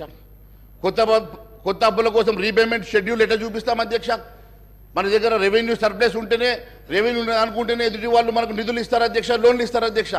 మరి మనమే పూర్తిగా అప్పుల్లో కూరుకుపోయి కట్టలేని పరిస్థితిలో, జీతాలు ఇవ్వలేని పరిస్థితిలో ఈ రాష్ట్రం ఉందని చెప్పినప్పుడు కొత్తగా నిధులు ఏ రకంగా సమకూర్చుకోగలుగుతారో కూడా చెప్పాల్సిన బాధ్యత ముఖ్యమంత్రి గారి మీద ఉంది అధ్యక్ష. మరి ఈ రకంగా మీరు మొత్తం శ్వేతపత్రం ఇచ్చేసి ఈ రాష్ట్ర ప్రజానీకానికే కాదు యావత్ దేశానికి మన ఆర్థిక పరిస్థితిని చూపించేసి ఈరోజు ఆర్థిక పరిస్థితి ఇంత ఘోరంగా ఉన్నదని చెప్పిన తర్వాత కొత్తగా మీరు ఏ రకంగా నిధులు సమకూర్చుకుంటారో కూడా ఒక పెద్ద ప్రశ్నార్థకంగా మారబోతుంది అధ్యక్ష. నేను ఒకటే తెలియజేస్తాను అధ్యక్ష, కేవలం అధికారం కోసమే మాట్లాడాం, అధికారం వచ్చాం, తర్వాత ఎట్లయితే చూసుకుందాం అన్నట్టుగా మీరు విరవిపోతే ప్రజలు గమనిస్తున్నారు అధ్యక్ష. ప్రజలు ఊరుకోపోయారు లేదు అధ్యక్ష. ప్రజలు ఖచ్చితంగా మీ వెంట పడతారు అధ్యక్ష. మీరు గ్రామంలో తిరగాల్సి ఉన్నది, గ్రామంలో తిరిగే రోజు మీకు అన్ని అర్థమైంది అధ్యక్ష. ఖచ్చితంగా తెలియజేస్తా ఉన్నాం. ఈ రకంగా కేవలం మీరు గత ప్రభుత్వాన్ని కార్నర్ చేయడానికో, ఆ పార్టీని కార్నర్ చేయడానికో చేసినటువంటి మరి ఈ చర్య వల్ల ఎంతవరకు లబ్ధి జరుగుతుందో నాకు తెలియదు, కానీ నష్టం మాత్రం చాలా పెద్ద నష్టం జరగబోతుంది అధ్యక్ష. అంతేకాకుండా మొన్న గౌరవ ముఖ్యమంత్రి గారు కూడా రిటైర్డ్ ఆర్బీఐ గవర్నర్ గారిని కూడా కలిసినట్టుగా మేము పేపర్లో చూసినాం. రఘురాం రాజన్ గారు కూడా ఒక స్టేట్మెంట్ ఇచ్చారు అధ్యక్ష.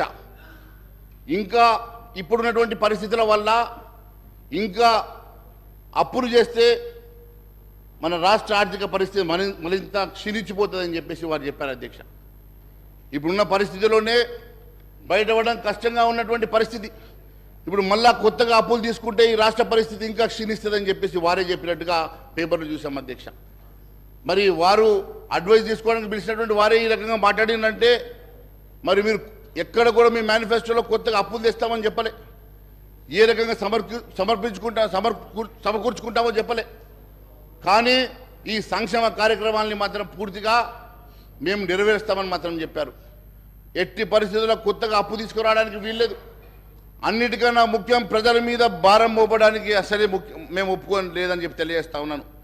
ఏదో ఒక రకంగా ప్రజల మీద భారం మోపుతాం, ట్యాక్సులు పెంచుతాం, ప్రజల్ని నడ్డి విరుస్తామంటే మాత్రం ఎట్టి పరిస్థితుల్లో భారతీయ జనతా పార్టీ ఊరుకున్న సమస్య లేదు, ప్రజా గొంతుగా మేము నిలదీస్తామని చెప్పి కూడా తెలియజేస్తా ఉన్నాను అధ్యక్ష. అంతేకాదు అధ్యక్ష, ఎక్కడ కూడా మీ మేనిఫెస్టోలో పెట్టలేదు, పెట్టకుండా కూడా మీరు అన్ని రకాలుగా హామీలు ఇచ్చారు. మేము కూడా ధైర్యం ఉంది, మీకు ధైర్యం ఉంది కాబట్టి, కానీ చేయాలి కదా. ధైర్యం అందరికీ ఉంటుంది, ధైర్యంతో పాటు చేయాలి, చేస్తే సంతోషం కదా. ఎన్ని ప్రజెంటేషన్లు ఇచ్చినా, ఎన్ని చర్చలు చేసినా దానివల్ల లాభం లేదు అధ్యక్ష. కేవలం ఏ రకంగా మీరు దీన్ని అధిగమిస్తారు, ఏ రకంగా ముందుకెళ్తారని సభకు చెప్పాలి అధ్యక్ష. మీరు ఏ రకంగా అధిగమిస్తారో, ఏ రకంగా ముందుకెళ్తారో చెప్పకుండా కేవలం ఒకరినొకరు దుంపెత్తు పోసుకోవడం కాదు అధ్యక్ష. మీరు కూడా మీ ద్వారా నేను స్పీకర్ గారికి కూడా నేను చెప్తా ఉన్నాను అధ్యక్ష, కేవలం ఒకవైపు అటువైపు చూడకండి అధ్యక్ష, మధ్యలో మేము కూడా ఉన్నాం, మా వైపు కూడా చూడమని. అప్పుడు కూడా నేను మరి మధ్యలో లేచి అడిగినాను అధ్యక్ష, నేను క్లారిఫికేషన్ ఇస్తానంటే మరి నాకు అవకాశం రాలేదు. సరే, ఏదైనా వాళ్ళిద్దరు కొట్టాట కోసం ఈ సభ లేదు అధ్యక్ష, వాళ్ళిద్దరు ఈగోస్ కోసం ఈ సభ లేదు అధ్యక్ష. ప్రజలు మొత్తం 3.5 కోట్ల ప్రజలు మన వైపు చూస్తూ ఉన్నారు అధ్యక్ష, సభ వైపు చూస్తూ ఉన్నారు, సభలో జరిగే చర్చను చూస్తూ ఉన్నారు అధ్యక్ష. ఖచ్చితంగా ఇక్కడ జరిగేటువంటి చర్చ ఒక అందరికి ఉపయోగపడే చర్చగా మారాలి. దీనికి కావాల్సినటువంటి ఏ అంశమైనా కూడా మీరు పారదర్శకతోటి ఏ రకంగా ఈ సమస్యను పరిష్కారం చేస్తారో, ఏ రకంగా ఈ సమస్య పరిష్కారానికి మీ దగ్గర ఉన్నటువంటి ప్లాన్ ఏందో, మీ దగ్గర ఉన్నటువంటి ప్రణాళిక ఏందో చెప్పకుండా కేవలం చూస్తామంటే కుదరదు అధ్యక్ష. ఖచ్చితంగా సభకు తెలియజేయాల్సిన అవసరం ఉందని చెప్పి తెలియజేస్తాను అధ్యక్ష. ఇంకా గత ప్రభుత్వం కూడా ఆ ₹1,00,000 రుణమాఫీ 5 సంవత్సరాలైనా చేయలేకపోయింది. మరి మీరు ఇంకా ఉన్నాయి, బ్యాలెన్స్ ఉన్నాయి సార్, బ్యాలెన్స్ ఉన్నాయి, చేయలేదు. 7 ఏడాది లోపల చేస్తామన్నారు, 5 ఏళ్ళైనా చేయలేకపోయింది, ఇంకా బ్యాలెన్స్ ఉన్నది, అందుకే చెప్తున్నా. కాబట్టి మీరు 2 లక్షల రుణమాఫీ 9వ తారీఖు డేట్ ఇచ్చిండ్రు అధ్యక్ష, 9వ తారీఖు డేట్ ఇచ్చిండ్రు. మరి ఫైనాన్స్ మంత్రి గారు లేరు ఇప్పుడు, మరి ముఖ్యమంత్రి గారు లేరు, ఫైనాన్స్ ఇద్దరు అదృష్టవంతులు లేరు అధ్యక్ష హాల్లో. మరి ఇద్దరు ఏ ఒక్కరున్నా కూడా సమాధానం చెప్తురేమో, కానీ పాపం ఒక అదృష్టవంతుడు అంటే పాపం ముఖ్యమంత్రి రాకపోయినా ముఖ్యమంత్రి భవనం వచ్చింది కదా, అందుకే అంటున్నా అదృష్టవంతుడు అని. ఏదో ఒకటైతే వచ్చింది అధ్యక్ష. నేను ఒకటే అడుగుతా ఉన్నాను అధ్యక్ష, మీ ద్వారా గౌరవ ముఖ్యమంత్రి గారిని, గౌరవ ఉప ముఖ్యమంత్రి గారిని కూడా, మాకు ఇంకా సభ ఎన్ని రోజులు నడుస్తుందో తెలియదు, కానీ నడిచేటువంటి సభలో మీరు సమకూర్చుకునేటువంటి సోర్సెస్ ఏమున్నాయి, ఏ రకంగా సమకూర్చుకొని మరి ఈ డెప్స్ని మీరు కంట్రోల్ చేయగలుగుతారు? ఏం అధ్యక్ష, నేను మాట్లాడింది ఎంతసేపు అధ్యక్ష? అరే అక్కడ గంటన్నర ఇస్తారు, అక్కడ గంటన్నర ఇస్తారు, మీరు మాట్లాడుకుంటారు. సభ అంతా మీకోసం అధ్యక్ష. మేము కూడా 8 మంది ఉన్నాం ఇక్కడ. This is third largest party అధ్యక్ష. Third largest party. మేము మళ్ళీ అక్కడ వచ్చి కూర్చుంటామే రేపు. డోంట్ వరీ, మా పార్టీ వచ్చి అక్కడ కూర్చుంటుంది రేపు. అంతేకాదు అధ్యక్ష,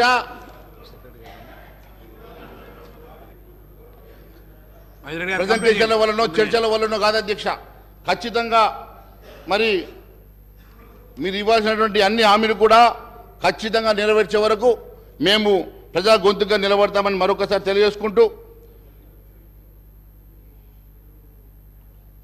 అంతేకాదు అధ్యక్ష, వీటితో పాటు ఇంకా చాలా ప్రజా సమస్యలు కూడా ఉన్నాయి అధ్యక్ష.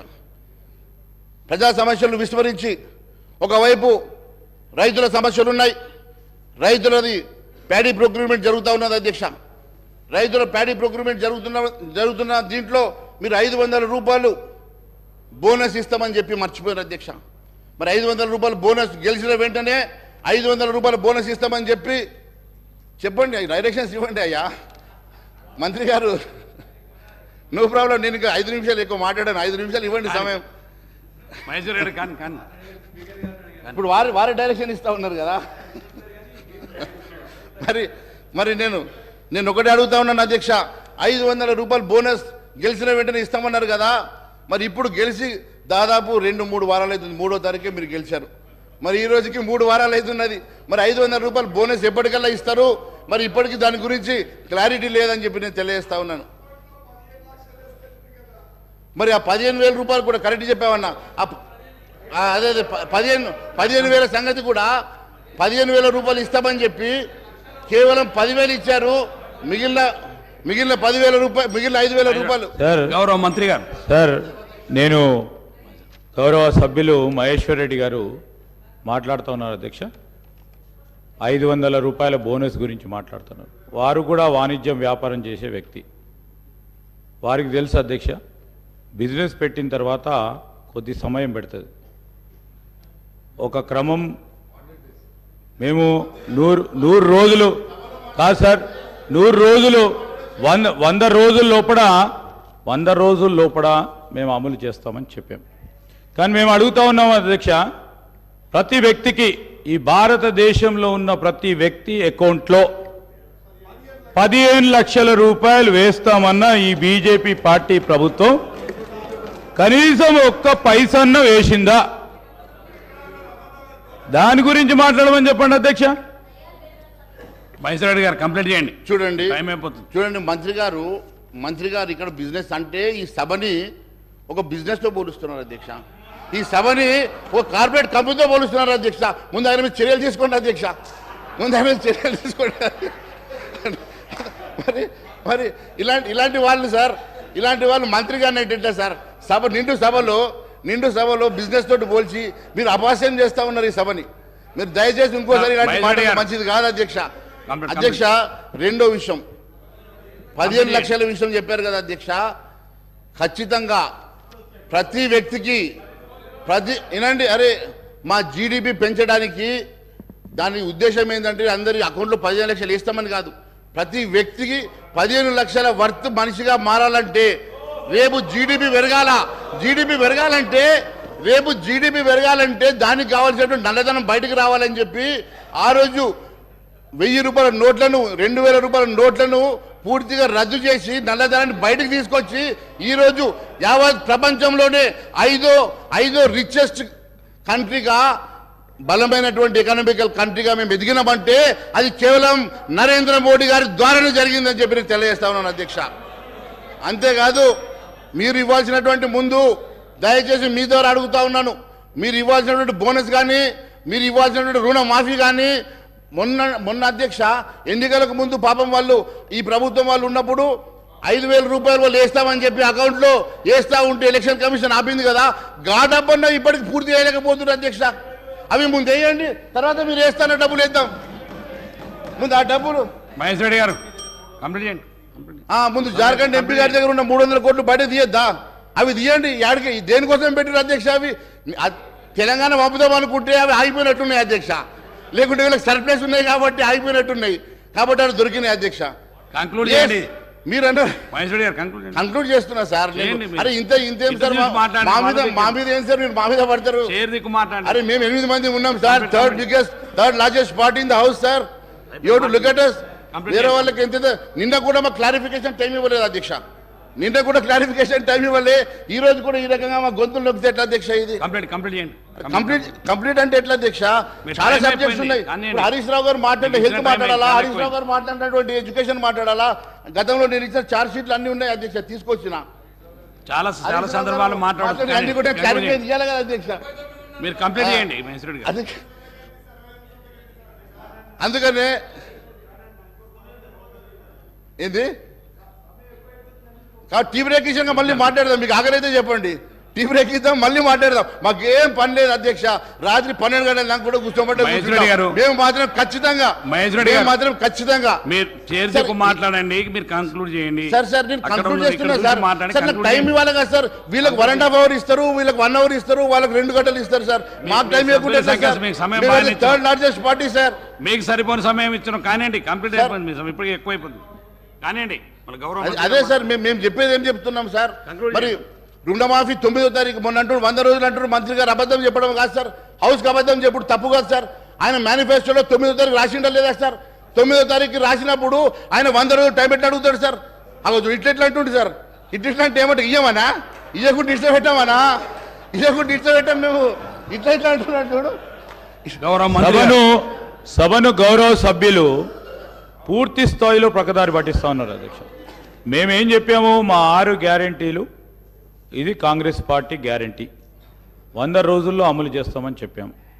వారు కావాలనే 9వ తారీఖు నాడు ఇస్తామని చెప్పామని వారు ఒక పక్కన వారి మిత్రపక్షమైన టీఆర్ఎస్ వారు చెప్తూ పోతూ నడుస్తూ ఉన్నారు అధ్యక్ష. ఈరోజు మేము చెప్తా ఉన్నాం అధ్యక్ష, ఈరోజు మేము చెప్తా ఉన్నాం 100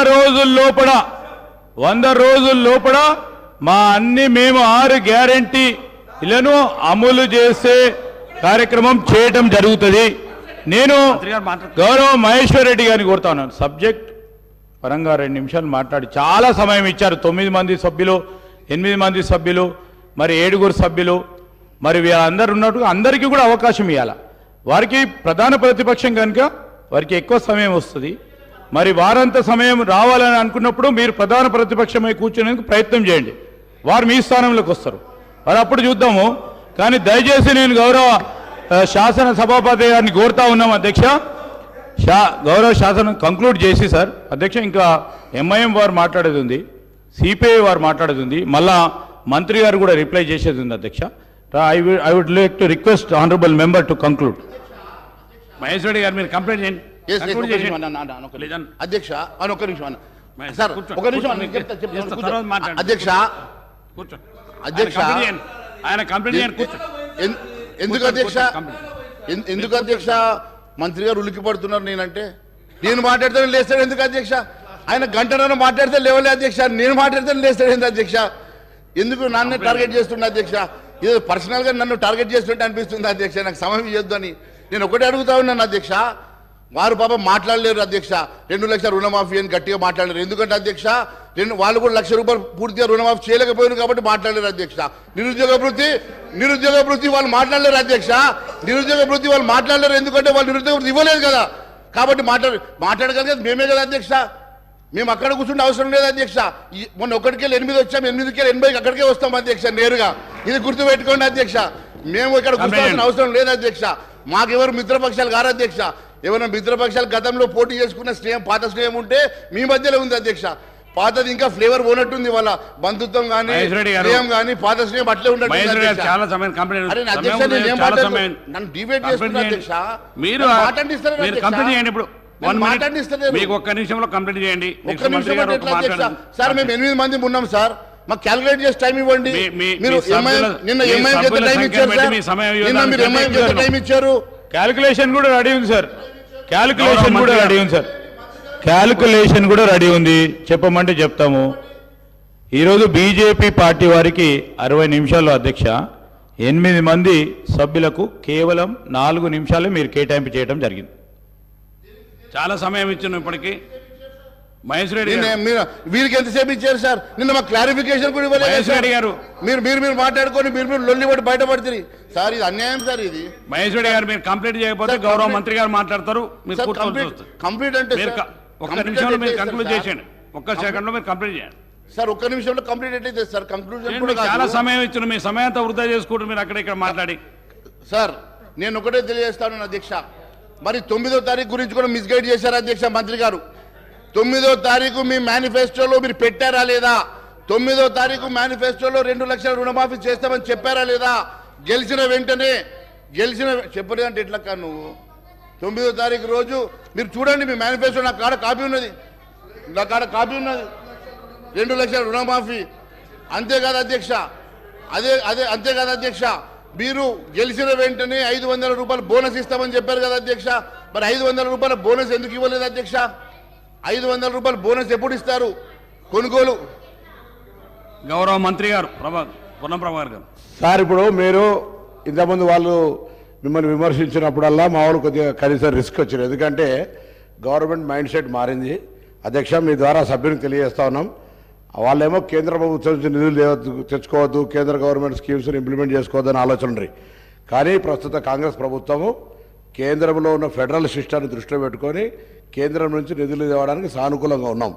మీరు వీలైనంత వరకు మీరు కూడా రాష్ట్ర ప్రయోజనాలు దృష్టిలో పెట్టుకొని రాష్ట్ర ప్రజల దృష్టిలో పెట్టుకొని మీరు కూడా కేంద్రం నుంచి నిధులు రావడానికి ప్రయత్నం చేయండి. కానీ మీరేం చేసారు మేమేం చేసినా 10 రోజులుగా ఓపిక పడతలేరు. ఎందుకు అధ్యక్ష?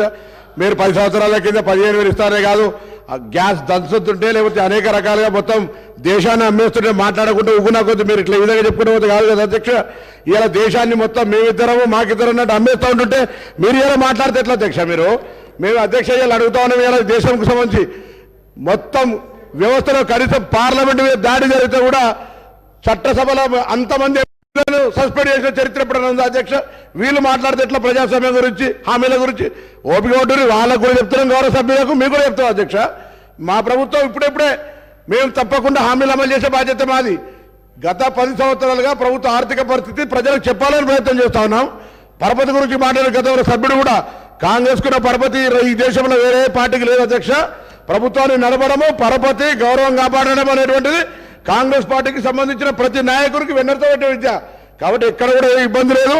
ఈ ప్రభుత్వాన్ని సమర్థవంతంగా 5 సంవత్సరాలు పరిపాలించి భవిష్యత్తులో కూడా మాకే మళ్ళీ ప్రజలు పట్టం కట్టే విధంగా పరిపాలన కొనసాగుతారు. మీరు పరిశాన కాకండి, ఆందోళన చెందకండి, ఆరోగ్యం కాపాడుకొని కొద్ది రోజులు ఓపిక పట్టండి, నిమ్మలంగా ఉండండి. తప్పకుండా 10 రోజులకి టీఆర్ఎస్ పార్టీ ప్రతిపక్ష సభ్యులు కావచ్చు, మీరు కావచ్చు, కొద్దిగా ఓపిక పట్టమని కోరుతా ఉన్నా దయచేసి మీ ద్వారా వాళ్ళందరికీ కూడా. మహేశ్వర రెడ్డి గారు మీరు ఇచ్చిన సమయం కంటే చాలా ఎక్కువైంది. మీరు ఒక్క సెకండ్ లో కంప్లీట్ చేయకపోతే గౌరవ మంత్రి గారికి ఇప్పుడు వారు ఏం మాట్లాడుతున్నారు అధ్యక్ష? సంబంధం ఉన్న మీరు కంప్లీట్ చేయండి. మీరు సబ్జెక్ట్ మీరు సబ్జెక్ట్ మంత్రి గారు కాబట్టి ఏం మాట్లాడినా మీరు మైక్ ఇస్తారు. మంత్రి గారు కాబట్టి ఏం మాట్లాడినా నడుస్తుంది. కంప్లీట్ చేయండి. వారు మాట్లాడింది ఏంది అధ్యక్ష? సంబంధం ఉన్న అంశం అధ్యక్ష. ఇది దాని మీద చర్చ పెట్టమండి. మేము చర్చకు సిద్ధంగా ఉన్నాం. దానికి టైం ఇవ్వమనండి, అలకేట్ చేయమండి, దేనికైనా సిద్ధంగా ఉన్నాం. ఇష్టానుసారంగా వారు మాట్లాడితే ఎట్లా? సబ్జెక్ట్ ఏదంటే ఏం మాట్లాడుతున్నారు అధ్యక్ష? నేను సంబంధం లేదు, ఏం మాట్లాడలేదు. నేనేమన్నా ప్రభుత్వం మైండ్ సెట్ మారింది.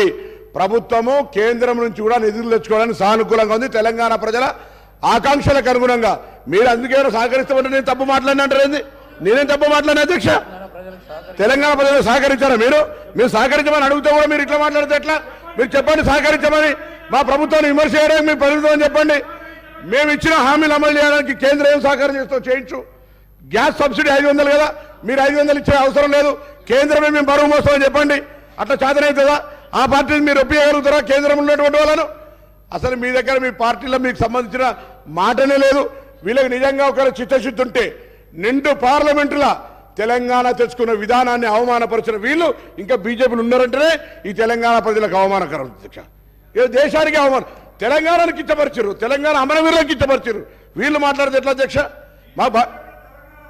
అరే బీజేపీ గురించి మాట్లాడుతున్నాం, రాజ్యసభలో బతికినారు తెచ్చుకుని ఇవాళ బీజేపీ గురించి మాట్లాడు.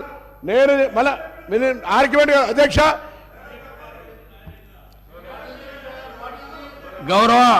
గౌరవ మంత్రి ఇరిగేషన్ శాఖ మంత్రి ఉత్తమ్ కుమార్ రెడ్డి గారిని మాట్లాడాల్సి కోరు. కంక్లూడ్ అయిపోయింది. మీకు చాలా సార్లు సమయం ఇచ్చినాను, మీరు కంక్లూడ్ చేయట్లేరు. మీరు చైర్ దిక్కు మాట్లాడకుండా అక్కడ మాట్లాడడం మీ సమయానంతా గౌరవ మంత్రి మీరు ఒక్క నిమిషంలో కంప్లీట్ చేయండి. ఒక్కటే సెకండ్ సార్, నాకు అందరికి ఇచ్చండి, నాకు సమయం ఇవ్వండి. మీకు అందరికంటే ఎక్కువ సమయం ఇచ్చినాం. మీ సమయాన్ని మీరే వృధా చేసుకుంటున్నారు. చాలా సమయం ఇచ్చినాం మీకు. మీకు ఇవ్వాల్సిన దానికంటే ఎక్కువ సమయం ఇచ్చాము. ఒక్క నిమిషం మాట్లాడమంటే ఎట్లా సార్? మీకు మీ సంఖ్యాబలానికి అంటే మీకు 40 మినిట్స్ పైన ఇచ్చినాం సార్. మీ సంఖ్యాబలం కంటే ఎక్కువ ఇచ్చినాం మీకు సార్. దానిలో ఏమనుమానం. మీరు ఒక్క గౌరవ మంత్రి పొన్నం ప్రభాకర్ గారు, మీరు మీ సబ్జెక్ట్ మాట్లాడితే చెప్తున్నాను సార్. గౌరవ మంత్రి పొన్నం ప్రభాకర్ గారు పదే పార్లమెంటు దాడి గురించో ఇంకో దాని గురించో మాట్లాడితే దానికి ఒక చర్చకు పెట్టమనండి, మేము సిద్ధంగా ఉన్నాం. వారు చెప్పాలనుకున్నటువంటి అది పార్లమెంట్ మీద దాడి గురించి వాడు పదే మాట్లాడుతూ ఉన్నారు. దాని మీద చర్చకు పెట్టండి, మేము దానికి సిద్ధంగా ఉన్నాం. అంతేకాకుండా వారు వారు వారు వారు ఫస్ట్ లేరు సార్. సబ్జెక్ట్ చెప్పినప్పుడు వారు లేరు. దయచేసి వినండి. పొన్నం ప్రభాకర్ గారు, నేనేమన్నాను, మీకు నిధులు కావాలంటే కేంద్ర ప్రభుత్వం గతంలో ఇన్ని లక్షల కోట్ల నిధులు ఇచ్చింది. మన ఈ రాష్ట్ర ప్రభుత్వం కాదు ఇవ్వడానికి కూడా కేంద్ర ప్రభుత్వం ఖచ్చితంగా సిద్ధంగా ఉంటుంది. కాకపోతే ఈరోజు ఈ రాష్ట్ర ప్రభుత్వం చేసిన ఒక చరిత్రాత్మకమైన తప్పిదం ఏంటంటే సార్, ఈ రాష్ట్ర ప్రభుత్వం శ్వేతపత్రం పేరు మీద 6,50,000 కోట్ల రూపాయలు అప్పు ఉందని చెప్పి ప్రజానీకానికి కాదు యావత్ భారతదేశానికి చెప్పడం వలన ఈరోజు 70% మన వనరులు కేవలం సాలరీస్కి, రికరింగ్ ఎక్స్పెండిచర్స్కి, ఇంట్రెస్ట్లకు, రీపేమెంట్లకి వెళ్తే 30%లో ఈ రాష్ట్రం సంక్షేమ కార్యక్రమం నడపగలుగుతుందా? రేపు కొత్త లోన్లు తీసుకొస్తే వాటికి మరి రీపేమెంట్ చేయగలిగే శక్తి ఈ రాష్ట్రానికి ఉన్నదా అని చెప్పి రేపు అడుగుతారా లేదా? ఒక్కసారి మీరు ఆలోచన చేయండి అని అడుగుతా ఉన్నాను. మీ ఆర్థిక నిపుణులతో మాట్లాడండి. ఆర్థిక నిపుణులు దీన్ని ఒప్పుకుంటారా చెప్పండి. మీరు ఒక చిన్న బ్యాంకుకు వెళ్ళి 1,00,000 రూపాయలు లోన్ అడిగితే 100 పేపర్లు అడిగేటప్పుడు ఈరోజు లక్షల కోట్ల రూపాయలు మీరు నిధులు తీసుకురావాలన్నా, లోన్ తీసుకురావాలంటే ఏ రకంగా రీపేమెంట్ చేస్తారో మరి రాష్ట్రాన్ని అడుగుతారు కదా. ఈ రకంగా మీరు యావత్ రాష్ట్రానికి సంబంధించినటువంటి పూర్తి మరి అంశాన్ని 6,50,000 కోట్ల రూపాయల అప్పులను తీసుకొచ్చి ఇలా మీరు ఈ రకంగా సభలో పెట్టి యావత్ దేశానికి మీరు చెప్పిందంటే ఏ రకంగా మనం ముందుకెళ్తాం, ఏ రకంగా లోన్లు వస్తాయి? మేము మీతో రావడానికి సిద్ధంగా ఉన్నాం. మీకు ఈ రాష్ట్రానికి లోన్లు వచ్చినా, నిధులు వచ్చినా మాకు సంతోషమే. కానీ మీరు తీసుకురావడానికి గాల మరి కనీసం ఉన్నటువంటి హోప్ను కూడా మీరు పోగొట్టి ఈరోజు మీరు కేవలం కేంద్రాన్ని నిందిస్తామంటే ఊరుకునే సమస్య లేదు అధ్యక్ష. కేంద్ర ప్రభుత్వం గతంలో కూడా లక్షల కోట్ల రూపాయలు ఇచ్చినటువంటి చరిత్ర ఉన్నది. మొన్న గత 10 సంవత్సరాల్లో కూడా కొన్ని లక్షల కోట్ల రూపాయలు ఇచ్చి మరి ఈ రాష్ట్రాన్ని ఆదుకున్నటువంటి చరిత్ర ఉన్నది. రేపు మీకు కావాలంటే కూడా మరి ఖచ్చితంగా నిధులు ఇస్తారు, సమకూరుస్తారు. కానీ మరి మీరు ఇచ్చేటువంటి మరి ఈ రకమైనటువంటి నివేదికల వల్ల ఈ రాష్ట్రంలో కేంద్ర ప్రభుత్వమే కాదు ఏ ఒక్క ఫినాన్షియల్ ఇన్స్టిట్యూషన్ కూడా ముందుకు వచ్చే సమస్య ఉండదు. పడే ప్రమాదం ఉండదని చెప్పి తెలియజేస్తా ఉన్నాను అధ్యక్ష. కేవలం మన ఎవరినో దాడి చేయబోయి మన ఉన్నదాన్ని మనము ఎలుకల బాధకు ఇల్లు కాలబెట్టుకున్నట్లు ఎవరినో దాడి చేయబోయి ఈరోజు చేసినటువంటి ఒక తప్పిదం వల్ల రాష్ట్రమే నష్టపోయేటువంటి ప్రమాదం ఉన్నది అధ్యక్ష. నేను చెప్పేది దయచేసి నేను మంచిగా ఆలోచన చేసి మీరు స్వీకరించాల్సిందిగా కోరుతా ఉన్నాను అధ్యక్ష. నేను ఏ రోజు కూడా తప్పుగా నేను చెప్పడం లేదు అధ్యక్ష. అదే మాదిరిగా అధ్యక్ష మహేష్ రెడ్డి గారు మీకు ఇచ్చిన సమయం 40 మినిట్స్ పైన ఇచ్చాను, 45 మినిట్స్ ఇచ్చాను. మీరు ఇంకా వారి సంఖ్యాబలాన్ని బట్టి వారికి ఇచ్చినాం. ప్రధాన ప్రతిపక్షం 8 మంది సభ్యులకు మీ సమయాన్ని మీకు ఇచ్చినాం. గౌరవ మంత్రి గారు ఉత్తమ్ కుమార్ రెడ్డి గారిని ఇప్పుడు మాట్లాడు. ఉత్తమ్ కుమార్ రెడ్డి గారు. అధ్యక్ష, ఈరోజు సీనియర్ శాసనసభ్యులు హరీష్ రావు గారు మాట్లాడుతూ, మొన్న కేటీ రామారావు గారు మాట్లాడుతూ సివిల్ సప్లైస్ కార్పొరేషన్ మీద చేసిన, సివిల్ సప్లైస్ డిపార్ట్మెంట్ చేసిన కొన్ని విషయాలని నేను ఇంటర్వ్యూని ఎందుకు అవుతున్నానంటే ఆన్ రికార్డ్గా వారు చెప్పిన విషయాలు వాస్తవాలు కాదనే విషయానికి నేను ఈ సభ్యులందరూ కూడా ఈ క్లారిఫికేషన్ ఇస్తున్నాను. సివిల్ సప్లైస్ కార్పొరేషన్ బేసిక్గా రేషన్ బియ్యం ఇవ్వడానికి గతంలో చాలా కమోడిటీ ఇచ్చేది. ఈ ప్రభుత్వం వచ్చిన తర్వాత కేవలం బియ్యం ఇవ్వడానికే పరిమితమైంది.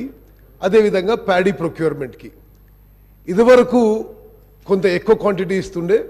గత 2-3 ఏళ్ల సంది కేవలం గత ప్రభుత్వం 1 కిలో బియ్యంకి పరిమితమైంది. గత 10 ఏళ్లుగా గత ప్రభుత్వం ఈ రేషన్ బియ్యం కింద సబ్సిడీ ఇవ్వనందుకు సివిల్ సప్లైస్ కార్పొరేషన్ యొక్క డెట్ వీళ్ళు అధికారంలో వచ్చినప్పుడు 3,300 కోట్లుంటే ఈరోజు 56,000 కోట్లకు పెరిగిందని చెప్పి నేను మనం చేస్తున్నాను. The det of civil supplies corporation has grown from 3,361 crores to 56,000 crores. కేవలం వీరు ఇవ్వాల్సిన సబ్సిడీ ఇవ్వనందుకే నేను మనం చేస్తున్నాను. మరి అదేవిధంగా నేను పూర్తి చేసినాక వాళ్ళు మాట్లాడమని చెప్పండి. అదేవిధంగా 56,000 కోట్ల అప్పు కాకుండా మహేష్ రెడ్డి గారు, నేను అయినాక మీరు మాట్లాడండి. నేను అయినాక మీరు మాట్లాడండి ప్లీజ్. అయినాక మాట్లాడండి. సరే, ప్యానల్ స్పీకర్ గారు, ఒక విషయము అంటే సివిల్ సప్లైస్ కార్పొరేషన్ నిరుపేదలకి బియ్యం ఇచ్చే కార్పొరేషన్కి గత ప్రభుత్వం 10 ఏళ్లలో ఒక్క సంవత్సరం కూడా పూర్తి సబ్సిడీ విడుదల చేయనందుకు 56,000 కోట్లకు అప్పు పెరిగింది. 56,000 కోట్ల అప్పు పెరగడమే కాకుండా ఈరోజు సివిల్ సప్లైస్ కార్పొరేషన్ యొక్క నష్టాలు, లాసెస్, సివిల్ సప్లైస్ కార్పొరేషన్ గత ప్రభుత్వం యొక్క లెగసీ నష్టాలు 11,500 కోట్లు. సివిల్ సప్లైస్ కార్పొరేషన్లో వాళ్ళు వదిలిపెట్టిన నష్టాలు 11,500 కోట్లు. ఏ స్టేట్లో అదే అన్నిట్లో మీరు ఎట్లా అవుట్ స్టాండింగ్ పబ్లిక్ డెట్ వదిలిపెట్టినంటే కేవలం సివిల్ సప్లైస్ కార్పొరేషన్కే ఇప్పుడు యాన్యువల్ ఇంట్రెస్ట్ పేమెంట్ 3,000 కోట్లు కట్టాల్సి ఉంది. అది మరి గత ప్రభుత్వం యొక్క నిర్వాహకం అని చెప్పి నేను మనవి చేస్తూ, అదేవిధంగా 11,500 కోట్లు నష్టం ఎప్పుడు? ఈరోజు అన్సెక్యూర్డ్గా 22,000 కోట్ల ప్యాడీ స్టాక్ మీరు రైస్ మిల్లర్ దగ్గర పెట్టారు. Any security, nothing, bank guarantee ఏం లేదు.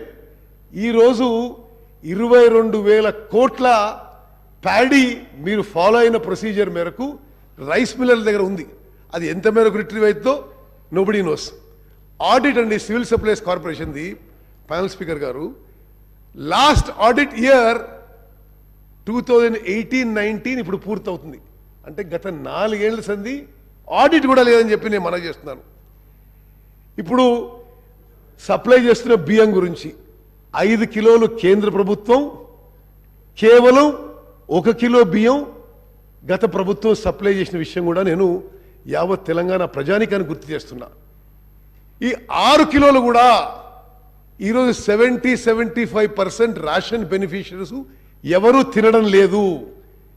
క్వాలిటీ పూర్ ఉండడంతో కేంద్ర ప్రభుత్వం ఆ 5 కిలోలకు కానీ రాష్ట్ర ప్రభుత్వం 1 కిలోకి కానీ మీరు ఖర్చు పెడుతుంది రైస్ ప్రొక్యూర్మెంట్కి 39 రూపాయలు కిలో ఖర్చు పెట్టి. నో ఆఫ్టర్ ఫినిష్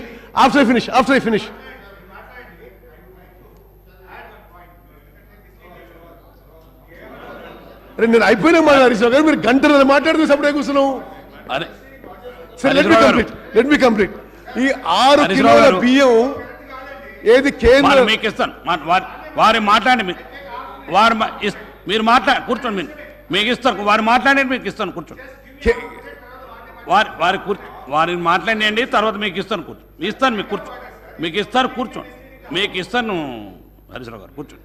సరే, ఇప్పుడు ఈ 6 కిలోల బియ్యం అంటే ఒక్కొక్క కిలో బియ్యం కేంద్ర ప్రభుత్వం కానీ రాష్ట్ర ప్రభుత్వం కానీ 39 రూపాయల కిలోకి ప్రొక్యూర్మెంట్ చేసి ఈ రాష్ట్రంలో ఈరోజు ఆ రైస్ క్వాలిటీ ఎట్లుందంటే 70-75% రేషన్ బియ్యం ఈరోజు డైవర్ట్ అవ్వడం, మిస్యూజ్ కావడం, వేరే యూస్ జరగడం మీ అందరికీ తెలిసిన విషయమే. అది ఇప్పుడు సివిల్ సప్లైస్ డిపార్ట్మెంట్ మరి గత ప్రభుత్వంలో పనితీరు. అదేవిధంగా వీళ్ళు ఎంత పొలిటిసైజ్ చేశారంటే సివిల్ సప్లైస్ కార్పొరేషన్ ఇంత ఇండెట్ ఉన్నా కర్ణాటక, తమిళనాడు రాష్ట్రాలు ఈ స్టాకులు మేము కొంత కొనుక్కుంటాం, నెలకి 2.5 లక్షల టన్నులు మీ దగ్గర బియ్యం కొనుక్కుంటుంటే స్టాక్ ఉన్నా సరే కేవలం పొలిటికల్ కారణాల వల్ల వారికి ఆ రైస్ అమ్మలేదనే విషయం కూడా నేను ఈ సభ దృష్టికి తీసుకొస్తున్నాను. అదేవిధంగా ప్రొక్యూర్మెంట్, ప్యాడీ ప్రొక్యూర్మెంట్ విషయంలో మరి చాలా విషయాలు మాట్లాడుతున్నారు. ప్యాడీ ప్రొక్యూర్మెంటు సెంట్రల్ గవర్నమెంటు ఇవ్వాల్సిన డబ్బులు కూడా ఎన్నో సంవత్సరాల నుంచి సరే కొంత సెంట్రల్ గవర్నమెంట్ ఫెయిలియర్ ఉన్నా డాక్యుమెంటేషన్ సరిగ్గా చేయనందువల్ల కొన్ని వేల కోట్లు సెంట్రల్ గవర్నమెంట్ నుంచి కూడా రావాల్సింది. మీరు సబ్సిడీ ఇవ్వరు రైస్ కింద, ప్రొక్యూర్మెంట్ కింద సెంట్రల్ గవర్నమెంట్ డిలే చేస్తుంది. మరి ఈ విధంగా సివిల్ సప్లైస్ కార్పొరేషన్ ఈరోజు 56,000 కోట్ల అప్పు, 11,000 కోట్ల నష్టంలో ఉన్న విషయం కూడా నేను మనవి చేస్తున్నాను. అదేవిధంగా హరీష్ రావు గారు మీరు కొత్త ప్రాజెక్టులు మాట్లాడారు, ఎంక్వైరీ చేయండి అన్నారు. తప్పనిసరిగా చేస్తాం, తప్పనిసరిగా చేస్తాము.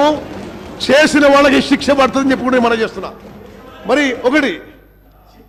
నేను ఒక నిమిషం, ప్యానల్ స్పీకర్ గారు, ఎంత దుర్మార్గంగా జరిగిందంటే ఇరిగేషన్ శాఖ, సరే 21,000 కోట్లు జరిగిందా, 1,00,000 కోట్లు జరిగిందా, 90,000 కోట్లు జరిగిందా, సరే those are details.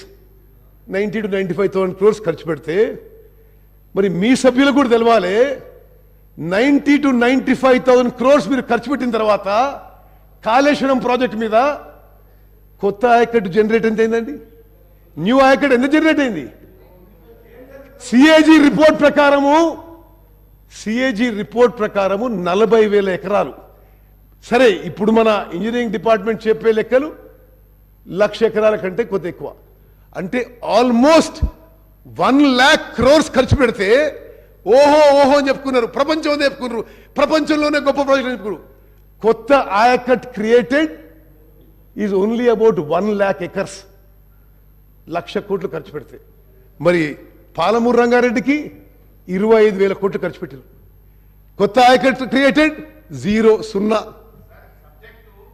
No, because మీరు it is on state finances. మీరేమన్నారు? క్యాపిటల్ ఎక్స్పెండిచర్ అద్భుతంగా చేసినారు. నేనేం చెప్తున్నా, మీ క్యాపిటల్ ఎక్స్పెండిచర్ మీరు ఏదైతే ఈ రాష్ట్రాన్ని అప్పుల్లో ముంచినరో ఇట్ ఈస్ ఆల్ బీన్ ఈ క్యాపిటల్ ఎక్స్పెండిచర్, ఇది మీరు జరిగిందని నేను క్లారిఫికేషన్ ఇస్తున్నా. కాళేశ్వరం ప్రాజెక్టుకి 1,00,000 కోట్లు ఖర్చు పెడితే 1,00,000 ఎకరాలు కొత్త ఆయకట్టు. పాలమూరు రంగారెడ్డికి 25,000 కోట్లు ఖర్చు పెడితే, పాలమూరు రంగారెడ్డి 25,000 కోట్లు ఖర్చు పెడితే కొత్త ఆయకట్టు క్రియేటెడ్ 0 acres.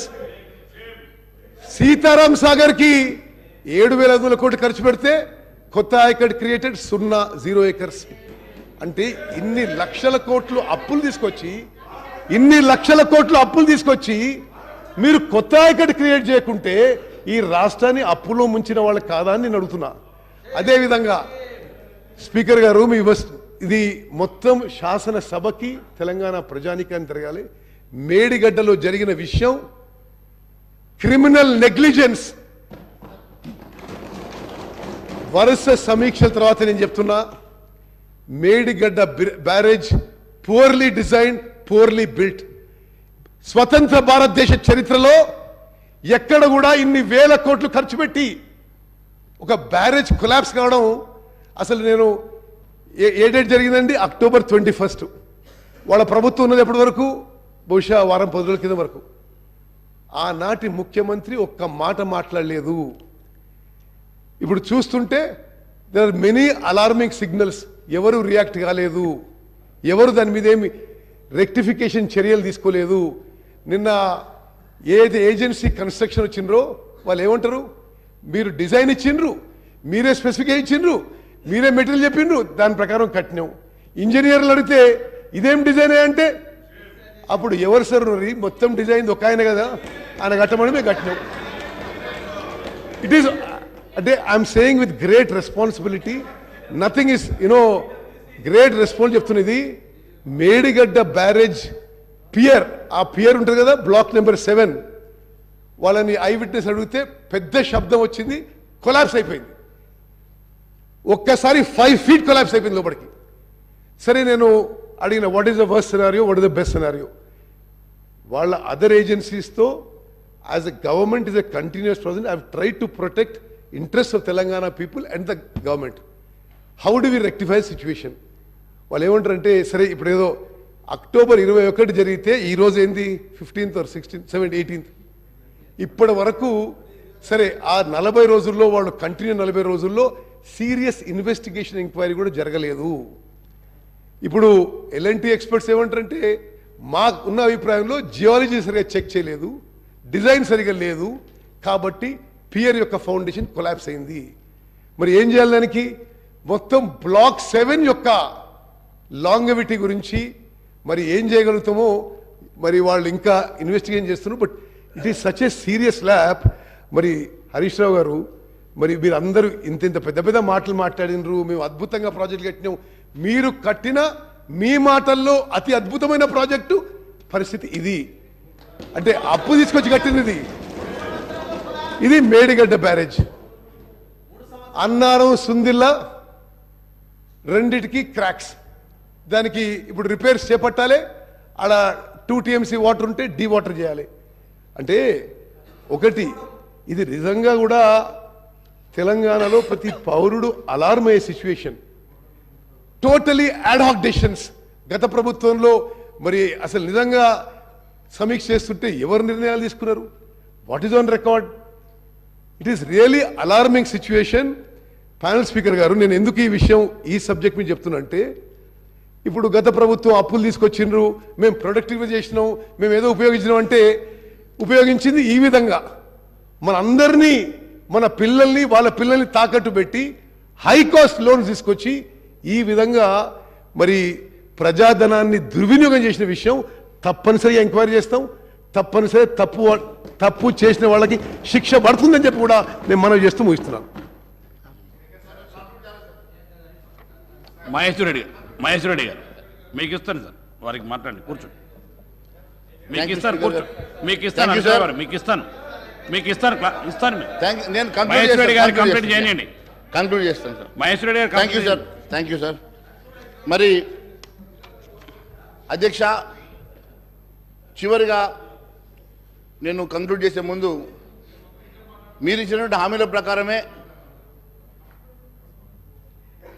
రైతు బంధు ఎప్పటికీ పూర్తి చేస్తారు.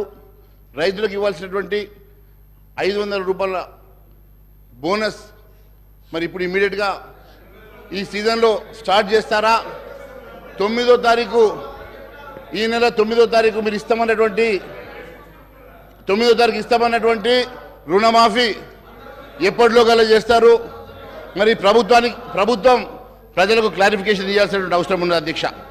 అంతేకాదు అధ్యక్ష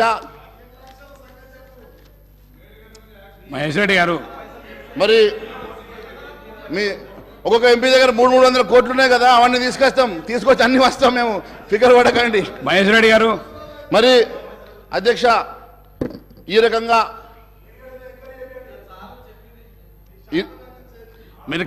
మీరు కంక్లూడ్ చేసేయండి. యా, మీకు ఇచ్చి ఇన్నిసార్లు అదే మాదిరిగా కంక్లూడ్ చేస్తున్నాను. అదే మాదిరిగా గౌరవ ముఖ్యమంత్రి గారిని మీ ద్వారా అడుగుతా ఉన్నాను అధ్యక్ష. కనీసం మన రెవెన్యూ పెంచడానికి గత ప్రభుత్వం అమ్మినట్లు మరి హైదరాబాద్ చుట్టూ భూములు అమ్మాలనుకుంటున్నారా? మరి అంతేకాకుండా ఎందుకంటే గతంలో భూములు అమ్మేటప్పుడు వారితో పాటు నేను కూడా ఉద్యోగం చేసిన అధ్యక్ష, వారితో పాటు నేను కూడా ఉన్నాను కాబట్టి వారికి తెలుసు. మరి అంతేకాకుండా మరి చాలా అంశాలలో వారు మాట్లాడారు. ఐటీ సెజ్కి సంబంధించిన భూములు ఇలా కమర్షియల్ రెసిడెన్షియల్ భూములుగా మారాయి. రెసిడెన్షియల్ కమర్షియల్ భూములుగా మారి కోట్ల రూపాయలకు అమ్ముడుపోతూ ఉన్నాయి. దీని మీద 1000 కోట్ల రూపాయల కుంభకోణం ఉందని చెప్పి వారి గతంలో చెప్పిన మాట నాకు గుర్తున్నది అధ్యక్ష. మరి వాటి మీద మరి చర్యలు తీసుకుంటారా? అదే మాదిరిగా ప్రభుత్వ భూములను ఐడెంటిఫై చేస్తారా? వాటన్నిటికి కూడా మరి సేఫ్ గార్డ్ చేయడానికి ఏమైనా కార్యాచరణ చేస్తారా? మరి వారితో పాటు ఈ రెవెన్యూ పెంచుకోవడానికి కానీ లేకపోతే రేపు మీరు ఇచ్చినటువంటి హామీలు అంటే రాష్ట్ర ప్రజలకు రావాల్సినటువంటి సంక్షేమ కార్యక్రమాల కోసం మీరు మొబిలైజ్ చేయాలనుకున్నటువంటి దాంట్లో మా వంతు సహాయ సహకారం ఉంటే కూడా మా పార్టీ తరఫున మేము ఖచ్చితంగా మీకు సాయం చేయడానికి మేము సిద్ధంగా ఉంటాం. ఖచ్చితంగా మేము తెలియజేస్తూ ఉన్నాం. మరి అంతేకాకుండా మీరు ఇచ్చినటువంటి ప్రతి హామీ నెరవేర్చాలని చెప్పేసి మీ ద్వారా ముఖ్యమంత్రి గారిని కోరుతూ ప్రజల సంక్షేమమే ముఖ్యం, ప్రజలకు ఇవ్వాల్సినటువంటి అందుకోవాల్సినటువంటి సంక్షేమ కార్యక్రమం ప్రజలకు అందే విధంగా చర్యలు తీసుకోవాల్సిందిగా కోరుతా ఉన్నాను. Thank you sir. Shri Akbaruddin Owaisi garu, మీకు ఇస్తాను, మీ క్లారిఫికేషన్ ఇస్తాను, మీకు సమయం ఇస్తాను. హరీశ్రావు గారు, ఓవైసీ గారిది అయిపోయి మీకు ఇస్తాను. ఆనరబుల్ స్పీకర్ సార్, క్లారిఫికేషన్ ఇస్తాను సార్, ఇస్తాను మీకు క్లారిఫికేషన్కు టైం ఇస్తాను. ఓవైసీ గారిది అయిపోయిన తర్వాత మీకు ఇస్తాను, కూర్చో. Can. Honorable Speaker, sir. OSC garu can. Sir, at the outset, I thank the Honorable Speaker, sir, and Honorable Panel Speaker, sir, for giving me this opportunity to participate in the discussion on the white paper on the state finances. The Honorable Deputy Chief Minister Saab had and the Finance Minister Saab had made opening remarks while tabling the white paper. He also mentioned that there is a lack of funds to even meet the daily expenses. Before I speak on the data mentioned in the white paper, sir, I would like to know as to what is the exact purpose behind publication of the white paper on the state finances. Is it to highlight the acts of omission or commission of the previous government in managing the state finances?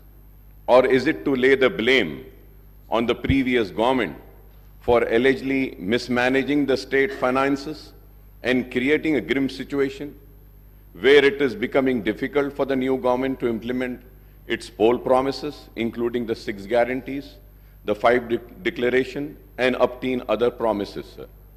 Unless there is clarity on the objectives behind the white paper, any discussion on the same will not be useful, sir.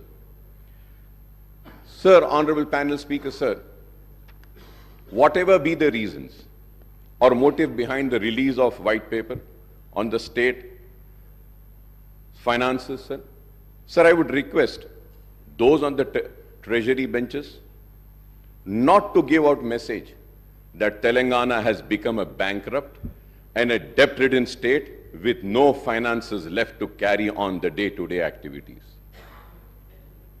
Yes, I am a politician. मैं सियासतदान हूं जरूर, लेकिन मेरे सियासी मकासद, मेरे सियासी कामयाबियों से बढ़कर अगर कोई चीज है तो मेरे लिए मेरा मुल्क है, मेरी रियासत है और मेरे लिए मेरा तेलंगाना। मेरे मकासद, मेरी कामयाबी बाद में, मेरे तेलंगाना की कामयाबी सबसे पहले। मैं ये चाहता हूं those on the treasury benches and the opposition benches may have political scores to settle with one another, but this does not give a good message across the country, more so to those in residency Andhra Pradesh who were opposed to the formation of Telangana state, sir. Sir, there were leaders such as iDream Kamareddy who were claiming that the Telangana would be a failed state, financially bankrupt state, state steeped in darkness due to power crisis, state without drinking water, and state with no finances for payment of staff and salaries, sir. I was the member then in the Andhra Pradesh Legislative Assembly. I have seen with my own eyes and I am witness to it. A PowerPoint presentation was also made. तो मैं ये चाहूंगा कि there is a very thin line. Yes, as a politician we need to support and we need to protect our political interest. But at the same time, it's not just mine. It's the responsibility of all of us sitting here to first come forward and protect the interest of the state and see that the integrity and the credibility of state is not lost. But I'm saddened, sir, today when I see all these debate. I also understand why does the white paper talk about the resources spent in Telangana region in United Andhra Pradesh, sir. Sir, we may have political differences and divergent views of state finances, but let us not give the message that Telangana is not a viable state. Telangana is a viable state, sir. Let us make it loud and clear for the investors and the people coming here that this state is viable. You are welcome. Please come. We have power. We have water. We have lands. We want you to come and establish your industries, sir. Sir, the state has borrowed money and added to its debt, but the state has made progress and development in all sectors beside providing welfare to all the sections of society, sir. Sir, I was just seeing the white paper, sir. So you're talking I'm talking about the government of India, sir. India budgets versus expenditure. But we could have mentioned about the depth of the central government also, sir.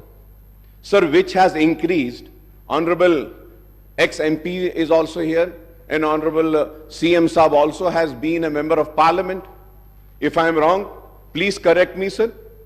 So the debt burden of government of India, which has increased from 44,25,347.66 crores in 2013 and 14 to rupees now 1,53,915.16 crores. 152 lakhs crores in the current financial year for the year 23 and 24, sir. The central government debt has increased to rupees 1,08,28,568 crores in absolute term. That is an increase of 244.69% in 10 years. In 10 years, sir. Sir, going further ahead, sir, on the Telangana State Finances White Paper, sir. Sir, Honorable Panel Speaker, sir. Sir, I have a strong objection, sir. The reason is that when we are discussing on these papers laid, these figures should be accurate, sir. It cannot be a difference of 0.01 also. But it is so unfortunate, sir. So I have gone through each and every page, sir. Sir, I would like to bring to your notice, sir, page number 4, where we say that the expenditure, we are talking about expenditure, 1,21,735. We are talking about the expenditure for the year 2016 and 17. When we go to 17 and 18, sir, we are talking about expenditure of 1,20,000. And then we are talking about for the 2018 and 19, the expenditure of 1,35,000, sir. For the year 19 and 20, the expenditure is mentioned here in this book is 1,42,000, sir. And it has been said, sources, finance account, CAG, sir. Right. Sir, I have the CAG report with me, sir. The CAG report, here they are saying 62. The CAG report says 63,323, sir. Sir, here in the book it says 97,811 for the year 15 and 16, sir. And here the CAG says is 90,818, sir. Sir, I really fail, sir. If you have to see 16 and 17 and 17, 18 also, it is the same situation, sir. Sir, if we see again page number 14, we are talking about the actuals, sir. When we talk about the actuals also, sir, in page number 14, if we see, there also the mistakes are there, sir. Sir, for the year as per the CAG report, which I downloaded just now, sir, just now I downloaded. And that CAG report, it says about the receipts, sir. Again about the receipts also, if we say for the year 14 and 15, it was 63,323, 15 and 16, 96,051, 2016 and 17, 1,17,799.50, and 17 and 18, 1,44,986.52. And then the actuals are 1,15,587.35, sir. Sir, I really fail to understand, sir. Sir, again we go to the page number 3, sir. Page number 3, sir.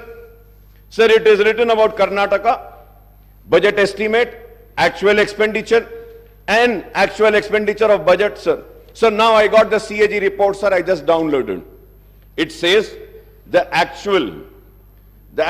estimate, sir, and the actual expenditure. If we have to see, sir, the actual expenditure mentioned in the white paper laid in this house says 2,61,000. But the CAG report says about Karnataka is 2,49,506.52. So I just want to know, shall I believe this book? Shall I trust this white paper? I'll go further ahead, sir. Sir, I'll go further ahead, sir. On page number 7, sir, United Andhra Pradesh budget versus expenditure, sir. So the budget estimates for the year 2004 and 5, 51,142. Sir, for 2005 and 6, budget estimate 55,331, sir. Sir, I got the books, and the books are saying it is 38,077. Sir, for the 2006 and 7, this white paper is saying 63,528, but the actual is 48,653, sir. Sir, I'll go further ahead, sir. मैं और आगे बढ़ता हूं, sir. Sir, when I see this, resources spent in Telangana region in United Andhra Pradesh, sir. Sir, इस पे मैं तफसील से बोलने से पहले, sir, now, अगर हम देखते हैं, sir, combined state का, if we have to see for 2004 and 5 and 5 and 6, यहीं पर आपकी किताब में in the same book, the figures are not matching. I just read the figures earlier and I turn the page and see the figures for the same year. Now what I see is that the combined state total expenditure for the year 2004 and 5, it is again saying 47,153. For 2005 and 6, it is saying 48,306. Sir, and again, combined state 2006 and 7, 56,648, that is wrong. 2007 and 8, 74,875, that is wrong. 2008 and 9, 80,804, that is wrong. 2009 and 10, 85,075, that is wrong. 2010 and 11, 1,06,636, that is also wrong. Now let me go further ahead, sir. Sir, और एक चीज, sir, important, sir, here, on page number 4, sir. Page number 4, the first table, sir, it is saying right from for the year 2014 and 15 se leke 2022 se 23 tak. Sir, it says budget estimate total, sir, 14,87,834. Expenditure 12,24,877. Sir, now let us go to the resources spent in the Telangana region, United Andhra Pradesh, right from 1956. 1956 से लेकर हम 57 financial years को लेते हैं, the total amount, combined state total expenditure is 1,94,945. 11,94,945, sir. Sir, again if we go, अगर हम पीछे जाते हैं पेज नंबर 4 पे, सर, तो हमको देखना चाहिए कि तेलंगाना में हम क्या खर्चे हैं. How much? That's what. जो आंध्र प्रदेश में नहीं हुआ 10 साल में तेलंगाना में हो गया, जो 57 years में नहीं हुआ. अब अगर हम फिर देखते हैं, सर, कि Telangana, sir, I am telling you कि आपके फिगर्स कुछ सही नहीं है साहब इसमें. प्लीज. अकबरुद्दीन ओवैसी जी, जो कर्नाटका एस्टिमेट्स का जो पेज नंबर 5 में कर्नाटका जो डेटा के बारे में कुछ कहा, again I am quoting official record of Karnataka state budget. I'm going to place this record in front of the House. 2021 estimated budget, Karnataka budget 2021 budget estimates 2,31 crores 442.14, and expenditure incurred accounts 2021 and 22 2,61,931.86 crores. This is Karnataka official budget source. So here my learned friend is quoting from CAG report. We have quoted Karnataka state budgetary document. So please correct yourself or please correct myself. Right, sir. Thank you so much. Sir, thank you so much, sir. Now the question arises in your white paper, very conveniently, you are using RBI, you are using CAG, you are using Telangana budget in brief. So I want to know, and in fact I would say that we all would like to know, shall we follow RBI, shall we follow CAG, or shall we follow Telangana budget in brief? What does the Constitution say? What does the rule position say? The state budget, we need to follow, we need to discuss on this. And CAG is the authority which audits. Yes, report dete ho. तो हम ये देखते हैं. तो now if you have to see your white paper, Honorable CM साहब, इसमें हम RBI भी ले रहे, CAG भी ले रहे, state budget भी ले रहे, wherever it is convenient for us, we are taking it. Sir, I am not here to protect anybody, sir. Let me make it very clear.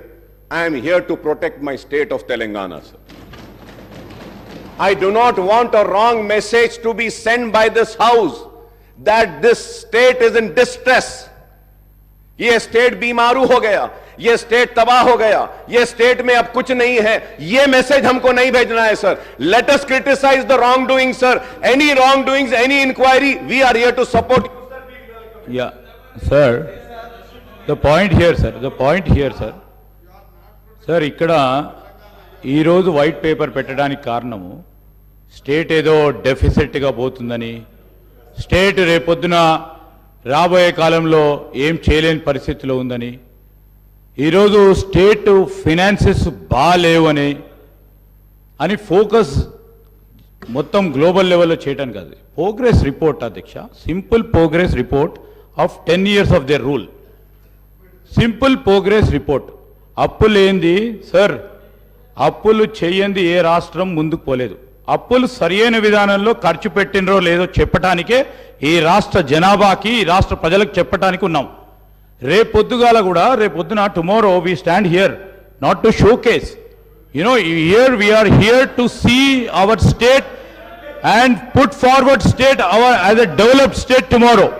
Sir, here I would like to tell you, and honorable member who is a senior member too, we are here to put a progress report of the last 10 years, sir. We will take this state from here as the first state of India in terms of developmental statistics. We will prove it after 5 years. This is Honorable Speaker, sir. Sir, I thank Legislative Affairs Minister Saab for his words. This was what I want, sir. This was what I was wanting. I am not wanting a wrong message to go out of this house. Thank you very much. And we are also there. We will support you to make the state #1 state in the country. We will lend our support. Our criticism is going to be constructive. If I am criticizing this book, it is not that I am coming for TRS or BRS, sir. No, sir. I am just trying to correct this.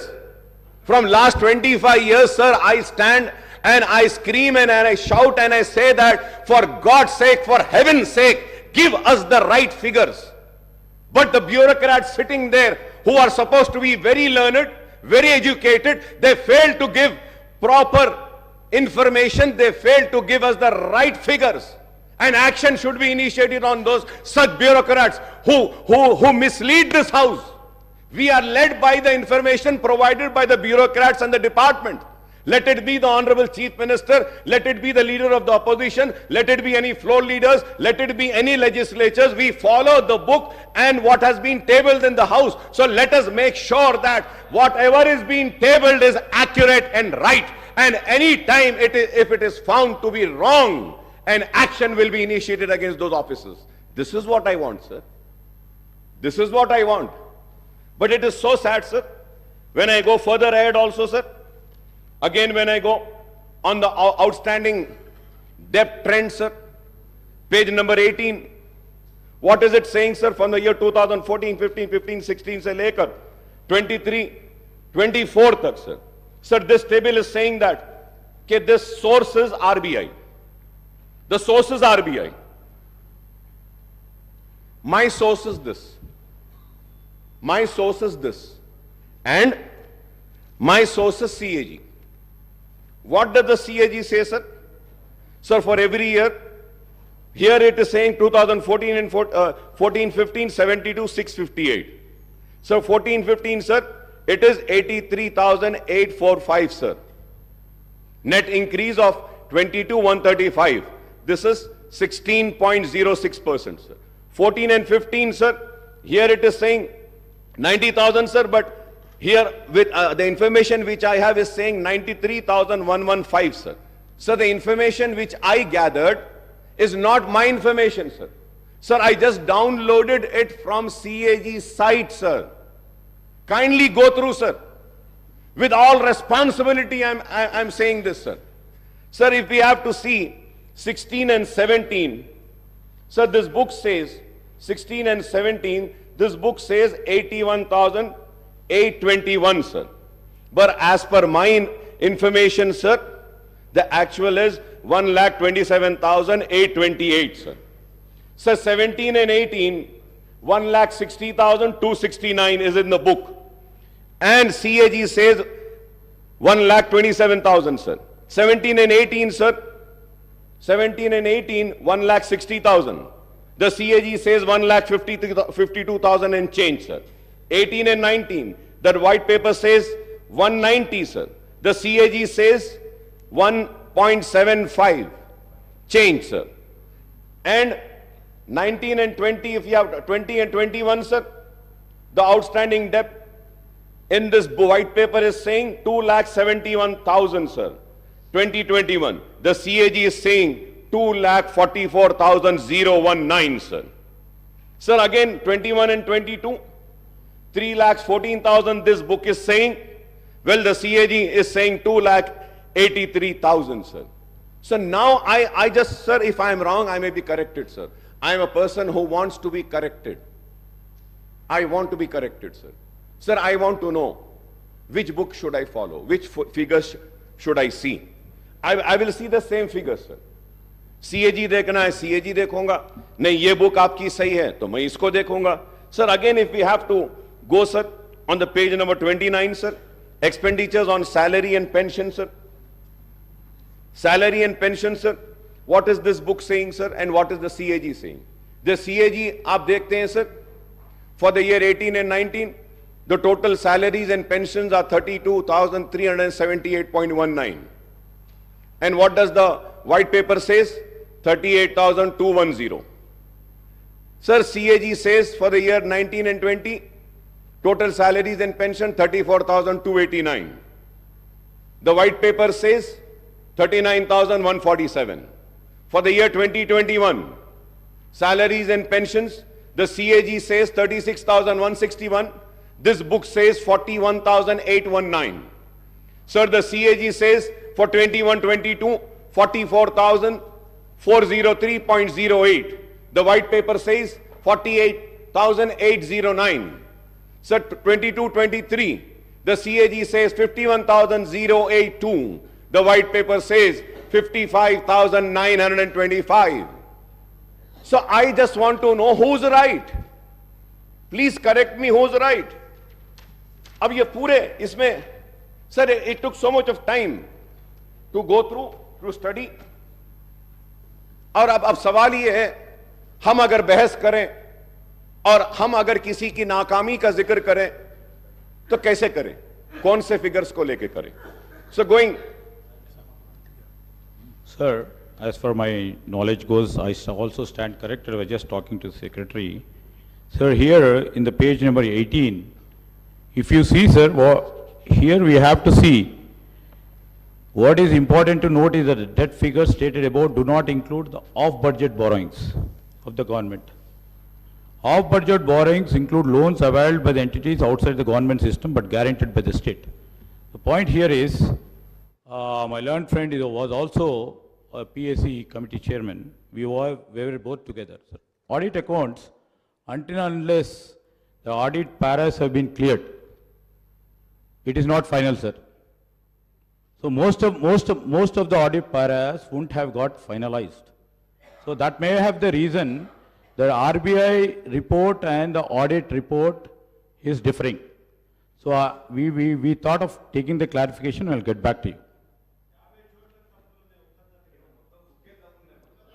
Thank you, sir. No. I'm saying it. No, CAG reports, CAG audit reports will be finalized after the audit has been done.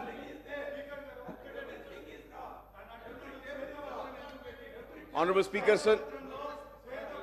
It's well taken, sir. I take what Honorable Legislature Minister Saab had said, sir. But Honorable Minister Saab, please, I don't want to go in that argument because there are many other things which needs to be discussed. Sir, I just want to mention one thing. Kindly, sir, please see page 7 in table number 3 and page 10 in table number 5. Same financial figures are different, sir. अब यहां भी auditing होना बाकी है क्या साहब? अब आप बोलिए, क्या यहां भी होना बाकी है? इसमें भी इट इज डिफरेंट. अरे आप एक पेज पे एक फिगर दे रहे हैं, उसके बाद में आप जा रहे हैं, तो you should repeat the same figure which you have mentioned earlier. कैसा है बोलो आप?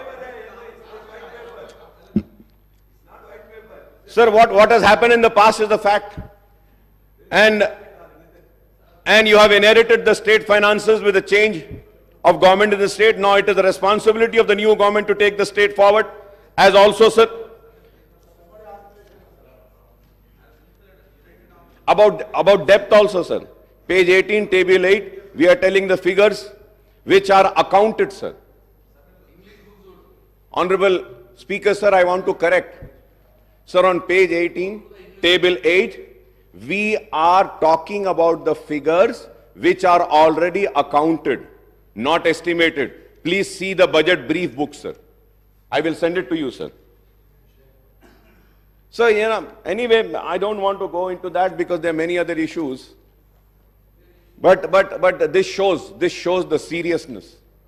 This shows the seriousness, and this also shows what message we are sending out. I do not want to go into that. What is that message? People are very intelligent to understand, sir. Sir, when I spoke on the governor's address, I had requested the new government to come up with a white paper on financial implications of the poll promises, guarantees and declaration of Congress, and the time frame proposed by the new government for implementation of all promises, guarantees and declaration. I was expecting that in this white paper. Though that white paper will also be there. I was searching for it, but I couldn't search. So probably next session, I expect that, sir. I understand that the guarantee, declaration and other promises are unconditional without laying down any restrictions on eligibility of the beneficiaries, sir.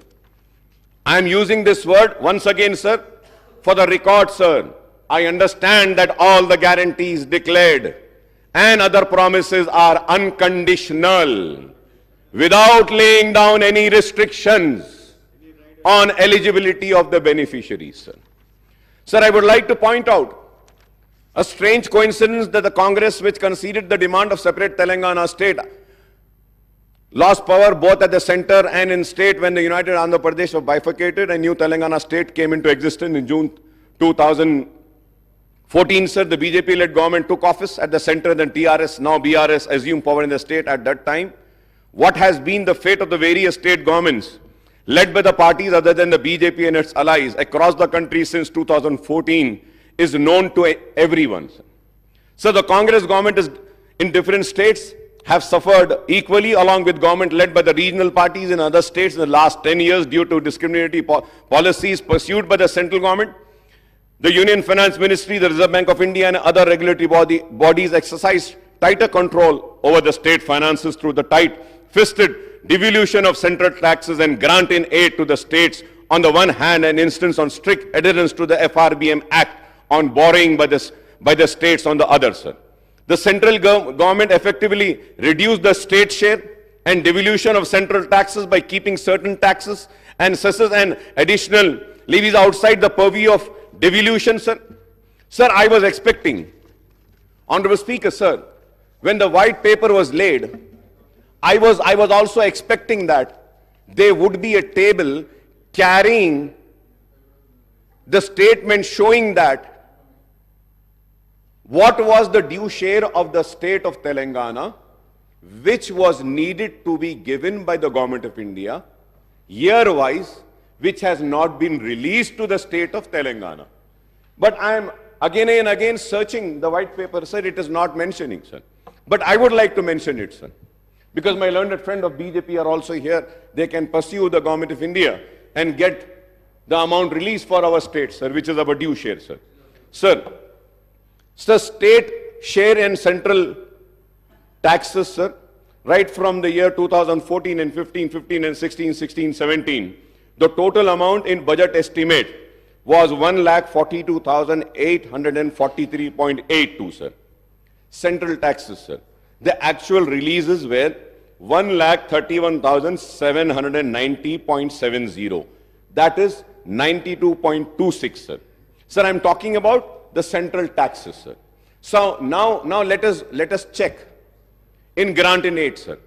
Sir, in grant in aid, sir, the total amount which was anticipated by the state government from the year 2014 say later 2022-23 tak, sir, it was 2,02,951.97. I repeat, sir, 2,02,951.97. But the actual releases by the government of India is only 91,368.71, sir. So, जब हम ये देखते हैं, sir, if we have to calculate the total releases, sir, it is only 45%. The due share of Telangana, which was denied by the government of India, is 1,11,583, sir. If I am wrong, I may be corrected. 55%. So, going further ahead, sir, the Finance Commission recommendation were twisted to deny the rightful share of states in central taxes, as well as the grant in aid for the central scheme implemented in the state. The white paper of Telangana state finances table today hides more than it reveals as statistics and sources of data have been used conveniently to suit the premise that the state finances have not been managed properly, sir. You make the budget, which is an estimate on the revenue that you expect and the expenditure you would like to incur basing on your needs and priorities. एक हमारी उम्मीद रहती, तवक्को रहती है कि इतने पैसे आएंगे. जब उतने पैसे नहीं आते हैं तो हमको कट डाउन करके जितने पैसे आए हैं वही खर्चना पड़ेगा. It is as simple as that, sir. So, however, for the first time we hear only about expenditure without reference to the revenues. So, table 1 compares only the budget estimate of expenditure and actual expenditure without any reference to budget estimate of revenues and actual receipts, sir. You should have taken into account the actual receipts, which the white paper is not. Sir, going further ahead, sir, in this sense, it is loop-sided way of looking at the budget where you talk about expenditure shortfall without any reference to the revenue shortfall, sir. Sir, the standard norm of budget making for the central government and the state government is that the estimates are 10 to 15% higher than the actual achievement of the targets. Again, I would say, if I am wrong, I may be corrected, sir. So the white paper, table 3, compares the United AP budget estimate of the expenditure versus actual expenditure. Sir, this comparison looks loop-sided because it gives the data of the 10 years period prior to AP reorganization. A better comparison would have been with the residuary Andhra Pradesh state after the bifurcation, that is for the 10 years period from 2014 and 15 to the 23-24. That is 5 years of TDP and 5 years of YSR rule, sir. Unnecessary, sir. The white paper compares the resources spent in Telangana region in United Andhra Pradesh right from 96 to 57 to 2013 and 14, showing the figures of Telangana share, which are simply, I would say, sir, they have no reference to the actual expenditure incurred in Telangana region. That's what I'm saying. How can you make it 41%? 1956 में क्या था population? आप कैसा देख सकते हैं? 1960 में क्या था? क्या उस वक्त की आंध्र प्रदेश की असेंबली में was any book or any finances tabled in the house? That this much amount has been spent on Telangana, this much on Andhra, this much on Rayalaseema? No. How did we arrive to this figure, sir? The assets and liabilities of United AP were divided among the residuary AP and new Telangana state based on a 2011 population ratio of two regions, that is 58.32% of residuary AP and 41.68% of Telangana state. How can you revoke the combined AP state figures by enmarking 41.68% proportion of Telangana region? What is the population ratio of Seema Andhra and Telangana in 96 and 57 to 2010 and 11 is a question which needs to be answered. I hope that Honorable Chief Minister Saab or the Finance Minister Saab would give an answer to this, sir. So this is how the bureaucrats play with the credibility of their political bosses by passing off the cooked up figures, sir. They don't give the right figures, sir. The source is shown as budget document in the United AP for this data. Can you show one? Can you show one budget document of United AP where the cited data is shown in Telangana? For Telangana, it is shown. The white paper talks about the trends in actual revenue receipt, again without reference to budget estimate of the revenue receipts. Again, the white paper cites the actual outstanding debt trend without reference to estimates and making comparison with the FRBM norm. The white paper also cites the year-wise principal and interest repayment leading to increased debt servicing burden. The data is cited from the state budget document and not from the CAG, sir. Honorable Speaker, sir, not from the CAG, sir. So the white paper lists out the government guarantees, loans raised by the special purpose vehicle, corporation and serviced by the government, and the loans raised by SPVs and serviced by them, and non-guarantee loans which are raised and serviced by SPs and corporations and institutions. So the white paper also lists out the status of financial progress of ongoing works in various departments under capital expenditure, sir. So it also gives out the abstract of payment status and other pending bills of the state government. The white paper also refers the expenditure of salaries and pension of the government employees. However, the white paper does not talk about the expenditure incurred on subsidies under revenue accounts, sir. Sir, I have the list of the subsidies also, sir. I have I did some homework and I came, sir. So 2018 and 19 and 20, 21, 22, 23. Sir, यहाँ पर जब हम देखते हैं, sir, the subtotal for the year in interest payment, salary, wages, pension and subsidies, sir, the total 2018 and 19, 50,436. 19 and 20, sir, interest payment, salary, wages, pension and subsidies, sir, it is 54,311. 20 and 21, sir, it is 61,738. For the year 21-22, 73,039, and 22-23, 81,662, sir. Sir, I have all the details, sir. Sir, I would like to point out that there is what is called as a committed expenditure. If I am wrong, I may be corrected, sir. Committed expenditure of the government, which is incurred any circumstances, even when budgetary cuts or expenditure freezes are imposed. So the committed expenditure of the government on revenue account mainly consists of interest payment, expenditure on salaries and wages and pension of government employees, and subsidies, sir. So these four heads of accounts are unaffected by any expenditure freeze or austerity measures resorted by the government to curtail the expenditure in wake of shortfall in revenues. So the white paper also talks about increasing reliance on ways of means advances by giving out the year-wise data and utilization of these advances. Honorable Speaker, sir, I may point out here that the successive governments in United Andhra Pradesh as well as in residuary Andhra Pradesh and Telangana state after bifurcation have been resorting to ways and means advance overdraft and special drawing limits. The TDP and the Congress government in United Andhra Pradesh and the TRS and BRS government in Telangana and the TDP and YSR governments in the residuary AP have been resorting to the ways and mean advances virtually almost every day of the year except for the bank holidays, sir. But, sir, I must recall that it was K. Roshaya Saab who had avoided the ways and means advances and overdraft when he served as the state finance minister and later as the chief minister also, sir. So the white paper cites different sources for its data as per its convenience, and these includes finance accounts of CAG, RBI State Finances Report 23-24, budget documents of United Andhra Pradesh, Government of India budget monthly accounts of CGA, Reserve Bank of India, IFMIS portal of Telangana government, Director Works Account Concerned Department, State Finance Department, etc.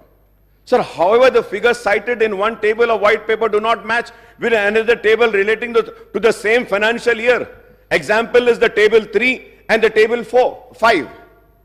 On glaring omission in the white paper is the growth in GSDP and per capita income in Telangana versus United AP and Residency AP, other Indian states and central governments also, sir. Honorable Speaker, sir, to put the record straight, I would like to give due credit to the previous government for progress achieved by Telangana state, sir. Sir, despite all constraints and discrimination meted out by the central government, Telangana state had recorded impressive progress in all the sectors, including developmental activities and welfare programs in the last 10 years. Incidentally, the previous State Assembly debated on these issues many a times. In all these years, the State Assembly has held a short discussion in the central government dual policy and implementation of FRBM Act and its impact on state progress, and the failure of central government in implementing the Assurance under AP Reorganization Act in Telangana state on the 13th September 2022, and the short discussion on Central Electricity Bill and its and also held on 12 September 22, sir. Sir, at the same time, I would also like to bring to the kind notice of this House, as per the CAG report, sir, the budget allocated and actual revenues, sir. Sir, the actual revenues and expenditure, if we have to see, sir, for the year 2014 and 15, sir, the budget estimate was 97,563.61. The actual receipts were 63,323, and expenditure of 94,890.50. Budget estimate this was, but the actual expenditure was 61,814.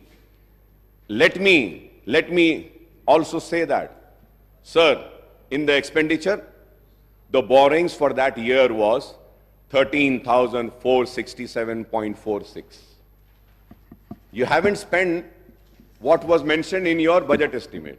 For the year 15, 16 and 16 and 17, sir, your actual expenditure was 1,14,397. But let me remind and bring to this kind notice of this House is that in that 16,000 and 23,000 were loans. And again, if we have to see it for the year 2017 and 18, the expenditure, the actual expenditure is 1,09,000. In that 1,09,000, 26,876.18 was the loan and the borrowing which you have borrowed. For the year 18 and 19, the actual expenditure, 18 and 19, the actual expenditure was 1,16,804. But let me remind and say that 23,470 was the borrowing in this expenditure, sir, in the actual expenditure.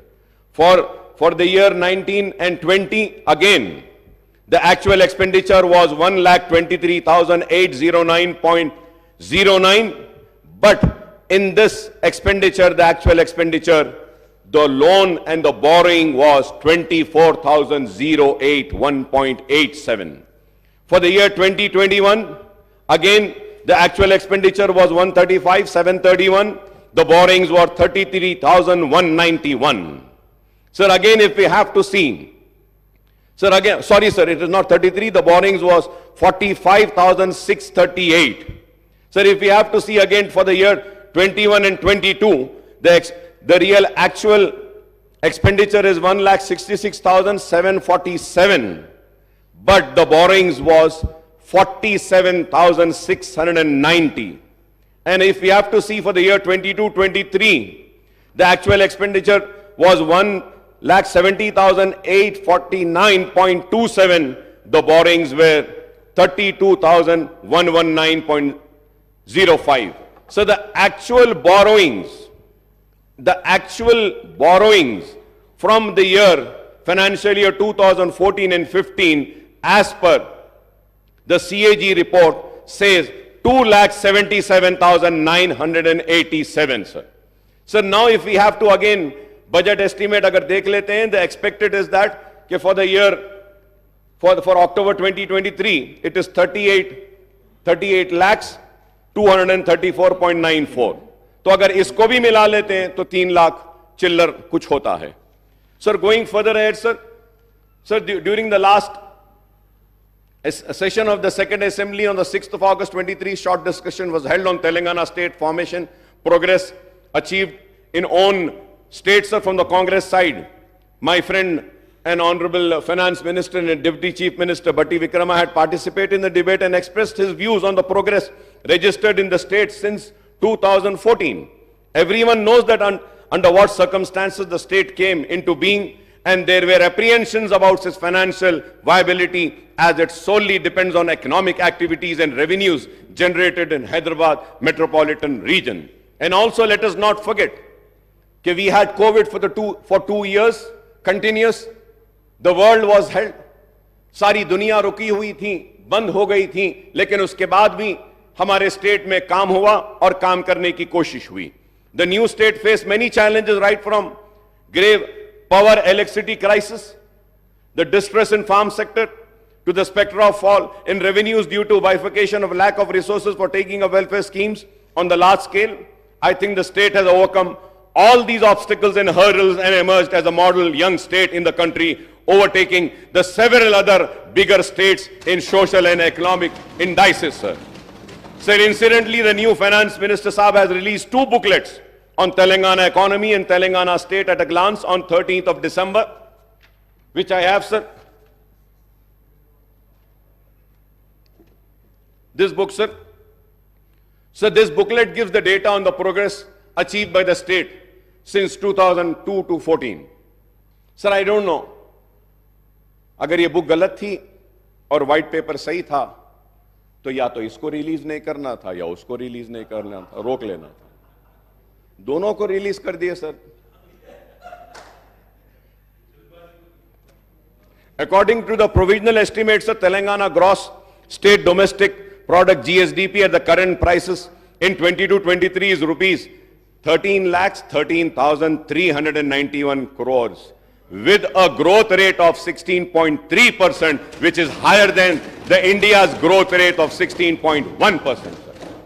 So per capita income PCI of Telangana at current prices at 22-23 is rupees 3,12,398, which is rupees 1,40,122, higher than the national per capita income of rupees 1,72,276. So Telangana ranked third. Telangana ranked third among the state and union territories according to the Ministry of Statistics and Program Implementation in per capita income in the country, sir. The sectoral analysis shown that the agriculture and allied sector achieved a growth of 15.8%. The industrial sector clocked a growth of 10% and service sector witnessed a remarkable growth of 20.6% in 22-23, which is again higher than overall India's growth at 17.3%. Sir, the GSDP, Honorable Speaker, sir, the GSDP of Telangana has grown from 5,05,849 crores in 2014 and 15 to rupees 13,13,391 crores in the year 22-23, sir, recording a compound annual growth rate of 12.7%, sir. Similarly, the per capita income of the state has risen from rupees 1,24,104 in 2014 and 15 to rupees 3,12,398 in the year 22-23, registering a CGR of 12.2%. Sir, it again, sir, अब सब बोलेंगे अकबर साहब खड़े रह के वो TRS की तायद कर, मैं तायद नहीं कर रहा हूं साहब, ये बुक पढ़ रहा हूं, मैं बुक पढ़ रहा हूं sir. Third, thanks to this economic growth, the state merchandise exports have risen from rupees 35,444 crores in 2014 and 15 to rupees 91,967 crores in the year 22-23, sir. The services of information technology and IT-enabled services exports have increased from 75,070 crores in 2014 and 15 to rupees 2,41,275 crores in the year 22-23, sir. So the overall export of state have jumped threefold from 1,10,515 crores in 2014 and 15 to rupees 3,33,042 crores in 22-23, sir. So the state social economic growth would not have been possible without substantial investments by way of capital expenditure of the state government in primary agriculture, secondary industry and territory services sector in the last 1 decade, sir. Sir, when I spoke on the governor's address earlier, sir, I had referred to Reserve Bank of India's report on state finances, a study of budget of 23-24, revenue dynamics and fiscal capacity of Indian states. The RBI report also speaks positively about the economic and revenue indices of Telangana state in comparison to other states in the country, sir.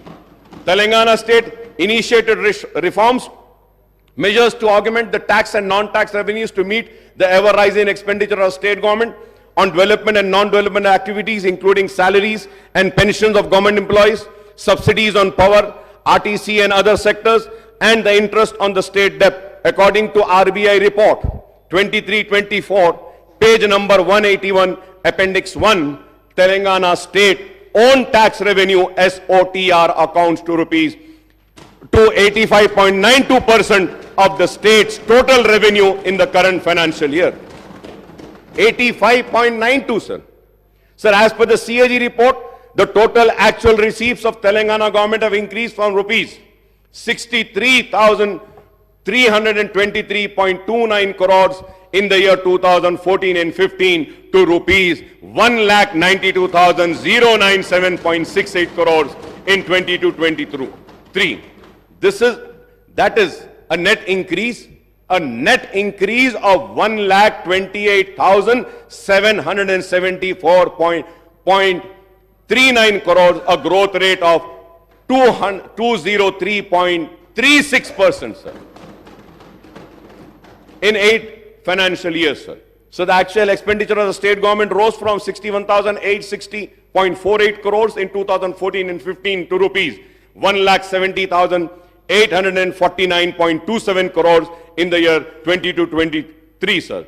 This is a net increase of 1,09,008.79 crores, a growth rate of 176.27% in 8 financial years, sir.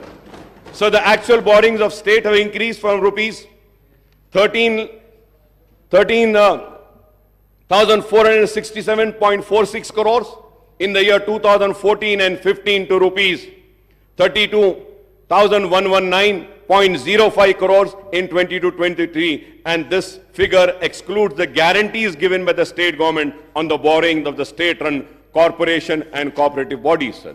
The state debt burden outstanding has consequently increased from rupees 61,710 crores inherited by Telangana from undivided Andhra Pradesh at the time of bifurcation in June 2014 to revised estimate of rupees 3,22,993 crores at the end of 2022-23 financial year, a net increase of 2,61,283 crores in a period of 8 financial years, sir.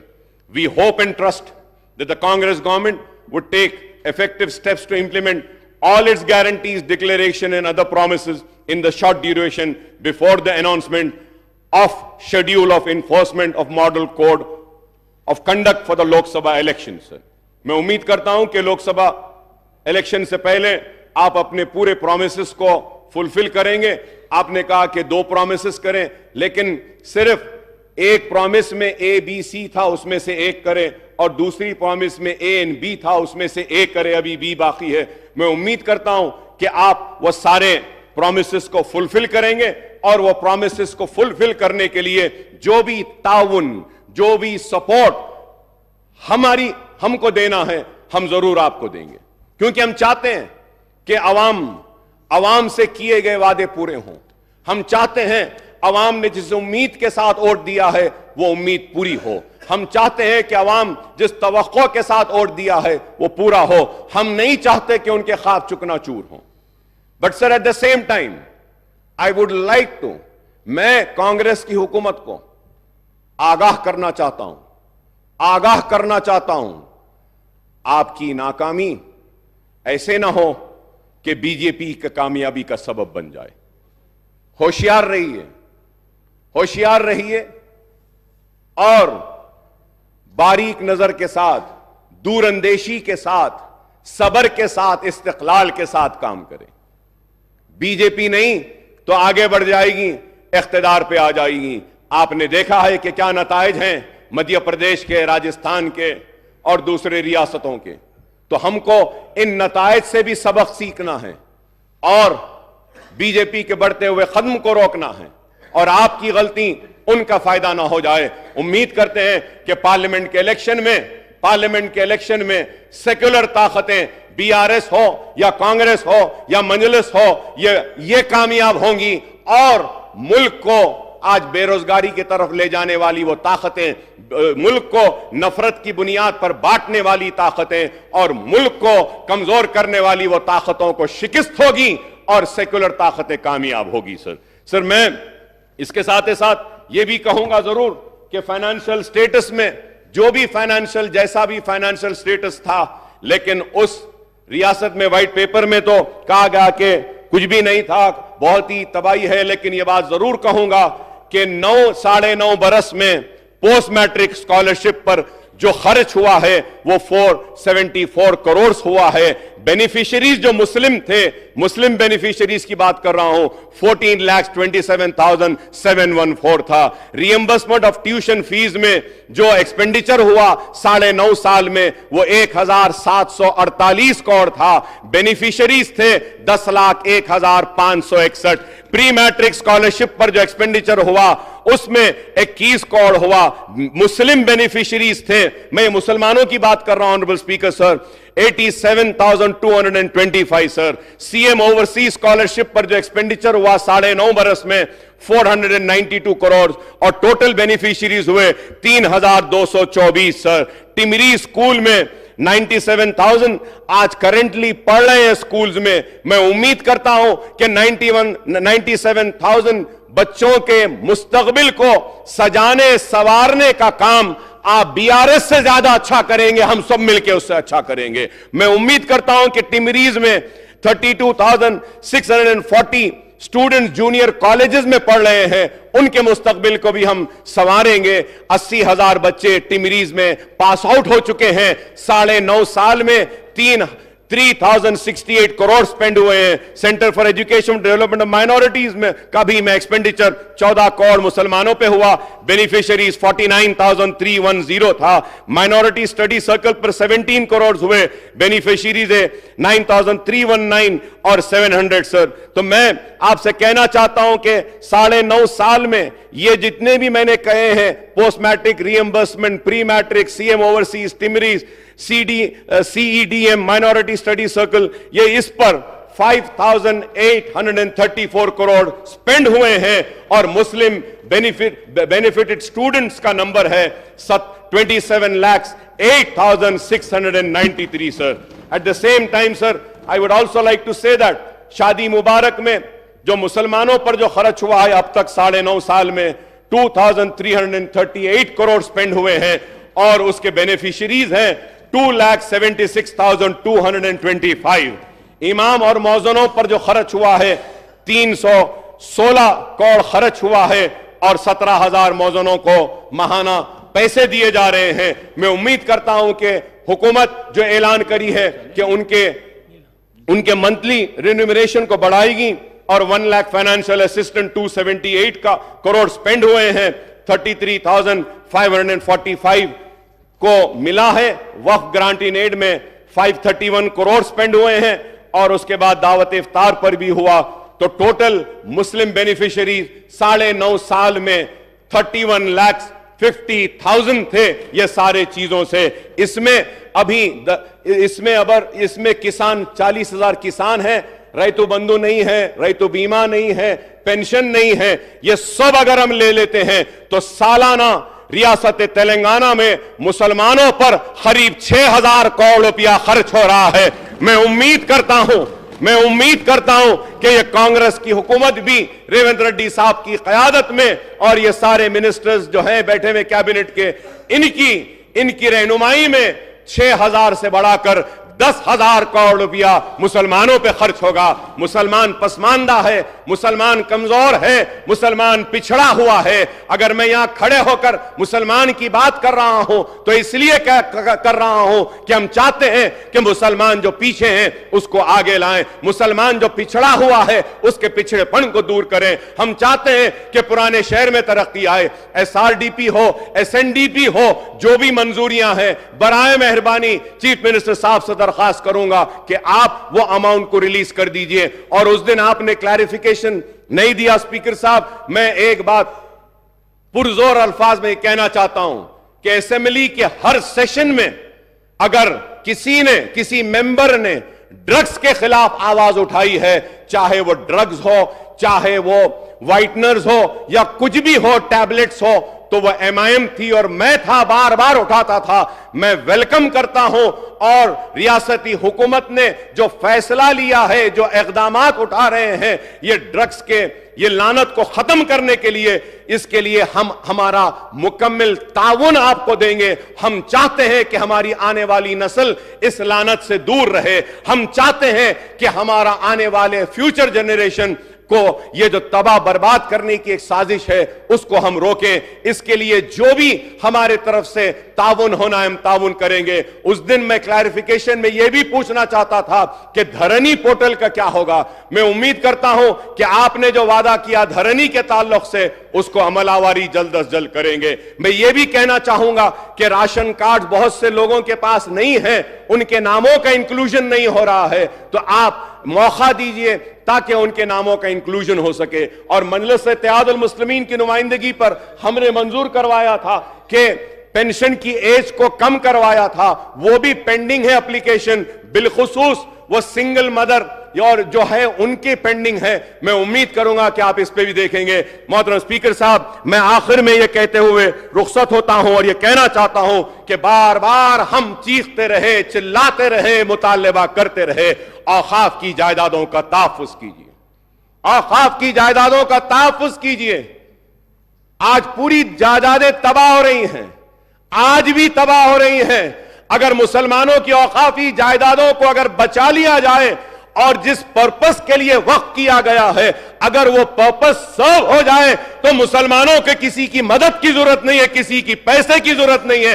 वो वक्फ board के पैसों से ही हम मुसलमानों की तालीम का काम कर सकते हैं, बेरोजगारी को दूर कर सकते हैं, हम बेवाओं की मदद कर सकते हैं, यतीमों की मदद कर सकते हैं। तो मैं आपसे कहूंगा कि वक्फ बोर्ड पर तवज्जो दीजिए। हमारे मुतालिबे पर CBCID की इंक्वायरी का ऐलान किया गया था, तो CBCID की इंक्वायरी को टेबल करिए। और मैं फिर से स्पीकर साहब ये कहूंगा, बड़े दर्द के साथ, बड़ी तड़प के साथ कहूंगा कि आलेर में मुसलमान बच्चों का एनकाउंटर कर दिया गया था, आज तक भी वो रिपोर्ट टेबल नहीं हुई, आज तक भी वो रिपोर्ट नहीं आई। मैं उम्मीद करूंगा कि आप वो रिपोर्ट को टेबल करेंगे आलेर की और इंसाफ दिलाएंगे उनके अफराद खानदान को और वो कातिलों को सजा देंगे, उनको जेल में भिजाएंगे। मैं उम्मीद करता हूं कि पुराने शहर को भी आप डेवलप करेंगे, नए शहर की तरह, एलबी नगर की तरह, हाईटेक सिटी की तरह, सिकंदराबाद की तरह। और एक बात कहता हुआ रुखसत हो जाऊंगा कि सिटी का मसला है, ट्रैफिक जैम्स है, पोल्यूशन का मसला है, साउंड पोल्यूशन भी है और उसके बाद व्हीकुलर पोल्यूशन भी है। इस पर भी एक मीटिंग बुलाइए। सिवरेज का है, इस पर भी बुलाइए। मूसीक प्रोजेक्ट को आप ले रहे हैं, मेट्रो ट्रेन के ताल्लुक से भी कहूंगा कि मैं आपको कहूंगा कि आप आइए पुराने शहर को, मीटिंग करिए। आप और हम जाते हैं, मेट्रो का फाउंडेशन रखते हैं और दूसरे कामों का आगाज करते हैं। मैंने इतनी देर अपनी बातों को रखा और यही सोच कर रखा कि मेरे लिए मेरी रियासत अजीज है, मेरे सियासी मकासद से ज्यादा। तो मैं फिर से कहूंगा कि रियासत को नेक नाम दीजिए, रियासत को बदनाम ना कीजिए। रियासत आज तरक्की कर रही है, इस तरक्की को चलिए आप और हम मिलकर और आगे ले जाते हैं और रियासत तेलंगाना को हिंदुस्तान का नंबर 1 स्टेट बनाएंगे। इर्रेगुलरिटीज हुए हैं, अगर कोई काम गलत हुआ है तो इंक्वायरी जरूर करिए, कमीशन जरूर बिठाइए, चाहे वो सिटिंग जज हो या कोई हो। अगर किसी ने गलती की है तो सजा होनी चाहिए और सजा के लिए जो भी कानून कहता है वो कानून के जरिए कार्रवाई होनी चाहिए। मैं हमारे उत्तम कुमार रेड्डी साहब ने बताया, सिविल डिपार्टमेंट के ताल्लुक से बताया और फिर इरिगेशन के ताल्लुक से भी कहा, तो आपने इंक्वायरी बिठाने का वादा किया है। मैं मेरी पार्टी की जानिब से इसका इस्तकबाल करता हूं। बराबर इंक्वायरी करना है तो करिए, सही क्या है गलत क्या है दुनिया के सामने आ जाएगा और कोई भी किसी को भी जबरदस्ती सजा नहीं दे सकता और कोई भी किसी को एक हीरो नहीं बना सकता। मुझे उम्मीद है कि हर एक के साथ इंसाफ होगा, मुसलमान के साथ इंसाफ होगा, एससी के साथ होगा, एसटी के साथ होगा, बीसीस के साथ होगा, हमारे हिंदू भाइयों के साथ होगा, मुसलमान के साथ होगा, सिख के साथ होगा, ईसाई के साथ होगा, पारसी के साथ होगा और हम सब मिलके इस स्टेट को आगे बढ़ाते हैं। आई thank you very much for giving me this opportunity. बहुत बहुत शुक्रिया स्पीकर साहब। मुख्यमंत्री ఎంఐఎం సభాపక్ష నాయకుడు ఈ ప్రభుత్వం ప్రవేశపెట్టిన తెలంగాణ రాష్ట్ర ఆర్థిక శ్వేతపత్రానికి సంబంధించి ఆర్థిక శాఖ తయారు చేసిన నివేదిక మీద కొన్ని దగ్గరలో మీరు బడ్జెట్ నుంచి అంకెలు తీసుకున్నారు, కొన్ని దగ్గరలో సిఏజీ నుంచి అంకెలు తీసుకున్నారు, ఇంకొన్ని దగ్గర ఆర్బీఐకి సంబంధించిన సమాచారాన్ని పొందుపరిచిండ్రు. మేము దేన్ని పరిగణలోకి తీసుకోవాలని వారు అనుమానాలు వ్యక్తం చేసిండ్రు.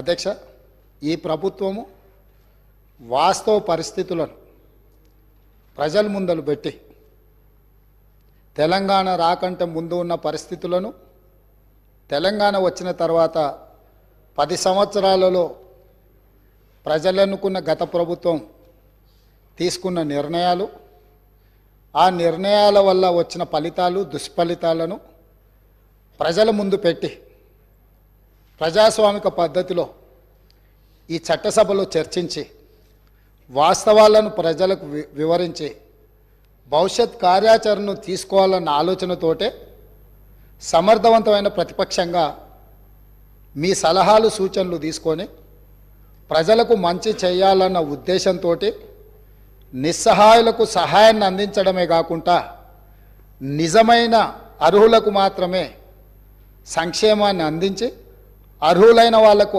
అవకాశాలు కల్పించి ఈ రాష్ట్రాన్ని బలమైన రాష్ట్రంగా నిర్మించాలన్న ఆలోచనతోటి ఈ దేశంలో ఉండే మిగతా రాష్ట్రాలతోనే కాదు ప్రపంచంతోని పోటీ పడే విధంగా తెలంగాణ రాష్ట్రాన్ని నిర్మించాలనేదే మా ప్రభుత్వం యొక్క లక్ష్యము, ఉద్దేశము. అధ్యక్ష, రెండవది, వారు అడిగిన అనుమానాలను నివృత్తి చేయాల్సిన బాధ్యత సభాపక్ష నాయకుడిగా నా మీద ఉంది. బడ్జెట్ ఎస్టిమేట్స్ కానీ యాక్చువల్ ఎక్స్పెండిచర్ని మనము చర్చించాల్సి వచ్చినప్పుడు వివిధ బడ్జెట్లను మేము కొలబద్దగా తీసుకొని అక్కడి నుంచి సమాచారాన్ని సేకరించినాం. మేము క్యాగ్ రిపోర్ట్స్ను ఎక్కడ తీసుకున్నామంటే రెవెన్యూ రిసీట్స్ అండ్ ఎక్స్పెండిచర్ని మెన్షన్ చేయాల్సి వచ్చినప్పుడు క్యాగ్ నివేదికలను తీసుకున్నాం.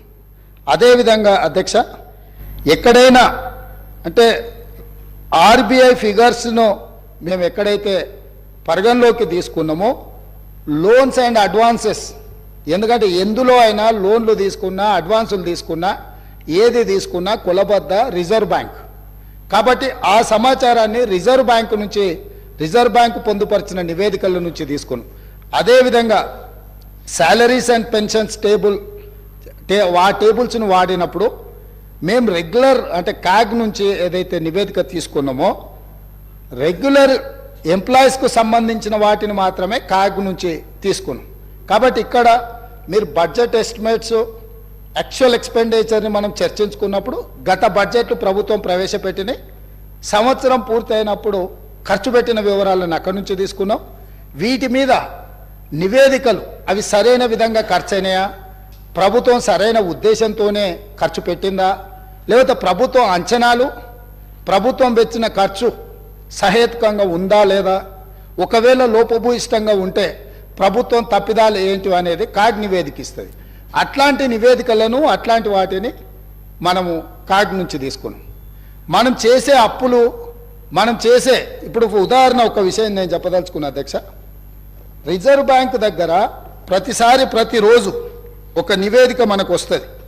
ఆ నివేదిక ప్రకారము ప్రతిరోజు మనం ఎంత ఖర్చు పెడుతున్నాము, మన దగ్గర ఎంత ఉన్నది, లేకపోతే మన అవసరాలు ఏమున్నాయని చెప్పి రిజర్వ్ బ్యాంకు మనకు నివేదిక ఇస్తుంది అధ్యక్ష. దాని ప్రకారం తెలంగాణ రాష్ట్రం వచ్చినప్పుడు నేను ఈ బుక్లో పొందుపరిచిన అధ్యక్ష మా ప్రభుత్వము దీని ఒకసారి నేను ఆ పేజీ నెంబర్ వాటి వివరాలను చెప్తాను, ఒకసారి వాటిని చూసుకోమని నేను సభ్యులకు తెలియజేస్తూ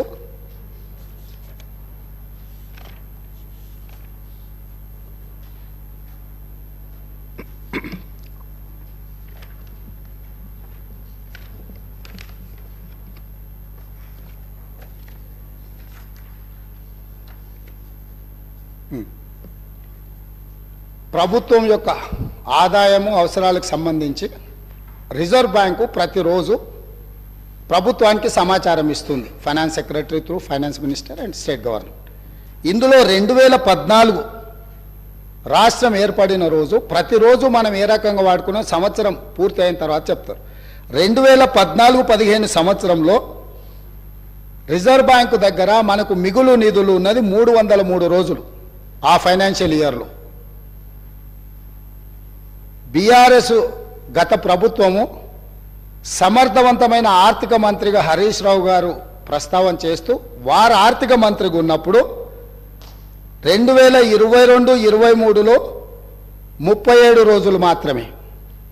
అదేవిధంగా 2021-22లో 57 రోజులు మాత్రమే. 2020-21లో 122 రోజులు మాత్రమే.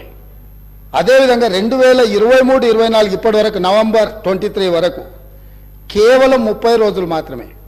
అంటే 2014-15 కాంగ్రెస్ పార్టీ రాష్ట్రాన్ని ఏర్పాటు చేసి రాష్ట్రం యొక్క ఆర్థిక పరిస్థితులను గత ప్రభుత్వానికి అప్పజెప్పినప్పుడు 365 రోజులల్లా 303 రోజులు రిజర్వ్ బ్యాంకు దగ్గర మనవి మిగులు నిధులు ఉండే, ఏ అవసరాలు కూడా రిజర్వ్ బ్యాంకు దగ్గర అప్పు చేయాల్సిన పరిస్థితి లేకుండా ఆర్థిక శాఖను రాష్ట్రం యొక్క ఆర్థిక స్థితిగతులను నిర్వహించినము. గత ప్రభుత్వంలో ఉన్న ఆర్థిక మంత్రి గారు నిర్వహించిన 5 సంవత్సరాలను లెక్కేస్తే ఏ సంవత్సరం కూడా ఇందులో సగం రోజులు కూడా ప్రభుత్వం దగ్గర డబ్బులు లేవు. ప్రతిరోజు రిజర్వ్ బ్యాంకు దగ్గర వెళ్ళి నించొని మా జీతభత్యాలకు, మా రోజువారీ ఖర్చులకు, మా ఆర్థిక పరిస్థితి బాగలేదు, మాకు అప్పులు ఇవ్వండి అని అడుక్కునే పరిస్థితి గత ప్రభుత్వంలో ఉండే. ఇవి వాస్తవాలు అధ్యక్ష.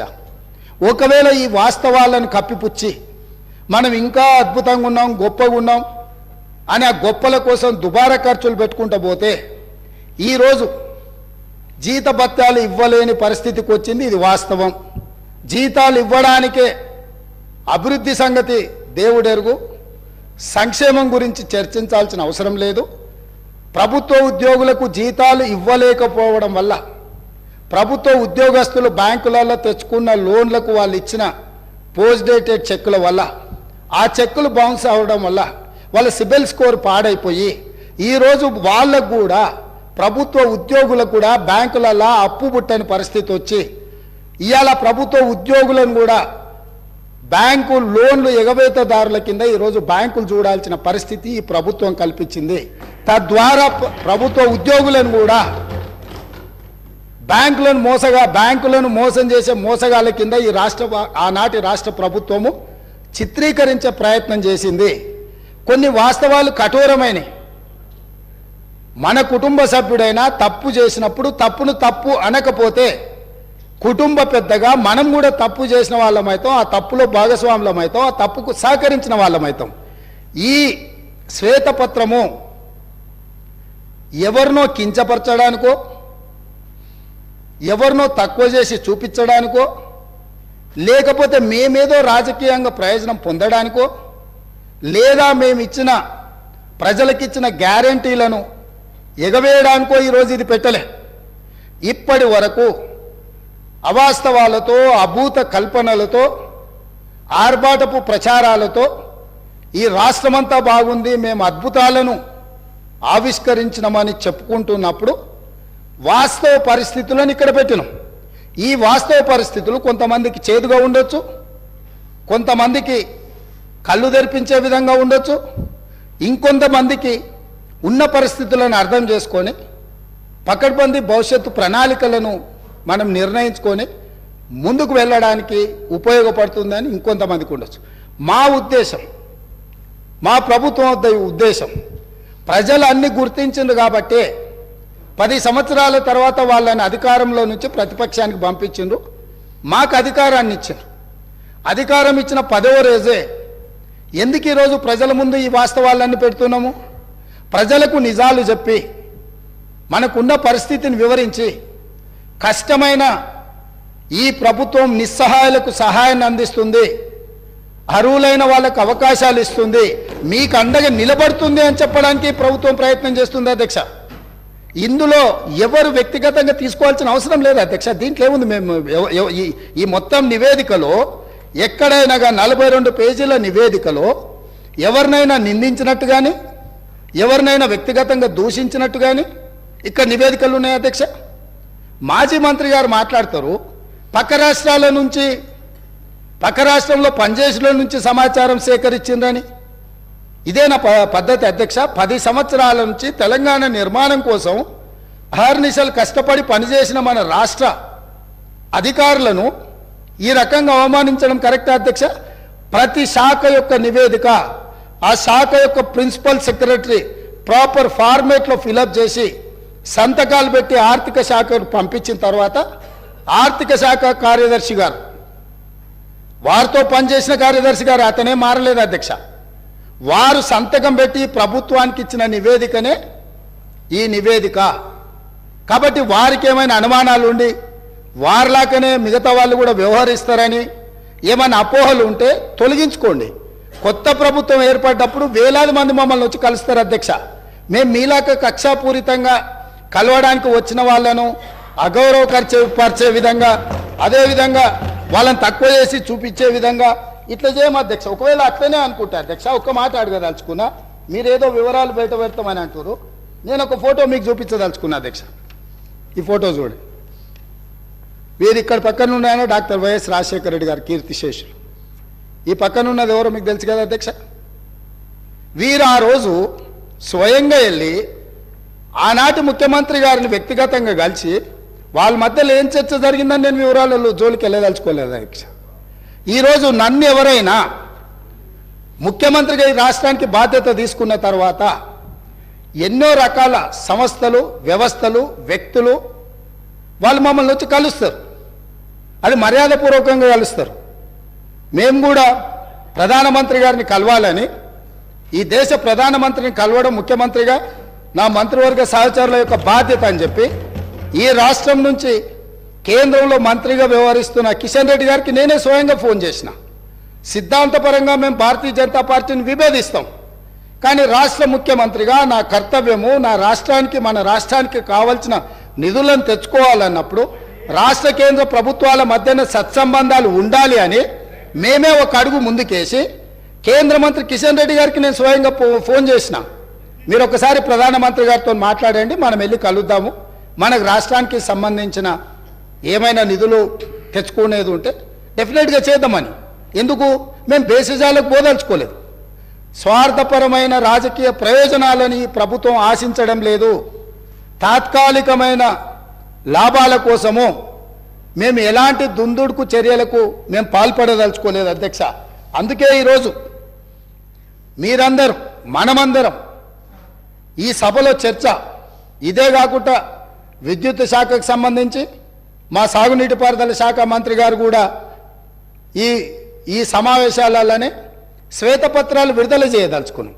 ఎక్కడైనా ఎప్పుడైనా ఎవరైనా కొత్తగా బాధ్యతలు చేపట్టినప్పుడు మనకున్న పరిస్థితులను ప్రజలకు వివరించడం ద్వారా, వాళ్ళ నమ్మకాన్ని విశ్వాసాన్ని చురగొనడం ద్వారా, ప్రతిపక్షాల వైపు నుంచి సహకారం సలహాలు సూచనలు తీసుకోవడం ద్వారా బలమైన రాష్ట్రంగా నిర్మించాలనేదే మా ఉద్దేశము. కాబట్టి ఇప్పటికైనా గతంలో చేసిన తప్పులనే మళ్ళీ మేము వితండవాదంతో మీ మీద దాడులు చేస్తామనే విధానాన్ని ప్రతిపక్ష పార్టీ వదులుకోవాలి. వాళ్ళకి ఏమైనా బాధ ఉండొచ్చు, ఇక్కడి నుంచి అక్కడికి వెళ్ళినప్పుడు సహజంగా ఉంటుంది, దుఃఖం కూడా ఉంటుంది. కొంతమందికి జీవితంలో నెరవేరని కోరికలు ఉంటాయి. తండ్రిని కూడా అడ్డు తొలగించుకొని కుర్చీలో కూర్చోవాలనేటోళ్ళు కూడా ఉంటారు. ఔరంగజేబ్ స్టోరీలు ఇవన్నీ మనం చూసినాం కదా అధ్యక్ష చరిత్రలో. సో వీటన్నిటిని దృష్టిలో పెట్టుకొని వాళ్ళ కుటుంబంలో ఉండే తగాదాలను తీసుకొచ్చి సభలో ప్రస్తావించడం ద్వారా సభ యొక్క ఔన్నత్యాన్ని గౌరవాన్ని తగ్గించే విధంగా వ్యవహరించొద్దు.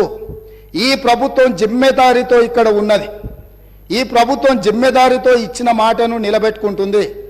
ఈ ప్రభుత్వం సహేతుకమైన సలహాలు సూచనలు ప్రతిపక్షాలు ఇచ్చినప్పుడు తప్పకుండా స్వీకరిస్తుంది.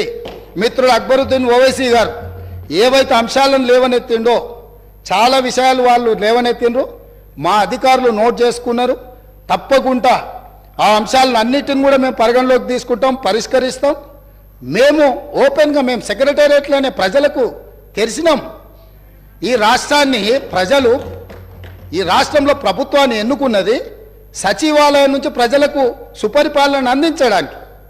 అందుకే అక్కడ మంత్రులను కూర్చోబెట్టినాం. మంత్రులను వచ్చి ప్రజలు కలిసేటట్టు, ప్రజా సంఘాలు వాళ్ళ నివేదికలు ఇచ్చేటట్టు, వాళ్ళ పెండింగ్ సమస్యల్ని చర్చించడానికి ప్రగతి భవన్నే కాదు ఇవాళ ప్రజాభవన్గా మార్చినాం.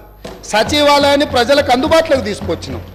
మేము బాధ్యత తీసుకున్న వెంబడే హైదరాబాద్ మీద రివ్యూ చేయాలనుకున్నప్పుడు हम लोग जिम्मेदारी से यहाँ हैदराबाद क्षेत्र से जो पार्लियामेंट में 7 एमएलए से हम लोग बुलाए सचिवालय पे.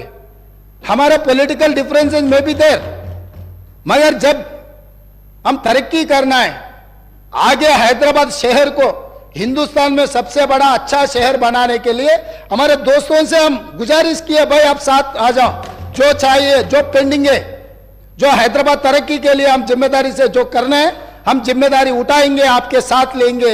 हम सरकार चलाने के लिए आज जिम्मेदारी से यहां से मैं हमारे एमआईएम पार्टी को चुनाव में जो है आपका मर्जी आपकी है, हमारा मर्जी हमारी है, जो पार्टी हमारा चुनाव लड़ना है हमारे तरीका से लड़ेंगे.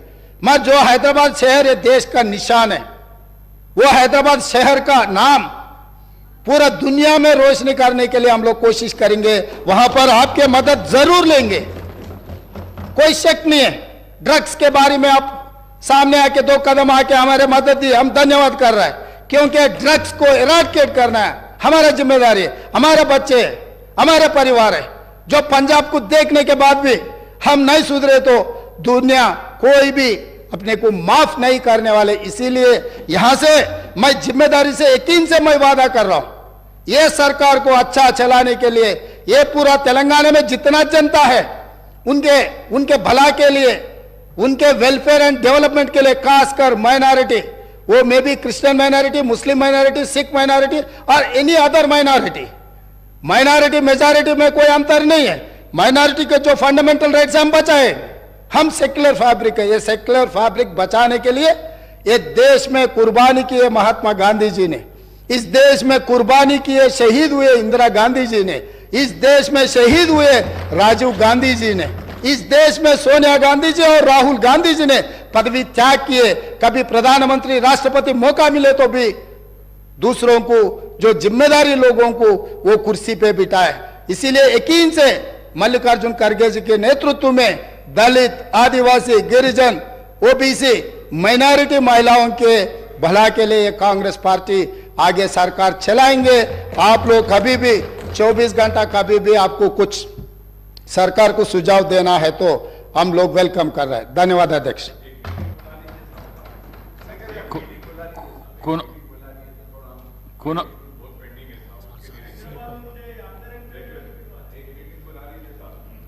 డెఫినెట్ గా గ్రేటర్ హైదరాబాద్ పరిధిలో వచ్చే ఎమ్మెల్యేలతోని తప్పకుండా ఒక ప్రత్యేక సమావేశాన్ని ఏర్పాటు చేస్తాం.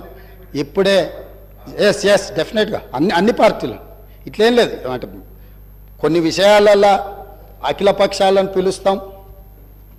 దానికి సంబంధించి అఖిలపక్ష సమావేశంలో వాళ్ళందరి సూచనలు తీసుకుంటాం. కొన్నిసార్లు సభలకు రాని ప్రజలలో ఉండి పోరాటం చేసే రాజకీయ పార్టీలు ఉన్నాయి. కొన్ని ప్రత్యేకమైన పరిస్థితుల వల్ల సభలోకి వాళ్ళు రాకపోయి ఉండొచ్చు. ఫర్ ఎగ్జాంపుల్ సిపిఎం, ఎర్రజెండా అంటే ప్రజల కోసం, ప్రజల తరఫున కొట్లాడతారనే పేరు ఉంది. సిపిఐ నుంచి anywhere representation is there. CPM లాంటివి, న్యూ డెమోక్రసీ లాంటివి కొన్ని ప్రజల తరఫున కొట్లాడే సంఘాలు, పార్టీలు ఉన్నాయి. వాళ్ళందరినీ కూడా తప్పకుండా ఈ ప్రభుత్వం అఖిలపక్ష సమావేశాలకు పిలిచి వాళ్ళ సలహాలు, సూచనలు తీసుకొని మేము ఏం చేయదలుచుకున్నా ఫస్ట్ మా ఆలోచన విధానాన్ని సభలో డాక్యుమెంట్ రూపంలో మీ ముందు పెడతాం. మీరిచ్చే సలహాలు, సూచనలు తీసుకున్న తర్వాత వాటిని చట్టాలుగా, శాసనాలుగా మారుస్తాం. మేము చర్చకే పెట్టకుండా మా ఇంట్లో కూర్చొని మా ఇష్టారాజ్యంగా మేము ఏక వ్యక్తి నిర్ణయాలతోని ముందుకు వెళ్ళదలుచుకోలేదు. 119 మంది శాసనసభ్యులు కలిసినప్పుడే, 17 మంది పార్లమెంట్ సభ్యులు కలిసినప్పుడే, 40 మంది శాసన మండలి సభ్యులు కలిసినప్పుడే, 11 మంది రాజ్యసభ సభ్యులు, 7 మంది మన తరఫున ఉన్న వాళ్ళు, మనతోని రాజ్యసభలో ఉన్న సభ్యులు వచ్చినప్పుడే ఈ చట్టాలకు, ఈ శాసనాలకు కొంత గౌరవం ఉంటుంది. ఆ అంశంలో అందరినీ పరిగణలోకి తీసుకొని తప్పకుండా ముందుకు వెళ్తామని చెప్పి మీ ద్వారా సభ్యులందరికీ నేను చెప్పదలుచుకున్నాను అధ్యక్ష. ధన్యవాదాలు. కూనమనేని సాంబశివరావు గారు.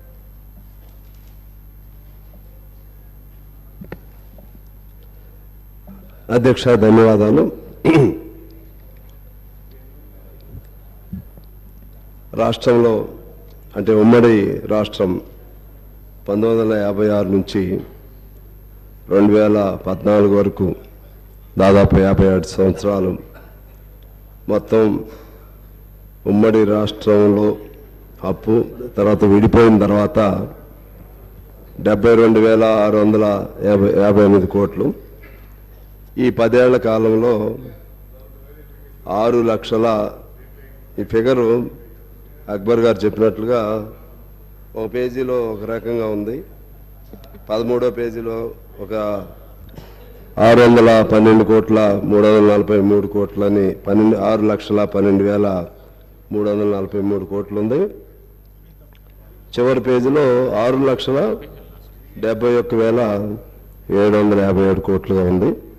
సరే, ఏదేమైనా ఆ అప్పు 72,658 కోట్ల నుంచి ఈ 10 ఏళ్ల కాలంలో దాదాపు 6 లక్షల కోట్లకు పెరిగింది.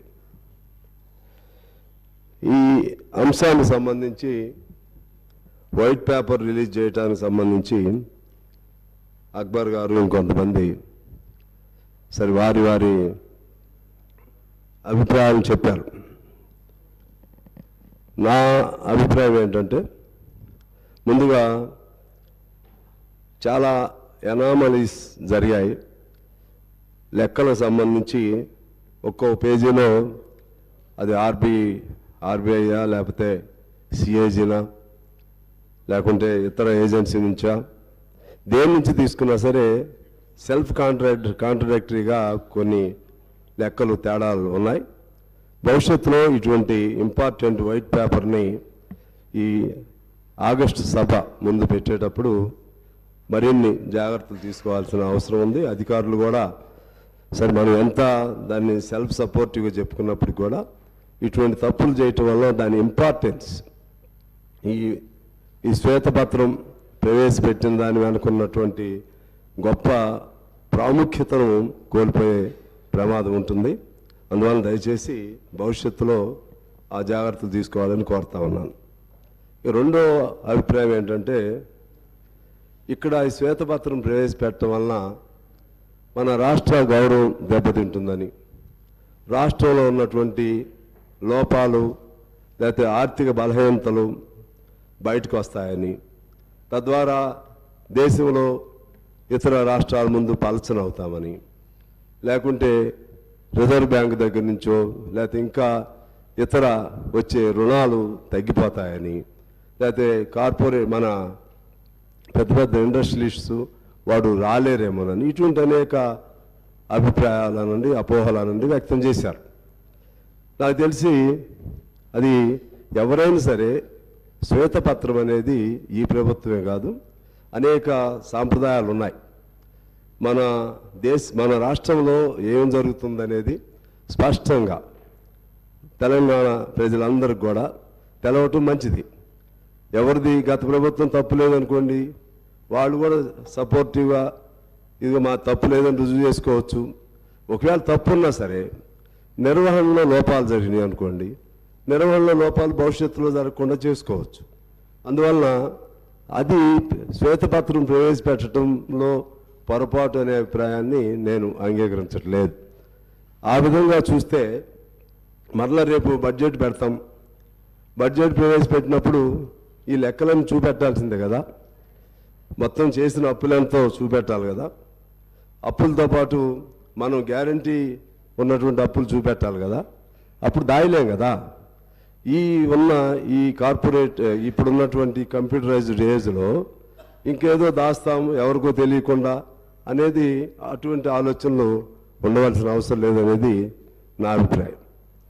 ఇక ముఖ్యంగా శ్వేతపత్రానికి సంబంధించి లెక్కలు డొక్కలు వీటన్నీ చాలా విన్నాం. దానిలో అసలు ఇష్యూ డైవర్ట్ అయిందనేది నా అభిప్రాయం. ఈ లెక్కలు కరెక్ట్ ఉన్నాయా, ఏ లెక్కలు కరెక్ట్ ఉన్నాయా, అది రాంగా ఈ రాంగా, ఆ పేజీలే ఉంది ఈ పేజీలే ఉంది, ఇవన్నీ జరిగినాయి. దీనివలన it lost its importance, it lost its human touch. ఇది మనం అర్థం చేసుకోవాల్సింది.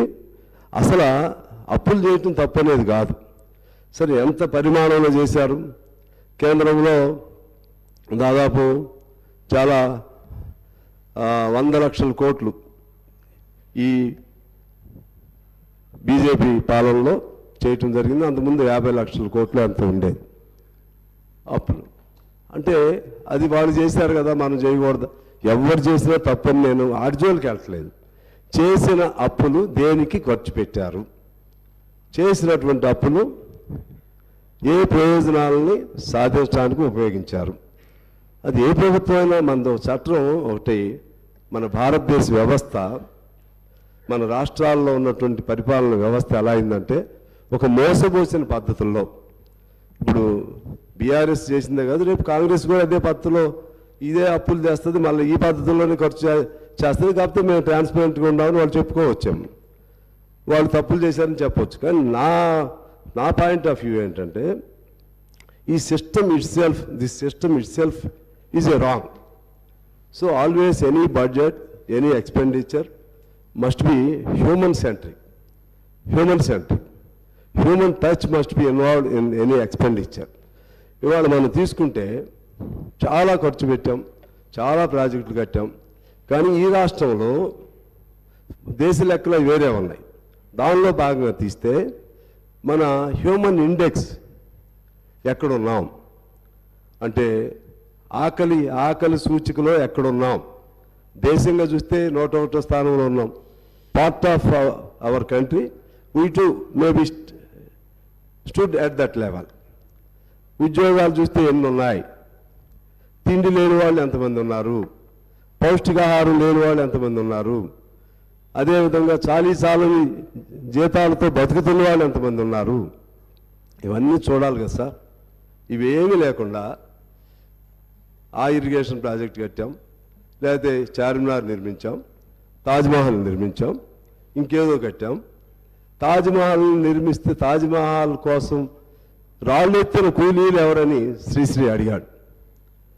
అంటే అసలు కింద జనం మనం ఏది చేసినా అది జనాలకు అందుతుందా లేదా, జనాల బతుకుల్లో బాగు జరిగిందా లేదా, ఆకలి బాధలతో అర్ధాకలితో కూలినాలి చేస్తున్నటువంటి వాళ్ళు సంపద సృష్టిస్తుంటే ఆ సంపదను అప్పుల పేరుతో మనం వాడుకుంటున్నాం.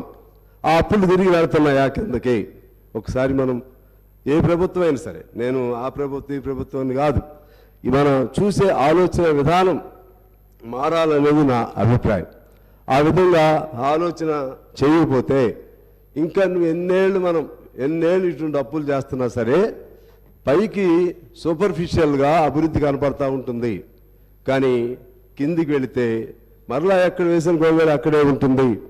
మనం ఒకసారి చూసుకుంటే ఆకలి చూసి చూడండి, అదేవిధంగా మానవ జీవన విధానం చూడండి, లేకపోతే జీవన పరిణామాలు చూడండి, ఎక్కడ చూడండి మన పరిస్థితులు ఇలాగే ఉంటున్నాయి. ఇవాళ మీరు చూసుకుంటే రాష్ట్రంలో ఎంతమంది అంటే అవుట్సోర్సింగ్ అలాగే కాంట్రాక్ట్ కార్మికులకు సంబంధించి అప్పుడు కేసీఆర్ గారు ఓ మాట చెప్పారు. మరి అది మేనిఫెస్టోలు పెట్టారు లేదా, మళ్ళీ నేను దాని జోలికి వెళ్ళను, మళ్ళీ అది కాంట్రవర్సీ అయింది. నేను దాని జోలికి వెళ్ళను, కానీ ఈ repeatedly said that when we achieve our Telangana, there won't be any outsourcing system and there won't be any contracts workers system. So he repeatedly, as per my knowledge is concerned. కానీ ఇవాళ ఆ outsourcing అదేవిధంగా contract worker system వలన శ్రమను దోపిడీ చేస్తున్నారు. It is situated not only in Telangana, it is present elsewhere in India. The system it self became a wrong.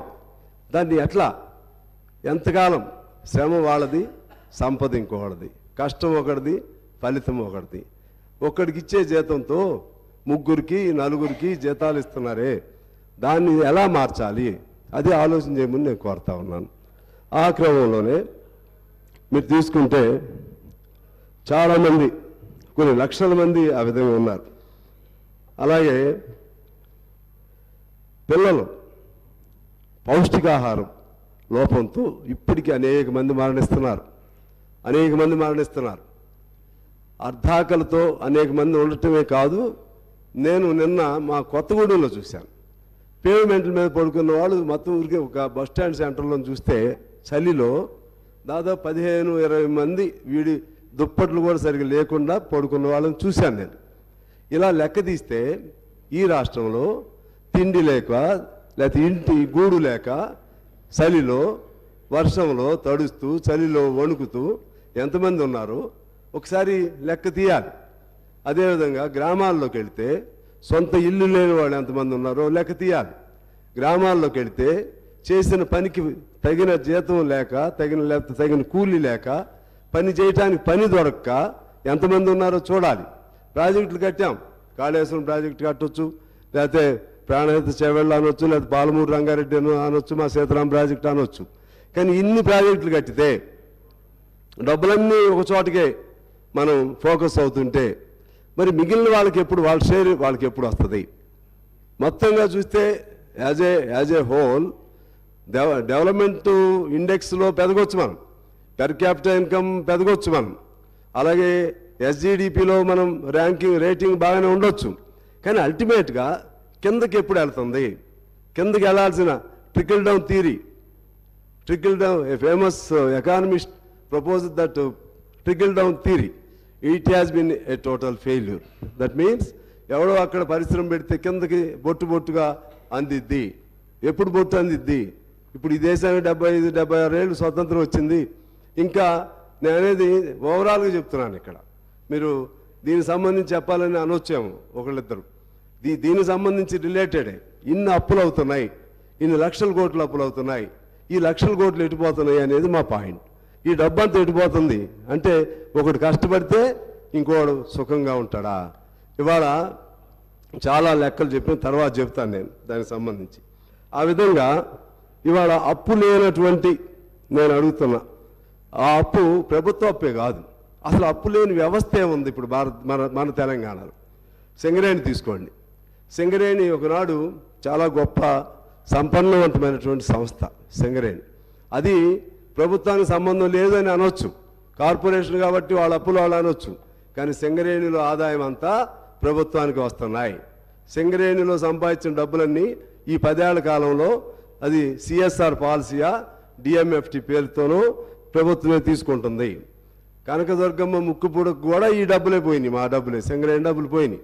అలా అనేక చోట్ల చేపల పిల్లలు వేయాలన్నా, చెరువులు కట్టాలన్నా, లేకపోతే ఇంకోటైనా సిఎస్ఆర్ పేరుతో సింగరేణి మొత్తం ఇవాళ దివాళా తీసింది. మామూలుగా దివాళా కాదు, జీతాలు కూడా సింగరేణి వాళ్ళు బ్యాంకుల్లో అప్పులు తీసుకున్న దుస్థితి ఎప్పుడు లేదు. మొన్న మంత్రి గారు రివ్యూ పెట్టారు. అక్కడ రివ్యూ పెడితే అవుట్ సోర్సింగ్ దాదాపు ఇంతకుముందు మా కేసీఆర్ గారు ఆ రోజుల్లో 1,20,000 కార్మికులు ఉండేవాళ్ళు సార్ సింగరేణిలో. ఇవాళ సింగరేణిలో అప్పుడు మన తెలంగాణ వచ్చేటప్పటికి దాదాపు 60,000 మంది కార్మికులు ఉన్నారు. మన పెద్దలు కేసీఆర్ గారు చెప్పారు, 1,00,000 మందితో సింగరేణులు కళకళలాడతాయి, కొత్త మైన్స్ తీసుకొస్తాం. ఈ డబ్బులు కొత్త మైన్స్ మీద ఎంత ఖర్చు పెట్టారు? ఒక్క మైన్ ఎందుకు రాలేదు?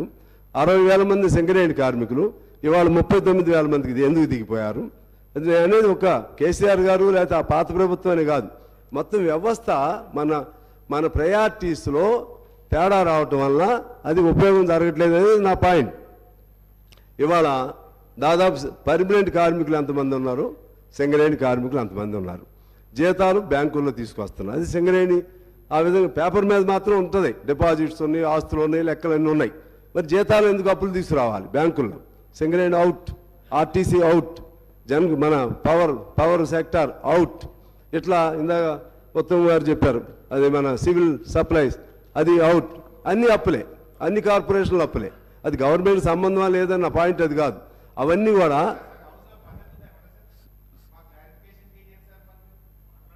ఉన్నాయి. సాంబశివరావు గారు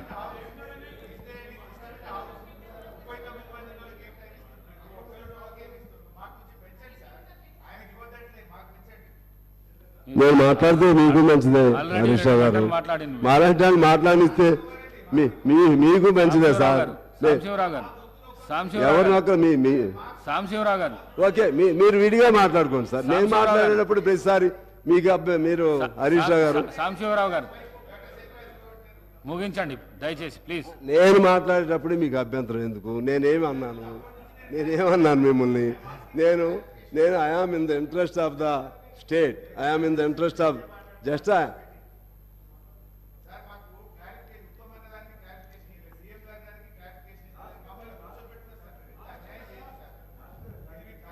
అలాగే అధ్యక్ష, ఇవాళ మనం చూస్తే సింగరేణి, జన్కో, హోమ్ గార్డులు అతి తక్కువ శాలరీస్, కోర్టు కొద్దిగా తొందరగా ముగించండి. అయిపోవాలి అప్పుడే సార్. ఇప్పుడు నేను మొదటే మిమ్మల్ని రిక్వెస్ట్ చేస్తే బిగినింగ్ డేనే, నేను ఒక్కడే ఉన్నా, మా వాళ్ళందరిది అన్ని కమ్యూనిస్టుల తరఫున, అంత పేదవాళ్ళ తరఫున, అంత కార్మిక వర్గం తరఫున ఎక్కువ మాట్లాడేది నేను ఒక్కడే సార్. అందుకని కాస్త నాకు టైం ఇవ్వండి దయచేసి. నేను స్పెసిఫిక్గా మాట్లాడుతున్నా. అలాగే ఇవాళ ఈవెన్ జర్నలిస్టులు, పేద జర్నలిస్టులు చాలామంది ఉన్నారు. వాళ్ళకి సంబంధించి ఒక పాలసీ లేదు. ఇక్కడ మన అసెంబ్లీలో అవుట్ సోర్సింగ్తో పనిచేసే వాళ్ళు కొన్ని 100 మంది ఉన్నారు, వాళ్ళని పట్టించుకునే వాళ్ళు లేరు. వ్యవసాయ కార్మికులు వేలాది మంది ఉన్నారు. హమాలీలు, ఆటో, క్యాబ్, భవన నిర్మాణం, పాఠశాలలో తాత్కాలిక ఉపాధ్యాయులు, అలాగే ఆర్టీసీ, హోమ్ గార్డ్స్, వీళ్ళందరూ లెక్క తీస్తే దాని మీద ఒక శ్వేతపత్రం తీయాలని మీ ద్వారా నేను కోరుతా ఉన్నాను. హమాలీలు కానీ, అసంఘటిత రంగం కానీ, ఇటువంటి క్యాబ్ డ్రైవర్లు కానీ, వాళ్ళ బతుకులు బాగు చేయగలిగితే తెలంగాణ బాగవుతుంది అనేది నా అభిప్రాయం. ఈ పెట్టే అప్పుల్లో కొంత వాళ్ళకి కంట్రిబ్యూట్ చేస్తే వాళ్ళ బతుకులు బాగవుతాయనేది నేను కోరుకుంటూ ఉన్నాను. అలాగే ఆశ గ్రామ పంచాయతీ, అంగన్వాడీ, మున్సిపల్ ఇటువంటి వాళ్ళందరూ. ఒకవేళ మధ్యాహ్న భోజనం వాళ్ళకి సార్ నెలకు 1000 రూపాయలు జీతమా మధ్యాహ్న భోజనం. మిగిలిన వాళ్ళకి 6000 నుంచి 9000 రూపాయలు నెల జీతమా, కొంతమందికి 13,000 రూపాయలు నెల జీతమా, మరి కొంతమందికి 7,500 నెల జీతమా. వాళ్ళందరూ కష్టపడుతూనే ఉన్నారు. వాళ్ళందరూ కష్టపడుతున్నప్పుడు ఆ డబ్బులు వాళ్ళు మాత్రం మనుషులే కదా సార్. మిగిలిన వాళ్ళు ఎలాగో వాళ్ళు కూడా కాకపోతే చదువుని బట్టి టెక్నికాలిటీస్ని బట్టి కొద్ది వేరియేషన్ ఉండొచ్చు, కానీ వేతనాలు అంతంత తక్కువ చేయటం వలన ఆ విధంగా ఈ డబ్బులన్నీ కొద్ది మంది చేతుల్లోనే ఫోకస్ అవుతున్నాయి అనేది మా పాయింట్. శ్రమ అంతా ఇక్కడ నుంచి చేస్తుంటే వీళ్ళు సృష్టిస్తుంటే ఈ డబ్బులంతా కొద్దిమంది దాని మీద ఫోకస్ అవుతూ ఉన్నాయి. దీని మీద నా అభిప్రాయం ఏంటంటే ఇది ఎక్కడో దీన్ని కర్బ్ చేయాలి, దీన్ని అరెస్ట్ చేయాలంటే ఎలా? అసలు ఈ ఆస్తులు కొద్దిమంది చేతుల్లో ఎంతెంత పెరిగినాయి. పేదవాడిగానే ఉండగా ఒక్కొక్కళ్ళు ఓవర్ నైట్ తెల్లవారేసరికి లక్షల కోట్లు లేకపోతే వేల కోట్లు 100 కోట్లు ఎలా సంపాదిస్తున్నారు. అందులో రాజకీయ నాయకులు, ప్రధానంగా రాజకీయ రంగంలో ఉన్నటువంటి వాళ్ళు ఇటువంటి అపవాదుల్ని మనం చూస్తూ ఉన్నాం. 100 కోట్లు రాజకీయ నాయకులు సంపాదిస్తున్నారు. ఇంకా కొద్దిగా అటు ఇటుగా పెద్ద పెద్ద ఆఫీసర్స్ సంపాదిస్తున్నారు. ఇంకా కార్పొరేట్ సంస్థలు వాళ్ళు కట్టేదేమో ట్యాక్స్ తక్కువ, బాగా వాళ్ళకి వేల కోట్లు లాభాలు. ఈ విధంగా అసమానతలు అంతరాలు పెరుగుతూ ఉంటే దీన్ని ఎక్కడ కంట్రోల్ చేయాలో ఆలోచన చేయాల్సిన అవసరం ఉంది. ఈ క్రమంలోనే నేను మీకు ఒక ఆక్స్ఫామ్ నివేదిక ప్రకారం ఇండియాలో 1% ప్రజల చేతుల్లో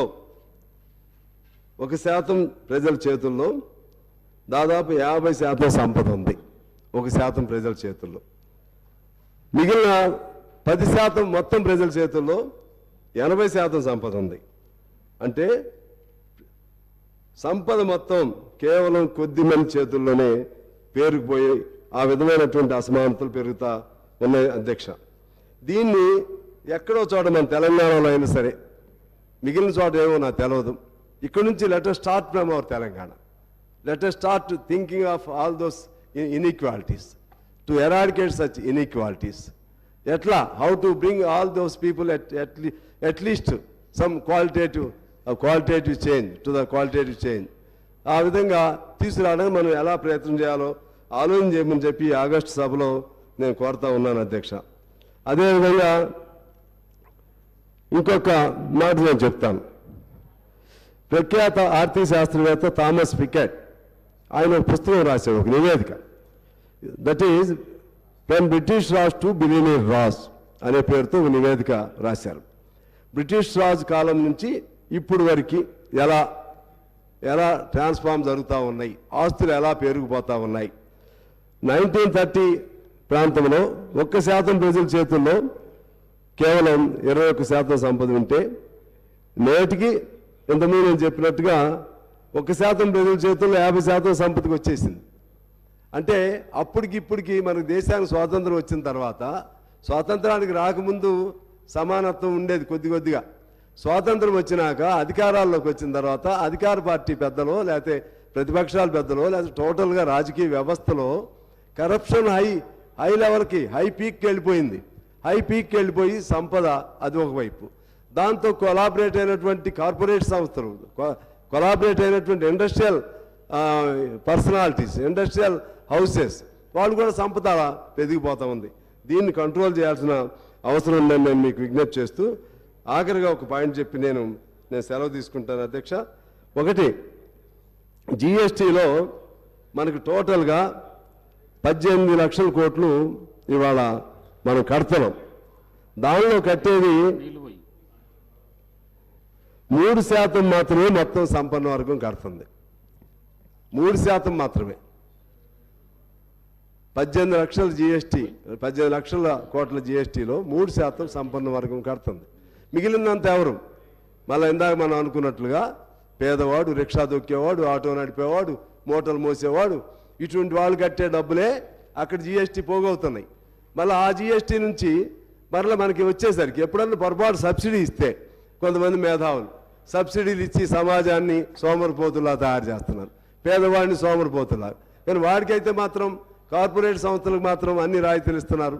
ఆ విధంగా లక్షల కోట్లు వాళ్ళకి బెనిఫిట్ ఇస్తున్నారు. అందుకని నా అభిప్రాయం అట్లీస్ట్ మనం let us start from our Telangana. నా అభిప్రాయం ఏంటంటే దీన్ని ఎక్కడో చోట చెక్ పెట్టాలి. కనీసం బాగా ఈ కరప్టెడ్ బగ్గర్స్ ఎక్కడెక్కడ ఉన్నారో దానిపైన వేటాడండి అని ఒక భారతీయుడిలాగా వేటాడితే మంచిది. ఎవరెవరు ఎక్కడెక్కడ బాగా ఓవర్ నైట్ ఎలా తయారైపోయారో వాళ్ళపైన మన నిఘా సంస్థలు కానీ లేకపోతే యాంటీ కరప్షన్ బ్యూరోస్ కానీ ఇవన్నీ కూడా ఆ విధంగా ఆ డబ్బులు అనేది కేంద్రీకరణ అవ్వకుండా పోగుపడకుండా ఆస్తులు ఆ విధంగా పెదగకుండా ఉంటే నువ్వు ఎన్ని లక్షల కోట్లు అప్పు చేసినా ప్రజల కోసం చేస్తే తప్పేం కాదు. అప్పు చేయాలి, మనిషిని వాడికి పని కల్పించాలి. అందుకని చాలామంది ఎకానమిస్ట్ చెప్తారు దాన్ని direct pumping of the money in to the hands of the poor people అని. డైరెక్ట్గా ప్రతి మనిషి చేతుల్లో డబ్బులు పెడితే వాడు తిరిగి మళ్ళీ దాన్ని ఖర్చు చేస్తాడు, దాన్ని మళ్ళీ పని చేస్తాడు, వాడికి ఆదాయం పెరిగిద్ది, ఆదాయం సమాజానికి వస్తుంది. అందువలన ఆ విధంగా మంచి ఆలోచన చేసి మన తెలంగాణలో అసంఘటిత రంగం ఈ పేద వర్గాలు వీళ్ళందరికీ సంబంధించి వీళ్ళ బ్రతుకులు ఎలా బాగు చేయాలో ఒక ఆలోచన చేసే విధంగా ఒక శ్వేతపత్రం విడుదల చేస్తే బాగుంటుందనేది నా అభిప్రాయంతో నేను సెలవు తీసుకుంటున్నాను. Revuri Prakash Reddy garu sir 1 minute.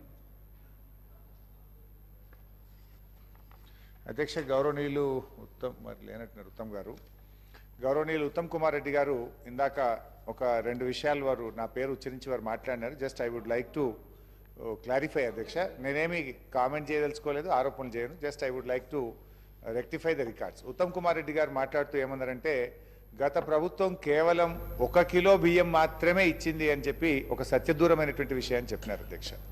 యాక్చువల్గా రాష్ట్రంలో ఉండేటువంటి 89,99,000 కార్డులలో కేంద్ర ప్రభుత్వం ఇచ్చేది 56 లక్షల కార్డులకు మాత్రమే ఇస్తుంది. మిగతా 34 లక్షల కార్డులకు మొత్తం 6 కిలోలు కూడా రాష్ట్ర ప్రభుత్వ ఖజానా నుంచి మనమే అచ్చంగా ఆ 6 కేజీల బియ్యం ఇచ్చినమనేటువంటి విషయాన్ని మీ ద్వారా సభ దృష్టికి తెస్తా ఉన్నారు అధ్యక్ష. ఉత్తమ్ గారు ఏం చేసిందంటే మొత్తం ఇదేదో కేంద్రమే ఇస్తుంది, 1 కిలో బియ్యం మాత్రమే రాష్ట్ర ప్రభుత్వం ఇచ్చిందని చెప్పే విషయం చేసినారు. ఇది పూర్తిగా సత్యదూరమైనది. రెండో విషయం అధ్యక్ష, 54 లక్షల కార్డులకేమో 1 కిలో బియ్యం ఇచ్చాం, మిగతా 34 లక్షల కార్డులకు మొత్తం 6 కిలోల బియ్యం రాష్ట్ర ప్రభుత్వ నిధుల చేతనే ఇచ్చాం. ఇక కరోనా సమయంలో అధ్యక్ష, కరోనా సమయంలో చూసినట్టయితే 2 సంవత్సరాల పాటు ఉచితంగా 10 కిలోల బియ్యం ఇచ్చిన విషయాన్ని కూడా మీ ద్వారా సభ దృష్టికి తెస్తా ఉన్నారు అధ్యక్ష. ఒకరు మనుషుల గురించి చెప్పమంటున్నారు. మొత్తం 2,90,00,000 మంది మనుషులకు మనం బియ్యం ఇస్తే ఇందులో 1,85,00,000 మందికి కేంద్ర ప్రభుత్వం 5 కిలోలు ఇచ్చింది, మిగతా కిలో మనం ఇచ్చాం. ఆ 5 కిలోలు కూడా వాళ్ళు 3 రూపాయలకి ఇస్తే మనం రూపాయికే ఇచ్చాం. మిగతా 1,05,00,000 మందికి మొత్తం రాష్ట్ర ప్రభుత్వ నిధుల చేత 6 కిలోల బియ్యం రూపాయి కాడికి ఇచ్చినటువంటి విషయాన్ని మీ ద్వారా తెలియజేస్తా ఉన్నా. రెండో విషయం, వారు ఇన్ని కోట్లు ఖర్చు పెడితే కాళేశ్వరంలో పారింది తక్కువ, అది నెక్స్ట్ ఇరిగేషన్ మీద వచ్చినప్పుడు నేను డీటెయిల్గా చెప్తాను. కానీ just I would like to rectify the record. వారు ఒక మాట ఏమన్నారంటే, మీరు నేను ఇక్కడ మంత్రి గారి దృష్టికి తెచ్చేది ఏంటంటే కల్వకుర్తి ప్రాజెక్టు మీ హయాంలో నిర్మించారు, ఆయకట్టు ఏమి ఇయ్యలేదు. 75-80% నిధులు ఖర్చు పెట్టినా ఆయకట్టు రాలేదు. కానీ ఈరోజు మేము వచ్చిన తర్వాత ఆ పనులు పూర్తి చేసి 3,50,000 ఎకరాలకు ఆయకట్టుకు మేము నీళ్ళు ఇచ్చాం. సో అట్లనే పాలమూరు ఎత్తిపోతల్లో ఇలా ట్రంక్ పూర్తయింది, పంపులు పూర్తయినాయి, రిజర్వాయర్లు పూర్తయినాయి. మీరు కెనాల్స్ తవ్వితే మీకు కూడా ఆయకట్టు వచ్చేటువంటి అవకాశం ఉంటుంది. అట్లా మీరు ఈ రకంగా మా స్వీపింగ్ రిమార్క్స్ వద్దు, నేను డీటెయిల్గా మీరు డిస్కషన్ పెట్టినాడు మొత్తం సవివరంగా కూడా మేము చెప్తాం అధ్యక్ష. లాస్ట్ పాయింట్ అధ్యక్ష, గౌరవ ముఖ్యమంత్రి గారు కూడా ఒక విషయాన్ని ఇప్పుడు సభలో మాట్లాడినారు అధ్యక్ష. జస్ట్ అది కూడా నేను I would like to set right the record అధ్యక్ష. నేనేమి ఆరోపణలు చేయడానికో ప్రత్యేకంగా మళ్ళీ కొత్త విషయాలు చెప్పడానికో కాదు అధ్యక్ష, only to rectify the records అధ్యక్ష. పేజ్ నెంబర్ 32లో అధ్యక్ష గౌరవ ముఖ్యమంత్రి గారు అందులో నుంచే వారు నా పేరు తీసుకొని విషయం చెప్పారు అధ్యక్ష. ఏమన్నారంటే, మనం 2014-15 రాష్ట్రం వచ్చినాడు 303 రోజులు మన రాష్ట్రం సర్ప్లస్ ఉండేది. కానీ మరి హరీష్ రావు గారు ఫైనాన్స్ మినిస్టర్ అయిన తర్వాత పూర్తిగా సర్ప్లస్ దినాలు తగ్గినాయని చెప్పారు అధ్యక్ష. కానీ ముఖ్యమంత్రి గారు కానీ ఇవాళ అందరూ కూడా ఏం చేస్తారంటే కన్వీనియంట్ అంశాలు తీసుకుంటున్నారు. ఎక్కడైతే మేము పాజిటివ్గా ఉన్నామో దాన్ని విస్మరిస్తూ ఉన్నారు. 2014-15లో 303 రోజులుంటే మా ప్రభుత్వం వచ్చిన 2015-16లో 364 రోజులు సర్ప్లస్ ఉన్నాం. మరి ఆ విషయాన్ని ఎందుకు చెప్పరు? 2016-17లో 304 రోజులు సర్ప్లస్ ఉన్నాం. 2017-18లో 245 రోజులున్నాం. 2018-19లో 250 రోజులున్నాం. ఎక్కడైతే తగ్గిందో అది కరోనా వచ్చిన తర్వాత, కరోనా 2 సంవత్సరాలు కరోనా వల్ల ఏర్పడ్డ ఆర్థిక మాంద్యం, ఒకవైపు పెద్ద నోట్ల రద్దు, రెండవ వైపు కరోనా లాంటి ఒక మహమ్మారి వచ్చిన తర్వాత ఈ దేశం, ఈ ప్రపంచం, అన్ని రాష్ట్రాల ఆర్థిక వ్యవస్థ చిన్నాభిన్నమైన తర్వాత మాత్రమే తగ్గిందనే విషయాన్ని మీ ద్వారా సభ దృష్టికి తెచ్చే ప్రయత్నం చేస్తున్నాం అధ్యక్ష. అయితే అధ్యక్ష, ముఖ్యమంత్రి గారు కేంద్ర ప్రభుత్వంతో కలవద్దా అన్నారు. మీరు కేంద్రంతో కలవండి, కేంద్రంతో మాట్లాడండి, అవసరమైతే అఖిల పక్షాన్ని తీసుకుపోండి. మేము కూడా మీ వెంట వస్తాం. రాష్ట్రానికి న్యాయబద్ధంగా రావాల్సిన ప్రతి పైసా కోసం మీకు మేము సహకరిస్తాం. మీ వెంట మేము ఉంటాం. మీరు కేంద్ర ప్రధానమంత్రిని కలవండి, కేంద్ర మంత్రులను కలవండి. ఆ ప్రక్రియలో మేమేదైనా సహకారం పార్లమెంట్లో మా పార్లమెంట్ సభ్యులు చేయాలన్నా, మేము చేయాలన్నా కూడా చేయడానికి సిద్ధంగా ఉన్నామని మీ ద్వారా తెలియజేస్తున్నాం. రేవూరి ప్రకాష్ రెడ్డి గారు. అధ్యక్ష, అవకాశం ఇచ్చినందుకు ధన్యవాదాలు తెలియజేసుకుంటూ,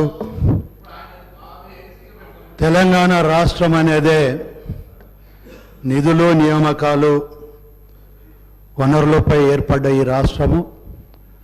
ఈ రాష్ట్రం ఏర్పాటు కావడానికి తెలంగాణ 4 కోట్ల ప్రజల యొక్క కృషి, 1400 మంది యువకుల యొక్క బలిదానంతో వచ్చిన తెలంగాణ.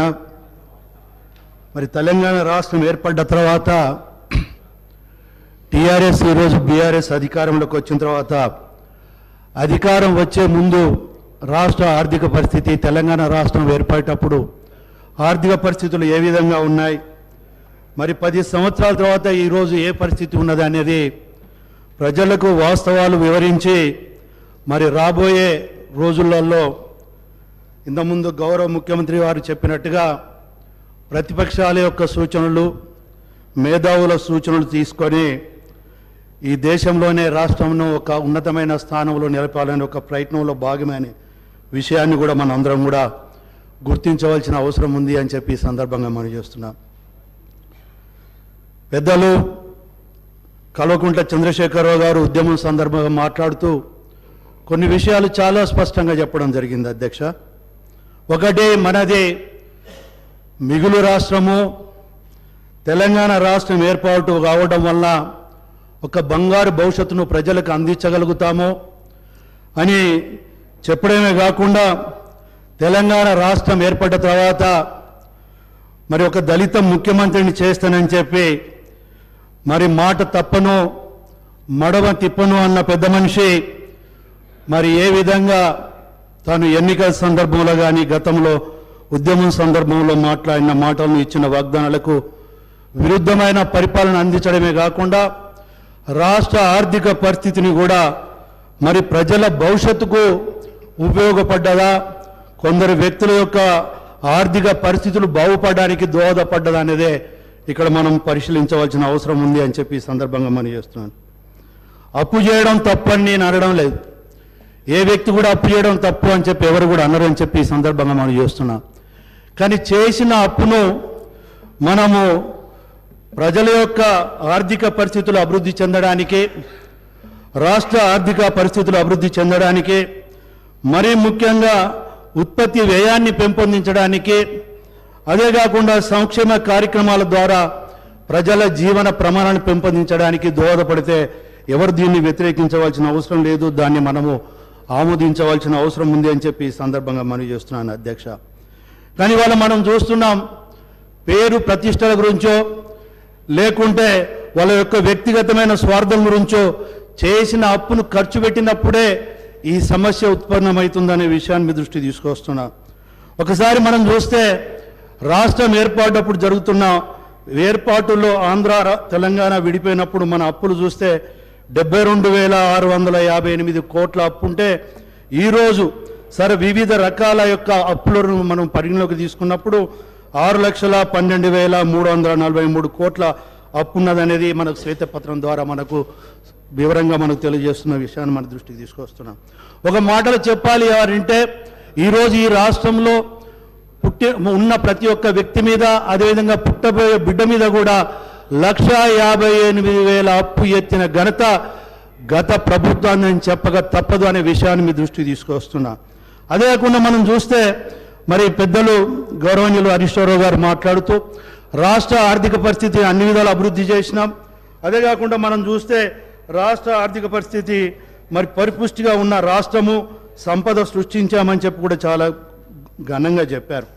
కానీ ఒక విషయాన్ని మనం చూస్తే ఇవాళ మన రాష్ట్ర రెవెన్యూ యొక్క అభివృద్ధిని కూడా మనం చూస్తే తెలంగాణ రాష్ట్రం ఏర్పాటు కాకముందు ఏదైతే ప్రతి సంవత్సరము యావరేజ్గా మనం చూసినప్పుడు 14.9% పెరుగుదల ఉంటే మరి ఈ 10 సంవత్సరాల్లో కూడా రాష్ట్ర రెవెన్యూ పెరిగిన శాతాన్ని కూడా మనం చూస్తే అదే 14.9%లో ఉన్న మాట వాస్తవం అవునా కాదా అనేది ప్రతి ఒక్కరు మనం గుర్తించవలసిన అవసరం ఉంది అని చెప్పి ఈ సందర్భంగా మనం చేస్తున్నాం.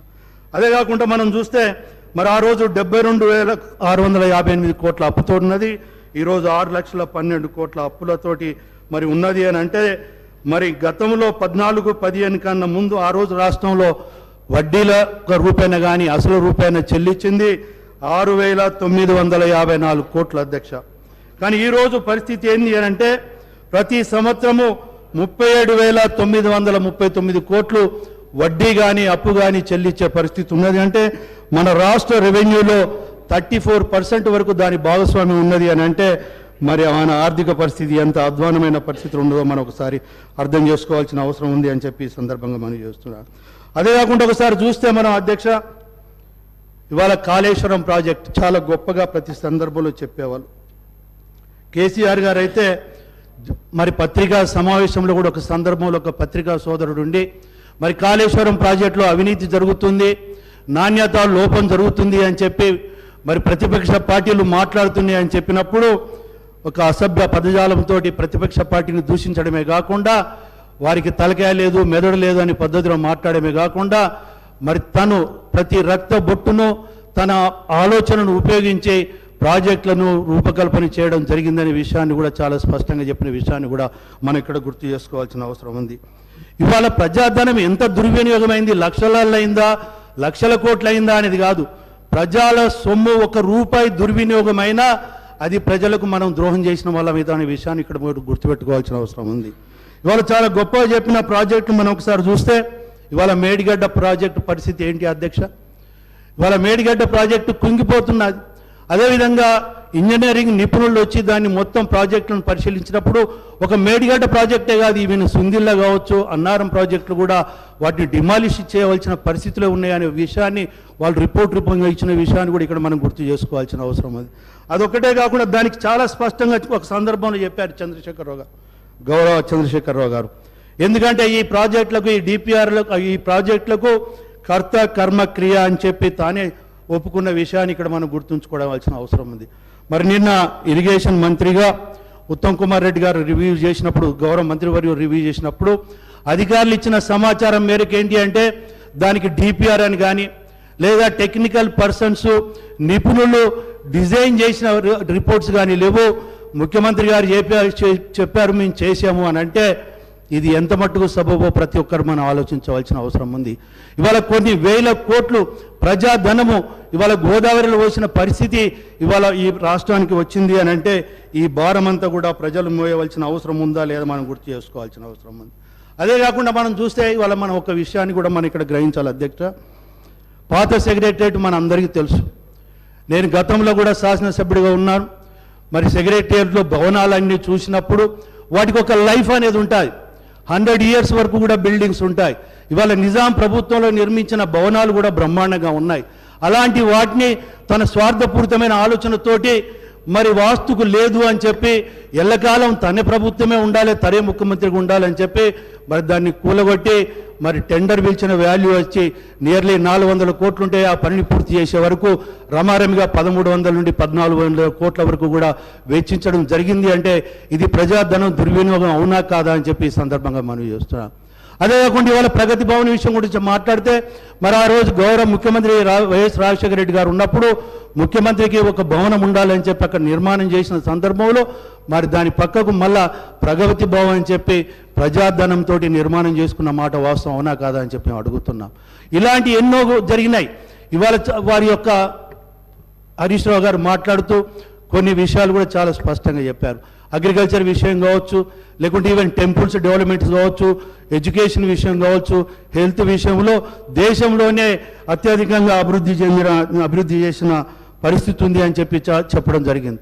ఇవాళ అంతెందుకు అధ్యక్ష, యాదగిరి గుట్ట విషయంలో కూడా మనం చూస్తే అక్కడ నిర్మాణ పనులు చేపట్టారు. దాన్ని మేము వ్యతిరేకించడం లేదు. కానీ ఆ రోజు ఒక మొదటి వర్షానికే ఏ విధంగా మరి సర్క్యులేటింగ్ ఏరియా మొత్తం కుంగిపోవడమో, రిటైనింగ్ వాల్స్ ఏ విధంగా వాలిపోవడమో, అంటే ఏ విధంగా నాణ్యత లోపంతో ప్రజాధనం దుర్వినియోగమైంది అని అంటే లాస్ట్కు దేవుడి యొక్క ప్రాంతాలను కూడా వదిలిపెట్టకుండా జరిగిందని చెప్పడానికి అదొక నిదర్శనం అని చెప్పి ఈ సందర్భంగా మనం చేస్తున్నాం. అదే కాకుండా సోదరుడు అక్బరుద్దీన్ ఓవైసీ గారు మాట్లాడుతూ నిజంగా ఒక మాటలో చెప్పాలంటే హరీష్ రావు గారి కన్నా మరి అక్బరుద్దీన్ ఓవైసీ గారు బీఆర్ఎస్ ప్రభుత్వాన్ని గత 10 సంవత్సరాల ప్రభుత్వాన్ని చాలా గొప్పగా పోవడం జరిగింది. దానికి మాకేం అభ్యంతరం లేదు. కానీ ఇంకొక విషయం కూడా అడిగితే బాగుండేది. ఏదైతే ఎన్నికలలో ఇచ్చిన వాగ్దానాలను బీఆర్ఎస్ ప్రభుత్వం ఎంత మట్టుకు నెరవేర్చిందని చెప్పి సోదరుడు అడిగి ఉంటే సంతోషించే వాళ్ళమని చెప్పి ఈ సందర్భంగా మనం చేస్తున్నా. డబల్ బెడ్రూమ్ ఇళ్ళ పరిస్థితి ఏమైంది అధ్యక్ష? ఎక్కడిచ్చారు? గజ్వేలు, సిద్దిపేట, సిరిసిల్ల తప్పితే, లేదా ఈ హైదరాబాద్ చుట్టుపక్కల తప్పితే గ్రామీణ ప్రాంతంలో ఎక్కడైనా డబుల్ బెడ్రూమ్ ఇల్లు ఇచ్చిన పరిస్థితి ఉన్నదా అని చెప్పి నేను అడుగుతున్నా. 2014 కన్నా ముందు డబుల్ బెడ్రూమ్ ఇస్తామని చెప్పారు. 2018 ఎన్నికలు వచ్చే వరకు 5 లక్షల రూపాయలు ఇస్తాం మీ స్థలములు కట్టుకొని అన్నారు. అదేవిధంగా 2018 ఈ 2023 ఎన్నికలు వచ్చే వరకు 3 లక్షల రూపాయలు ఇస్తాం మీ స్థలాలు కట్టుకోమని చెప్పిన విషయాన్ని మర్చిపోయారా అని చెప్పి నేను అడుగుతున్నాను. తెలంగాణ వస్తే మన ఉద్యోగాలు వస్తాయని చెప్పి నిరుద్యోగులు యువకులు ఎంతోమంది ఆ రోజు ఉద్యమంలో పాల్గొంటే ఇవాళ ఎంతమందికి ఉద్యోగాలు ఇచ్చారని చెప్పి నేను అడుగుతున్నా. ఇవాళ రిటైర్మెంట్ అయిన బాపతియే తెలంగాణ రాష్ట్రం ఏర్పడినప్పటి నుండి ఈ 10 సంవత్సరాలు కూడా చూస్తే 2 లక్షల పైన వేకెన్సీస్ ఉన్నాయి. ఏ ఒక్క ఉద్యోగం కూడా సక్రమంగా రింపించిన పాపాన పోలేదు. పేపర్ లీకేజ్ తోటి మరి అదేవిధంగా నిరుద్యోగ యువకుల యొక్క జీవితాలతో ఆడుకున్న ప్రభుత్వం వాస్తవం అవునా కాదా అని చెప్పి ఈ సందర్భంగా మనం చేస్తున్నాం. ఉద్యోగాలు రాలేదని చెప్పి ఎగ్జామినేషన్స్ రాసినా కూడా మరి పేపర్ లీకేజ్ తోటి మరి క్యాన్సిల్ చేయడం జరిగిందని చెప్పి నిరుద్యోగ యువకులు ఆత్మహత్యలు చేసుకున్న మాట వాస్తవం అవునా కాదా అని చెప్పి నేను అడుగుతున్నాను. అంతెందుకు అధ్యక్ష, రైతులకు మరి గిట్టుబాటు ధరలు కల్పిస్తున్న మా బీఆర్ఎస్ ప్రభుత్వము రైతులకు బేడీలేసిన ఘనత బీఆర్ఎస్ ప్రభుత్వానికే, ఈ చంద్రశేఖరరావు గారి యొక్క నాయకత్వానికే దక్కుతుందని చెప్పి ఈ సందర్భంగా మనం చేస్తున్నాం. రైతులకు గిట్టుబాటు ధర కల్పించడానికి మరి ఎన్ని వేల కోట్లైనా ఖర్చు పెడుతున్నారని చెప్పిన పెద్ద మనుషులు ఖమ్మంలో మాకు గిట్టుబాటు ధరలు వస్తలేదని చెప్పి నిరసన తెలియజేస్తే బేడీలేసిన ప్రభుత్వము బీఆర్ఎస్ ప్రభుత్వం అనే విషయము వాస్తవం అవునా కాదా అని చెప్పి ఈ సందర్భంగా మనం చేస్తున్నాం. అంతెందుకు అధ్యక్ష, వడ్ల కుప్పల మీద వీళ్ళు సక్రమంగా కొనుగోలు కార్యక్రమాలు చేయకపోవటం వల్ల నెలల కొద్దీ వరి కుప్పల మీద ఉండటం వల్ల గుండెపోటుతో చనిపోయిన మంది రైతులు ఎంతమంది ఒకసారి గుర్తు చేసుకోవాల్సిన అవసరం ఉంది. అదే కాకుండా వచ్చిన తెలంగాణలో ఇవాళ భారతదేశంలో వివిధ రాష్ట్రాలలో జరిగిన రైతు ఆత్మహత్యలకు వివరాలు తీస్తే 8,000 పైన రైతులు ఆత్మహత్య చేసుకున్నది ఈ తెలంగాణ రాష్ట్రంలో వాస్తవం అవునా కాదా దయచేసి మనం అందరం ఆలోచించవలసిన అవసరం ఉంది అని చెప్పి ఈ సందర్భంగా మనం చేస్తున్నాం. ఇది ఒకటే కాదు అధ్యక్ష, ఈ రోజు ఒకసారి ఈ రాష్ట్రంలో బాగుపడ్డది ఎవరు అని అంటే ఒక రకంగా చెప్పాలి అని అంటే బీఆర్ఎస్ నాయకత్వం, బీఆర్ఎస్ కార్యకర్తలు, కానీ ప్రజలకు వనగురింది ఏదీ లేదు అని చెప్పి ఈ సందర్భంగా మనవి చేస్తూ మరి ఇప్పటికైనా వాస్తవాలను మాట్లాడి ప్రభుత్వానికి సరి అయిన సూచనలు అందిస్తారని చెప్పి ఆశిస్తూ ఈ అవకాశం ఇచ్చినందుకు మీకు ధన్యవాదాలు తెలియజేసుకుంటూ సెలవు తీసుకుంటున్నాను. Discussion is over. Reply to the discussion by Deputy Chief Minister Mallu Bhatti Vikramarka garu.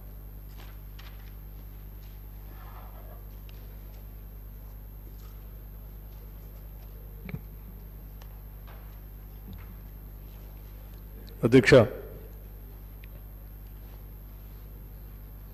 రాష్ట్ర ఆర్థిక పరిస్థితి పైన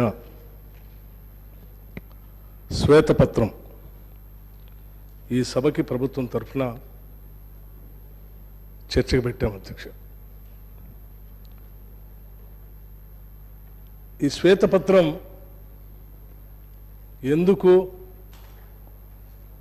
ఏమిటి అనే అనేక సందేహాలు అనేక రకాలైనటువంటి అపోహలు కూడా చాలామంది వ్యక్తపరిచారు. దీనివల్ల రాష్ట్రానికి నష్టం జరుగుతుందేమో, అయితే రాష్ట్రానికి సంబంధించినటువంటి సమాచారం తప్పుడుగా పోతుందేమో అనేటువంటి ఆవేదన కూడా కొద్దిమంది వ్యక్తపరిచారు. అధ్యక్ష, ఒక సుదీర్ఘ కాలం, ఒక దశాబ్ద కాలం తర్వాత, కొన్ని దశాబ్దాల పాటు మా రాష్ట్రం మాకు కావాలి, తెలంగాణ రాష్ట్రం వస్తే ఇక్కడ ఉన్నటువంటి వనరుల చేత అద్భుతంగా అభివృద్ధి చెంది మా జీవితాల్లో మార్పు వస్తుందని, మా జీవితాల్లో వెలుగు నిండుతుందని,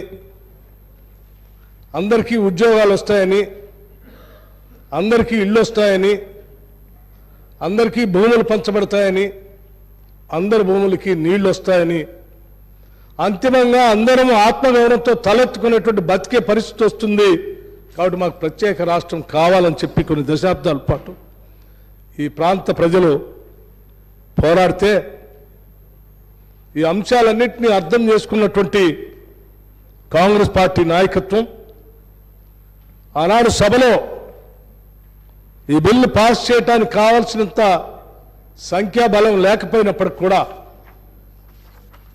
ప్రభుత్వంలో ఉన్నటువంటి భాగస్వాములుగా ఉన్నటువంటి యూపీఏ పార్ట్నర్స్ అందరినీ కూడా ఒప్పించి మెప్పించి తెలంగాణ రాష్ట్ర ప్రజల కోసం వారి ఆరోగ్యం సహకరించకపోయినప్పటికి కూడా ప్రత్యేకంగా ఆనాడు సభలో కూర్చొని ఈ ప్రత్యేక తెలంగాణ రాష్ట్ర బిల్లును పాస్ చేపించి ఈ రాష్ట్ర ప్రజల కోరికలు, ఆశలు, ఆకాంక్షలు నెరవేర్చినటువంటి కాంగ్రెస్ పార్టీ నాయకత్వాన్ని శ్రీమతి సోనియా గాంధీ గారిని తప్పనిసరిగా ఈ సందర్భంగా గుర్తు చేసుకోవాల్సినటువంటి అవసరం ఉంది. అధ్యక్ష, అనేక కళలు, అనేక ఆకాంక్షలు, ఆ కళలు ఆకాంక్షల మధ్యలో వచ్చినటువంటి తెలంగాణ రాష్ట్రం 10 ఏళ్ల పాటు ఇక్కడ ఉన్నటువంటి వనరులతో వారి జీవితాల్లో మార్పు వస్తుందని ఆశించి చూసి చూసి అలసిపోయి అంతిమంగా 10 ఏళ్ల తర్వాత జరిగినటువంటి మొన్న సాధారణ ఎన్నికల్లో ఒక మార్పు కోసం, వారి జీవితాల్లో మార్పు కోసం ఈ రాష్ట్ర ఆర్థిక వనరులన్నీ అందరికీ పంచబడాలనేటువంటి ఆలోచనతో ఒక చారిత్రాత్మకమైనటువంటి తీర్పునిచ్చి ఈరోజు రాష్ట్రంలో కాంగ్రెస్ పార్టీని అధికారంలో తీసుకొని వచ్చారు. అధ్యక్ష, ఈ సందర్భంగా ఈ రాష్ట్ర ప్రజలు ఈ రాష్ట్రంలో జరిగినటువంటి ఆర్థిక విధ్వంసం, ఈ రాష్ట్రంలో జరిగినటువంటి ఉన్నటువంటి వనరులు ఏ రకంగా ఈ రాష్ట్ర ప్రజలకు ఉపయోగపడ్డాయి, ఏ రకంగా దారి మళ్లించబడ్డాయి అనేటువంటి అంశాలు నిజంగా రాష్ట్ర ప్రజలకి, స్టేక్ హోల్డర్స్ అందరికీ తెలియాల్సినటువంటి అవసరం ఉంది. కాబట్టే ఈరోజు ఈ సభలో శ్వేతపత్రాన్ని ప్రవేశపెట్టడం జరిగింది తప్ప ఈరోజు రాష్ట్ర ఇమేజ్ని దిగజార్చడానికో, లేకపోతే దేశం దృష్టిలో అద్భుతంగా అభివృద్ధి చెందుతున్న తెలంగాణ రాష్ట్రం అలా లేదు, ఇలా ఉందని చెప్పాలనేటువంటి ఉద్దేశంతోనూ చేసింది కాదు. అధ్యక్ష, వాస్తవం వాస్తవంలాగా ఉండాలి, సత్యం సత్యంలాగా ఉండాలి. ఏదో ఒకరోజు ఈ రాష్ట్ర పరిస్థితులు, ఆర్థిక పరిస్థితి ప్రతి పౌరుడికి తెలియాల్సినటువంటి అవసరం ఉంది. మరీ ముఖ్యంగా వచ్చినటువంటి ఈ చారిత్రాత్మకమైనటువంటి తీర్పులో ఈ రాష్ట్ర ఆర్థిక వనరులు ప్రజలకు సంపూర్ణంగా అర్థమైతే మనం ఎక్కడ ఉన్నాం, ఎంత లోతుల్లో ఉన్నాం, ఆ లోతుల్లోంచి రాబోయే రోజుల్లో ఈ రాష్ట్ర ప్రజల భవిష్యత్తు కోసం ఎటువంటి పునాదులు వేసుకోవాలి, ఎటువంటి ప్రణాళికలు రచించుకోవాలి, ఏ రకంగా ఈ రాష్ట్రాన్ని భారతదేశంలో పోటీపడేటువంటి రాష్ట్రంగా అభ్యుదయ భావాలతో, ప్రగతిశీల భావాలతో ముందుకు పోయే విధంగా దీన్ని రూపకల్పన చేసుకోవడానికి అవకాశం ఉంటుందనేటువంటి ఆలోచనతోనే ఈరోజు శ్వేతపత్రాన్ని సభలో ప్రవేశపెట్టడం జరిగింది. సభ్యులందరికీ శ్వేతపత్రాన్ని ఈ సభలో ప్రవేశపెట్టినప్పుడు కూడా చాలా స్పష్టంగా కేవలం ప్రధాన ప్రతిపక్ష పార్టీ నాయకులకే కాదు, సభలో ఉన్నటువంటి శాసనసభ్యులందరికీ విజ్ఞప్తి చేశాం. వాస్తవ పరిస్థితులన్నీ మీ ముందు ఉంచుతూ ఉన్నాం. దీని మీద ఆధారం చేసుకొని ఈ వాస్తవ పరిస్థితులను అర్థం చేసుకొని భవిష్యత్ తెలంగాణ ప్రజల కోసం మీరు ఒక పాజిటివ్ అప్రోచ్తో సంపూర్ణమైనటువంటి ఆలోచనతో సలహాలు సూచనలు ఇస్తే తప్పనిసరిగా వాటిని తీసుకొని ముందుకు పోవటం కోసం ప్రభుత్వం ముందుకు వస్తుంది. ఈ సందర్భంగా మీ అందరికీ ఈ విషయాలు తెలియజెప్తా ఉన్నాం. మీరు సౌహృదయంతో అందరూ కూడా చర్చల్లో పాల్గొనవలసిందిగా కూడా విజ్ఞప్తి చేశాం. అందులో భాగంగానే ఈరోజు మాట్లాడినటువంటి పెద్దలందరూ హరీష్ రావు గారు కానీ, లేకపోతే మదన్ మోహన్ రావు గారు కానీ, ఆలేటి మహేశ్వర్ రెడ్డి గారు కానీ, అక్బరుద్దీన్ ఓవైసీ గారు కానీ, రేవూరు ప్రకాష్ రెడ్డి గారు కానీ, కోనమనేని సాంబశివరావు గారు కానీ అనేక విషయాలపైన ఈ శ్వేతపత్రం పైన చర్చించారు. వారందరికీ కూడా వారి వారి ఆలోచనల మేరకు కావలసిన రీతిలో సలహాలు సూచనలు కూడా ఇచ్చారు. వారందరికీ కూడా నేను ముందుగా నా హృదయపూర్వకమైనటువంటి ధన్యవాదాలు తెలియజేస్తా ఉన్నాను ఈ చర్చలో పాల్గొన్నందుకు. అధ్యక్ష, మన ముందు ఒక పెద్ద సవాలు ఉంది. రాష్ట్ర ఆర్థిక పరిస్థితి, రాష్ట్ర ప్రజల ఆకాంక్షలు ఒక పక్కన, అభివృద్ధి ఏ రకంగా ముందుకు తీసుకొని పోవాలి, అభివృద్ధి ద్వారా సృష్టించబడేటువంటి ఆస్తులతో, ఆ ఆస్తులు సృష్టించే సంపదతో ప్రజలకి సంక్షేమ కార్యక్రమాలను ఏ రకంగా అందించాలనేటువంటి అంశాలపైన మనం అందరం ఒక ప్రణాళికాబద్ధంగా ముందుకు పోవాల్సిన అవసరం ఉందని నేను భావిస్తూ ఉన్నాను. అందుకే అధ్యక్ష, చాలా స్పష్టంగా కొద్దిమంది పెద్దలు చెప్పినటువంటి మాటలు కూడా మీ ద్వారా సభ దృష్టికి తీసుకొని రాదలుచుకున్నాను. If you fail to plan, if you fail to plan, plan will fail. అధ్యక్ష, జవహర్లాల్ నెహ్రూ గారు he emphasized on perspective planning, investigating and investing in human development. Perspective planning is the essence of the planning process. Ultimately, it is a development of human being and the human personality. That counts. Although planning involves material investment, even more important is the investment in man. The fiscal management policy appears to have deviated from the fundamental principles అనేది చాలా స్పష్టంగా అర్థమవుతోంది అధ్యక్ష. అట్లాగే అధ్యక్ష, ఈ భారత రాజ్యాంగాన్ని, భారత ప్రజాస్వామ్యాన్ని మనమందరం ఆదర్శంగా తీసుకునేటువంటి పవిత్రమైనటువంటి చట్టసభలు రావటానికి, చట్టబద్ధంగా సంపూర్ణంగా చర్చించుకోవటానికి దేవాలయాలుగా భావించేటువంటి వ్యవస్థల్ని అందించినటువంటి డాక్టర్ బాబాసాహెబ్ అంబేద్కర్ గారు కూడా ఒక విషయం స్పష్టంగా చెప్పారు అధ్యక్ష. Advocacy for a planned economy, it becomes evident that the economic structure should align with the democratic principles, promoting equality and permanence. అధ్యక్ష, వీటిని ఆధారంగా, ఇటువంటి ప్రిన్సిపల్స్ని ఆధారంగా చేసుకొని రాష్ట్ర భవిష్యత్తుని పునాదులపైన నిర్మించుకోకపోతే పేదవాళ్ళు పేదవాళ్ళుగానే, ధనవంతులు ధనవంతులుగానే, అంతిమంగా సమాజంలో విపరీతమైనటువంటి వ్యత్యాసాలు పెరిగి పెడదొరలతో మనం నిర్మించాలనుకున్నటువంటి రాష్ట్రం కానీ సమాజం కానీ మన కళ్ళ ముందు ఉన్నదని చెప్పడానికే నేను వీటిని ఉదాహరిస్తూ కొన్ని విషయాలు నేను చాలా స్పష్టంగా మీ అందరి ముందు ఉంచదలుచుకున్నాను అధ్యక్ష. కొంతమందికి ఇది కష్టమైనప్పటికీ, ఇది వాస్తవం కాబట్టి, ఇది చేదుగా ఉన్నప్పటికి కూడా మనం అందరం జీర్ణించి చేసుకోవాలి అధ్యక్ష. ఎందుకంటే దీని నుంచే మనం పునాదులు వేసుకొని ముందుకు పోవాల్సినటువంటి అవసరం ఉంది అధ్యక్ష. మేము మొదటి నుంచి చెప్తూనే ఉన్నాం. 2014 నుంచి అధ్యక్ష, ఆ రోజుల్లో అధికారంలో ఉన్నటువంటి టీఆర్ఎస్ పార్టీ వారు ఇటు పక్కన ఉండి మేము అటు పక్కన ఉన్నాం అధ్యక్ష. 2014 నుంచి శాసనసభ్యులుగా ప్రతిపక్షంగా ఉన్నటువంటి మేమందరం మొదటి నుంచి చెప్పుకుంటూనే వచ్చాం. వాస్తవాలకి చాలా దూరంగా మీరు బడ్జెట్లు ప్రిపేర్ చేస్తూ ఉన్నారు.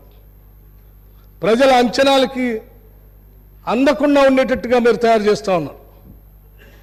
అసలు వనరులు పూర్తి స్థాయిలో ఎంత ఉన్నాయో కూడా ఆలోచన చేయకుండా కేవలం మీరేదో మేము ప్రామిస్ చేశాం కాబట్టి, కొన్ని హామీలు ఇచ్చాము కాబట్టి, ఆ హామీలన్నిటికీ ఎంత అవుతుందో లెక్కేసి ఆ లెక్క సరిపోయేటట్టు ఆదాయం వస్తున్నట్టుగా లెక్కలు పెట్టి ప్రజల్ని మభ్యపెడతా ఉన్నారు.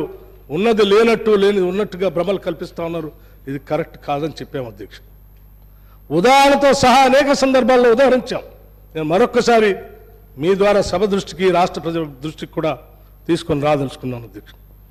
ఉదాహరణకి అధ్యక్ష, బడ్జెట్ ప్రిపరేషన్లో ప్రిపేర్ అయిన తర్వాత బడ్జెట్ ప్రజెంట్ చేసేటప్పుడు కానీ ఏ బడ్జెట్ని తీసుకున్నా బడ్జెట్ ఎస్టిమేట్స్కి బడ్జెట్ యాక్చువల్స్కి ఖర్చుకి ఏదో 5% 10% గ్యాప్ ఉండే విధంగా ముందుకు పోవటం అనేది ఒక నిర్మాణాత్మకమైనటువంటి ఆలోచనతో కూడినటువంటి ప్రభుత్వాలు చేసే పని. కానీ దురదృష్టం ఈ రాష్ట్రంలో మనం ప్రత్యేక రాష్ట్రం తెచ్చుకున్న తర్వాత మొట్టమొదటిసారి ఏర్పడినటువంటి టీఆర్ఎస్ పార్టీ ప్రభుత్వం ఆది నుంచి ఇప్పటి వరకు కూడా మొన్నటి వరకు కూడా ఎప్పుడు కూడా 20% గ్యాప్ లేకుండా బడ్జెట్ ఎప్పుడు ప్రవేశపెట్టలేదు అధ్యక్ష.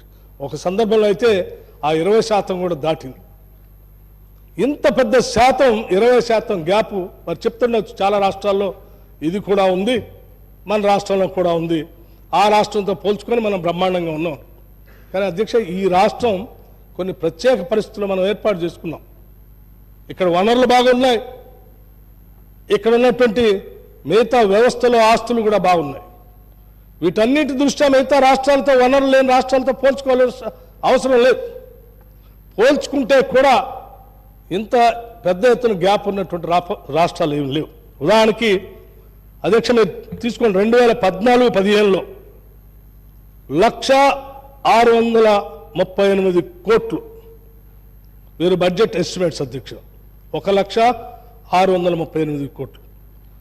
ఎక్స్పెండిచర్ అధ్యక్ష కేవలం 62,000 మాత్రమే చేశారు. అంటే ఎంత గ్యాప్ అధ్యక్ష? Difference 38.1% minus. ఇంత పెద్ద గ్యాప్. సరే అధ్యక్ష, అట్లాగే 2015-16 1,15,689 కోట్లు. ఎక్స్పెండిచర్ చూస్తే కేవలం 97,811 ఖర్చు. గ్యాప్ వచ్చేసి -15.5. 2016-17 సరే 1,30,416 కోట్లు అధ్యక్ష. ఈ ఒక్క సంవత్సరంలోనే 93% వచ్చారు. 1,21,735 కోట్లు ఖర్చు పెట్టి 93.3% ఒకటే ఒక్క సంవత్సరం వచ్చారు. అట్లా 2017-18 అధ్యక్ష మళ్ళీ 1,49,646 కోట్ల ఎస్టిమేషన్స్తో బడ్జెట్ పెట్టి 1,20,211 కోట్లు మాత్రమే ఖర్చు పెట్టారు. 80% మాత్రమే చేరారు. మళ్ళీ -19.7% అంటే దాదాపు 20%.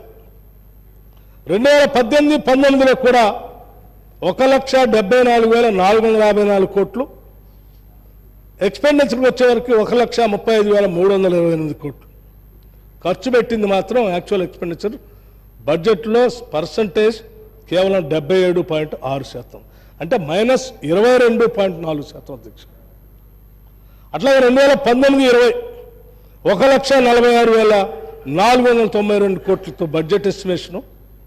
ఎక్స్పెండిచర్ వచ్చి 1,42,857 కోట్లు.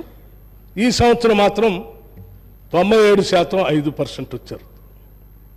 2020-21 1,82,914 ఎక్స్పెండిచర్ వచ్చి 1,57,547 86.1%, -13.9%.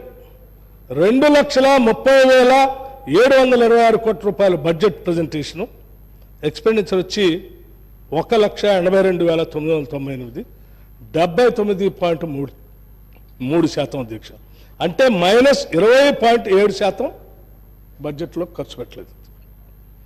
అట్లాగే అధ్యక్ష 2022-23 ప్రొవిజనల్ బడ్జెట్ 2,56,859 ఎక్స్పెండిచర్ వచ్చి 2,04,085 కోట్ల అధ్యక్ష. కేవలం 79.5%, అంటే 20.5% ఈ సంవత్సరం కూడా ఖర్చు పెట్టలేదు. అట్లాగే ఇట్లా చూస్తే అధ్యక్ష టోటల్ ఈ బడ్జెట్లు ప్రవేశపెట్టిన అన్ని సందర్భాల్లో మొత్తం 14,87,834 కోట్లు వీళ్ళు బడ్జెట్ ప్రవేశపెడితే 12,24,877 కోట్లలో వీళ్ళు కేవలం ఖర్చు పెట్టింది పర్సంటేజ్ మొత్తం 82.3% మాత్రమే. ఇక ఈ సంవత్సరం 2023-24 బడ్జెట్ ఎస్టిమేట్స్ మరి 2,90,396 కోట్లు. ఎక్స్పెండిచర్ ఇప్పటి వరకు 1,48,053. అంటే ఇప్పుడు ఇంకా కొద్ది సమయం ఉంది, మార్చి వరకు 51%, ఇంకా 3 నెలలే ఉంది. ఇది -25% ఉంది. అధ్యక్ష, నేను ఇది ఎందుకు చెప్తా ఉన్నానంటే మొదటి నుంచి ఈనాటి వరకు కూడా ఎప్పుడు వాస్తవానికి దగ్గరలో వీళ్ళ బడ్జెట్ ప్రిపరేషన్ లేదు. అంకెల గారడి, ప్రజలకు మాయ చేయటం, మసిపోయటం, మేము అవి చేసాం ఈ చేసాం, లేకపోతే ఆ స్కీమ్స్ అనౌన్స్ చేస్తున్నాం ఈ స్కీమ్స్ అనౌన్స్ చేస్తున్నాం. వీటన్నిటికీ అంటే డబల్ బెడ్రూమ్కి ఇల్లు, ఇంటికో ఉద్యోగం, లేకపోతే 3 ఎకరాల భూమి, లేకపోతే రకరకాలు ఇవన్నీ మీరు చెప్పినాయి కదండి. 3 ఎకరాల భూమి, డబుల్ బెడ్రూమ్ ఇల్లు, ఇంటికో ఉద్యోగం, మండలానికి ఒక 3 residential school LKG to PG వరకు, ఒక్కొక్క రెసిడెన్షియల్ స్కూల్లో బాలురు బాలికలు వాళ్ళిద్దరికి వీళ్ళిద్దరికి సపరేట్ స్విమ్మింగ్ పూల్, ప్రతి శాసనసభ నియోజకవర్గంలో 1,00,000 ఎకరాలకు అదనంగా ఆయకట్టు, ఇవన్నీ మీరు చెప్పినాయి కదా, నేను చెప్పినాయి కదా. ఇన్ని చెప్పారు అధ్యక్ష. అధ్యక్ష ఉన్నాయి సార్. అధ్యక్ష, నేను చెప్పిన అన్నీ మీరు ఇచ్చినటువంటి బడ్జెట్ పుస్తకాల నుంచి తీసుకున్నటువంటి అంకెలే తప్ప నా సొంత అంకెలు కాదు. అధ్యక్ష, మిగతా రాష్ట్రాలు చాలాసార్లు లేదా ఆ రాష్ట్రాలు అట్లా ఉంది, ఈ రాష్ట్రాలు ఇట్లా ఉందని. అధ్యక్ష, నేను మిగతా రాష్ట్రాలకు సంబంధించి కూడా కొంత సమాచారాన్ని ఇవ్వదలుచుకున్నాను. ఉదాహరణకి రాజస్థాన్ అధ్యక్ష, బడ్జెట్ ఎస్టిమేట్స్కి ఎక్స్పెండిచర్కి +16.4% అధ్యక్ష. ఎస్టిమేట్స్ కంటే ఇంకా +16% వాళ్ళు ఖర్చు పెట్టారు.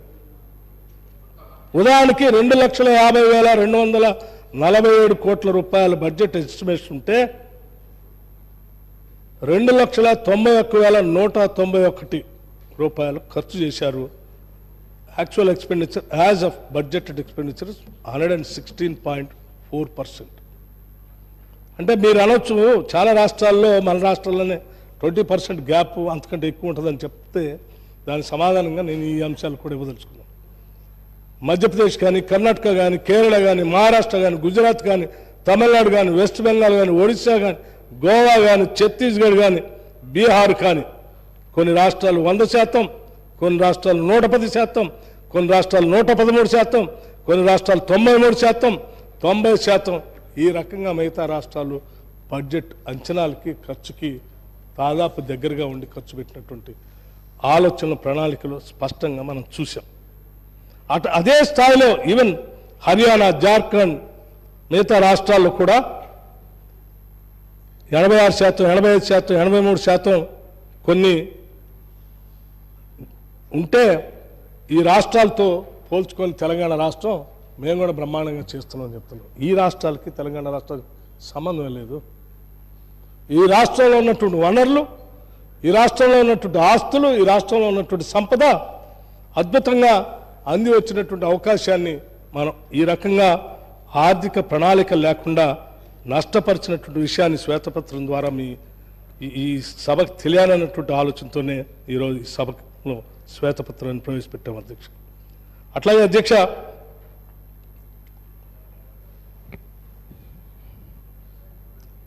ఇందాక మిత్రుడు మాట్లాడుతూ కొన్ని విషయాలు హరీష్ రావు గారు చెప్పారు. ఉమ్మడి ఆంధ్రప్రదేశ్లో బడ్జెట్ సంబంధించి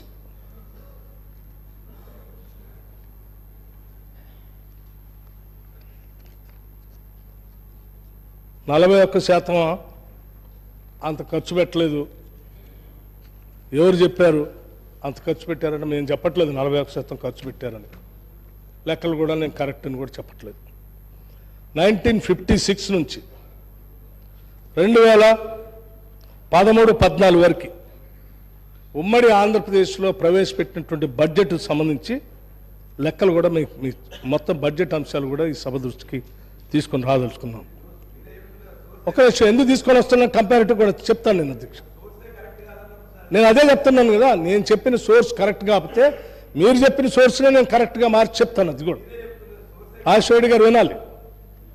నేనేం చెప్తా ఉన్నాను, సరే ఉన్న కంబైన్డ్ స్టేట్లో జనాభా దామాషా ప్రకారమో లేకపోతే ఏరియా ప్రకారమో అంచనాలు 41% అని వేసాం. ఈ 41% ఖర్చు పెడితేనే మొత్తం బడ్జెట్లో ఇన్ని సంవత్సరాలు 56 నుంచి 2013-14 వరకు మొత్తం ఖర్చు పెట్టింది 4,98,053 కోట్లు. తప్పు, రైట్. ఈ 41% అయితే కాదు, మీరు అన్నట్టు 31% తీసుకున్నాం. 31% కాదు 21% తీసుకున్నాం అంటే ఇంకా తగ్గిద్ది. అంటే 4 లక్షలు 5 లక్షల నుంచి అది 2 లక్షలకే వస్తుంది, 6 లక్షకే వస్తుంది. అంటే 56 నుంచి 2013-14 వరకు అతి తక్కువ డబ్బులతో ఈరోజు తెలంగాణ ప్రాంతంలో ఎన్ని ఆస్తులు సృష్టించారండి. ఒక నాగార్జున సాగర్ బహుళార్థ సాధు ప్రాజెక్ట్ ఇచ్చారు, వచ్చిందా? ఓ శ్రీశైలం వచ్చిందా? ఓ జూరాలు వచ్చిందా? ఒక ఎస్ఆర్ఎస్పి వచ్చిందా? ఓ దేవాదులు వచ్చిందా? ఒక కడెం వచ్చిందా? లేకపోతే హైదరాబాద్ చుట్టూ ఉన్నటువంటి ఔటర్ రింగ్ రోడ్ వచ్చిందా? ఇంటర్నేషనల్ ఎయిర్పోర్ట్ వచ్చిందా? ఐఐటి వచ్చిందా? IIIT వచ్చిందా? లేకపోతే హైదరాబాద్ ఉన్న ఈసీఐఎల్ వచ్చిందా? ఐడిపిఎల్ వచ్చిందా? బిహెచ్ఎల్ వచ్చిందా? హైదరాబాద్కి గోదావరి జలాలు వచ్చినా, కూర్చోండి వినాలండి, హైదరాబాద్కి కృష్ణానది జలాలు ఫేజ్ 1, ఫేజ్ 2, ఫేజ్ 3 వచ్చినా? గోదావరి నుంచి మంచినీళ్ళు వచ్చినా? అవునండి, గోదావరి నుంచి మంచినీళ్ళు వచ్చినా? వినండి, గోదావరి నుంచి మంచినీళ్ళు వచ్చినా? కృష్ణానది నుంచి నీళ్ళు వచ్చినాయా? మీరు నీళ్ళు తాగుతున్నారు కదా వాళ్ళ, అవి అప్పుడు వచ్చినాయి. గోదావరి నీళ్ళు వచ్చినాయా? మంజీరా నీళ్ళు వచ్చినాయా? ఇవన్నీ అతి తక్కువ బడ్జెట్తో కంటికి కనపడేటువంటి ఇన్ని ఆస్తులు సృష్టించబడ్డాయి. వినండి, ఓ బిహెచ్ఎల్ వస్తుంది అన్నప్పుడు నాకు తెలుసు ప్రభుత్వ రంగ సంస్థ, అది కేంద్ర ప్రభుత్వం. ఒక బిహెచ్ఎల్ ఇక్కడ రావాలంటే ఇక్కడ రాష్ట్ర ప్రభుత్వం భూమి కేటాయించాలి, దానికి కావాల్సిన వ్యవస్థలు ఏర్పాటు చేయాలి, కేంద్రంతో మాట్లాడుకోవాలి, ఇక్కడ తెచ్చుకోవాలి, ఎంతో కొంత వీళ్ళకు కూడా ధనం సమకూర్చాలి. ఓకే, ఒట్టిగా రాదు. మీరున్నారుగా 10 ఏళ్ళ నుంచి. ఏ బిహెచ్ఎల్ తీసుకొచ్చారు మీరు? ఏ ఈసీఎల్ తీసుకొచ్చారు? ఏ బీడీఎల్ తీసుకొచ్చారు? ఏం తీసుకొచ్చారు మీరు? ఏం కాలేదు. తెచ్చిన ఐటీఐఆర్నే బాగొట్టారు. ముఖ్యమంత్రి గారు చెప్తా ఉన్నారు 2 ఫామ్ హౌస్లు తెచ్చారు తప్ప ఏమి కాలేదు ఈ రాష్ట్రానికి అని చెప్తా ఉన్నారు. అధ్యక్ష, నేను ఎందుకు చెప్తా ఉన్నానంటే, నేను ఉమ్మడి ఆంధ్రప్రదేశ్లో నేను ఈ లెక్క 4 ఒక్క నిమిషం అధ్యక్ష నేను ఉమ్మడి ఆంధ్రప్రదేశ్లో నేను ఇంకా తక్కువ చదివాను, వీళ్ళు వినాలని ఆలోచన ఉంటే నేను చెప్తా ఉన్నాను అధ్యక్ష. ఇంకా నేను చాలా అధ్యక్ష, నేను ఉమ్మడి ఆంధ్రప్రదేశ్లో ఉన్నటువంటి బడ్జెట్ డబ్బులు వాళ్ళు ఎక్కువ మన కోసం ఖర్చు పెట్టారు, మన మీద చాలా ప్రేమ చూపించారు, ఇక్కడ ఆస్తులు సృష్టించారు అని చెప్పట్లే. అతి తక్కువ డబ్బులోనే వాళ్ళు మనకు చేయకపోయినా ఆ ఉన్న దాంట్లోనే ఇన్ని ఆస్తులు వచ్చినాయి. ఆ ఆస్తులు కూడా వాళ్ళు వింటారు, కొన్ని చెప్తేనే వింటాను, అన్ని చెప్తే మరొకసారి వాళ్ళు అంతా వింటారు.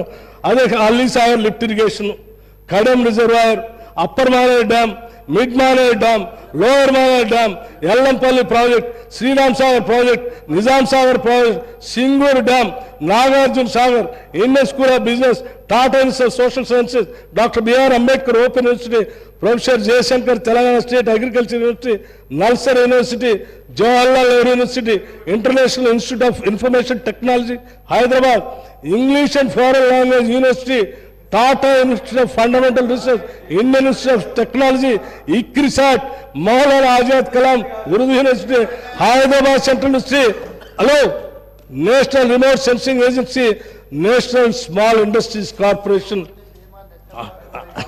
National academy of construction, national police academy, national institute of fashion technology, national institute of nutrition, national institute of tourism hospitality, national institute of agriculture extension management, Indian statistical institute, Institute of Genetics, Hospital for Genetic Diseases, Indian Immunologicals Limited, Indian Drugs and Pharmaceuticals Limited, Indian Institute of Chemicals Technology, Indian Institute of Public Enterprise. మీరు ఇవన్నీ అప్పుడు వచ్చినాయి కదా, ఇవన్నీ ఓపిక లేకపోతే నేనేం చేశాను, మీరు అడిగారు. Footwear design and development institutes, doctor Madhavi Chennareddy, human resource development institute of Telangana, advanced numerical research and analysis group, advance systems laboratory, defence research and development organisation, director of rice research, central institute of medicine and aromatic plants, central research institute of dry land agriculture, central institute of tool design, central power research institute, centre for economics and social study, centre for DNA finger print diagnostic, centre for development advance planning, centre for cellular molecular biological, Bharat dynamics administrative staff college of India, atomic minerals director of exploration, ఇంకా ఉన్నాయి. ఇంకా చెప్పంటే మిగతా కూడా చెప్తాను. అధ్యక్ష, ఇవన్నీ సృష్టించబడటానికి ఇన్ని సృష్టించబడ్డాయంటే అధ్యక్ష, ఆనాడు అతి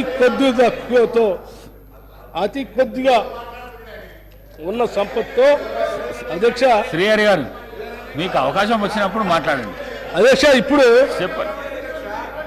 మీరు అతి తక్కువ డబ్బులతోనే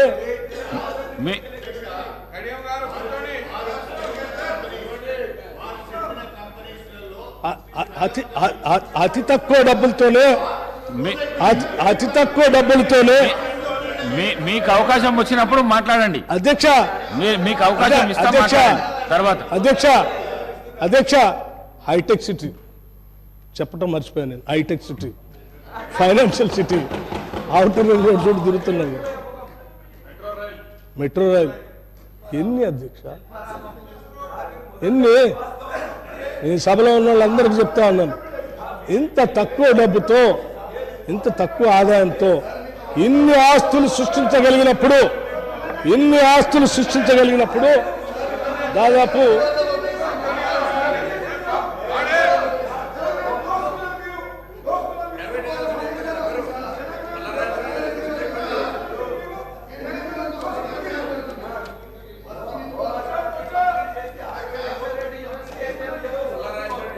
రాజేశ్వరరెడ్డి గారు, అధ్యక్ష ప్లీజ్.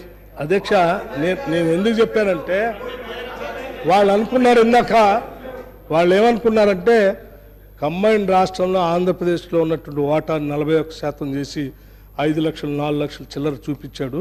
ఇది కావాలని చేస్తున్నారు, ఎవరో ప్రేమతో రాసి ఇచ్చారని చదువుతున్నారు. నేను ప్రేమతో రాసి చూపించింది చదివించింది కాదు. నేను ఎందుకు చూపించానంటే, ఇంత తక్కువ ఖర్చుతోనే ఇన్ని ఆస్తులు సృష్టించబడటానికి అవకాశం ఉన్నప్పుడు 2014 నుంచి 2023-24 వరకు ఎన్ని లక్షల కోట్లు బడ్జెట్ అధ్యక్ష మంది? ఎన్ని లక్షల కోట్లు ఏడిపోతా ఉన్నాయి? ఏమన్నా ఒక్కటైనా చూడటానికి కనపడుతుంది అధ్యక్ష? పోదాం, సాగర్ దగ్గర పోదాం, నిలబడదాం, అది కనిపిస్తుంది. అందులోంచి పారే నీళ్లు కనిపిస్తాయి, లెఫ్ట్ కెనాల్ కనిపిస్తుంది, రైట్ కెనాల్ కనిపిస్తుంది, దాని కింద లక్షల ఎకరాలు పారే పండే బోలు కనిపిస్తాయి. మీరేమన్నా సృష్టించారా? మీరు వచ్చిన తర్వాత ఏమన్నా ఒక పరిశ్రమ తీసుకొచ్చారా? మీరేమన్నా కోర్ ఇండస్ట్రీ పెట్టారా? ఏం లేదు కదా. పోనీ ఏమైనా బహుళార్థ సాధక ప్రాజెక్ట్ ఏమైనా తీసుకొచ్చారా? మీరు వచ్చిన తర్వాత చేసింది ఏంటంటే సార్, ఒక పాలమూరు రంగారెడ్డి, ఇంకొకటి కాళేశ్వరం. పాలమూరు రంగారెడ్డి, సీతారామ, ఇంకొకటి కాళేశ్వరం. అధ్యక్ష, పాలమూరు రంగారెడ్డి ఇంతవరకు పంపులో పెట్టలే. మీరు చాలా రోజులు తోవలేదు, అక్కడే ఉన్నాయి. సీతారామ బ్యారేజ్ అనేది ఇంతవరకు. కాళేశ్వరం కట్ట కాళేశ్వరం అంటే మొత్తం ఇక్కడ హరీష్ రావు గారు ఉన్నారు, అప్పుడు వారే ఇరిగేషన్ మంత్రిగా కూడా ఉన్నారు, ఆర్థిక శాఖ మంత్రిగా పనిచేశారు, ఇరిగేషన్ మంత్రిగా పనిచేశారు. సరే, అప్పుడు వారు రోజువారీ దాన్ని రివ్యూ కూడా చేసేవాడు. సరే, కాళేశ్వరం అంటే దేశంలో ఉన్నటువంటి ప్రజలందరూ బస్సులు తీసి పెట్టి చూపించారు.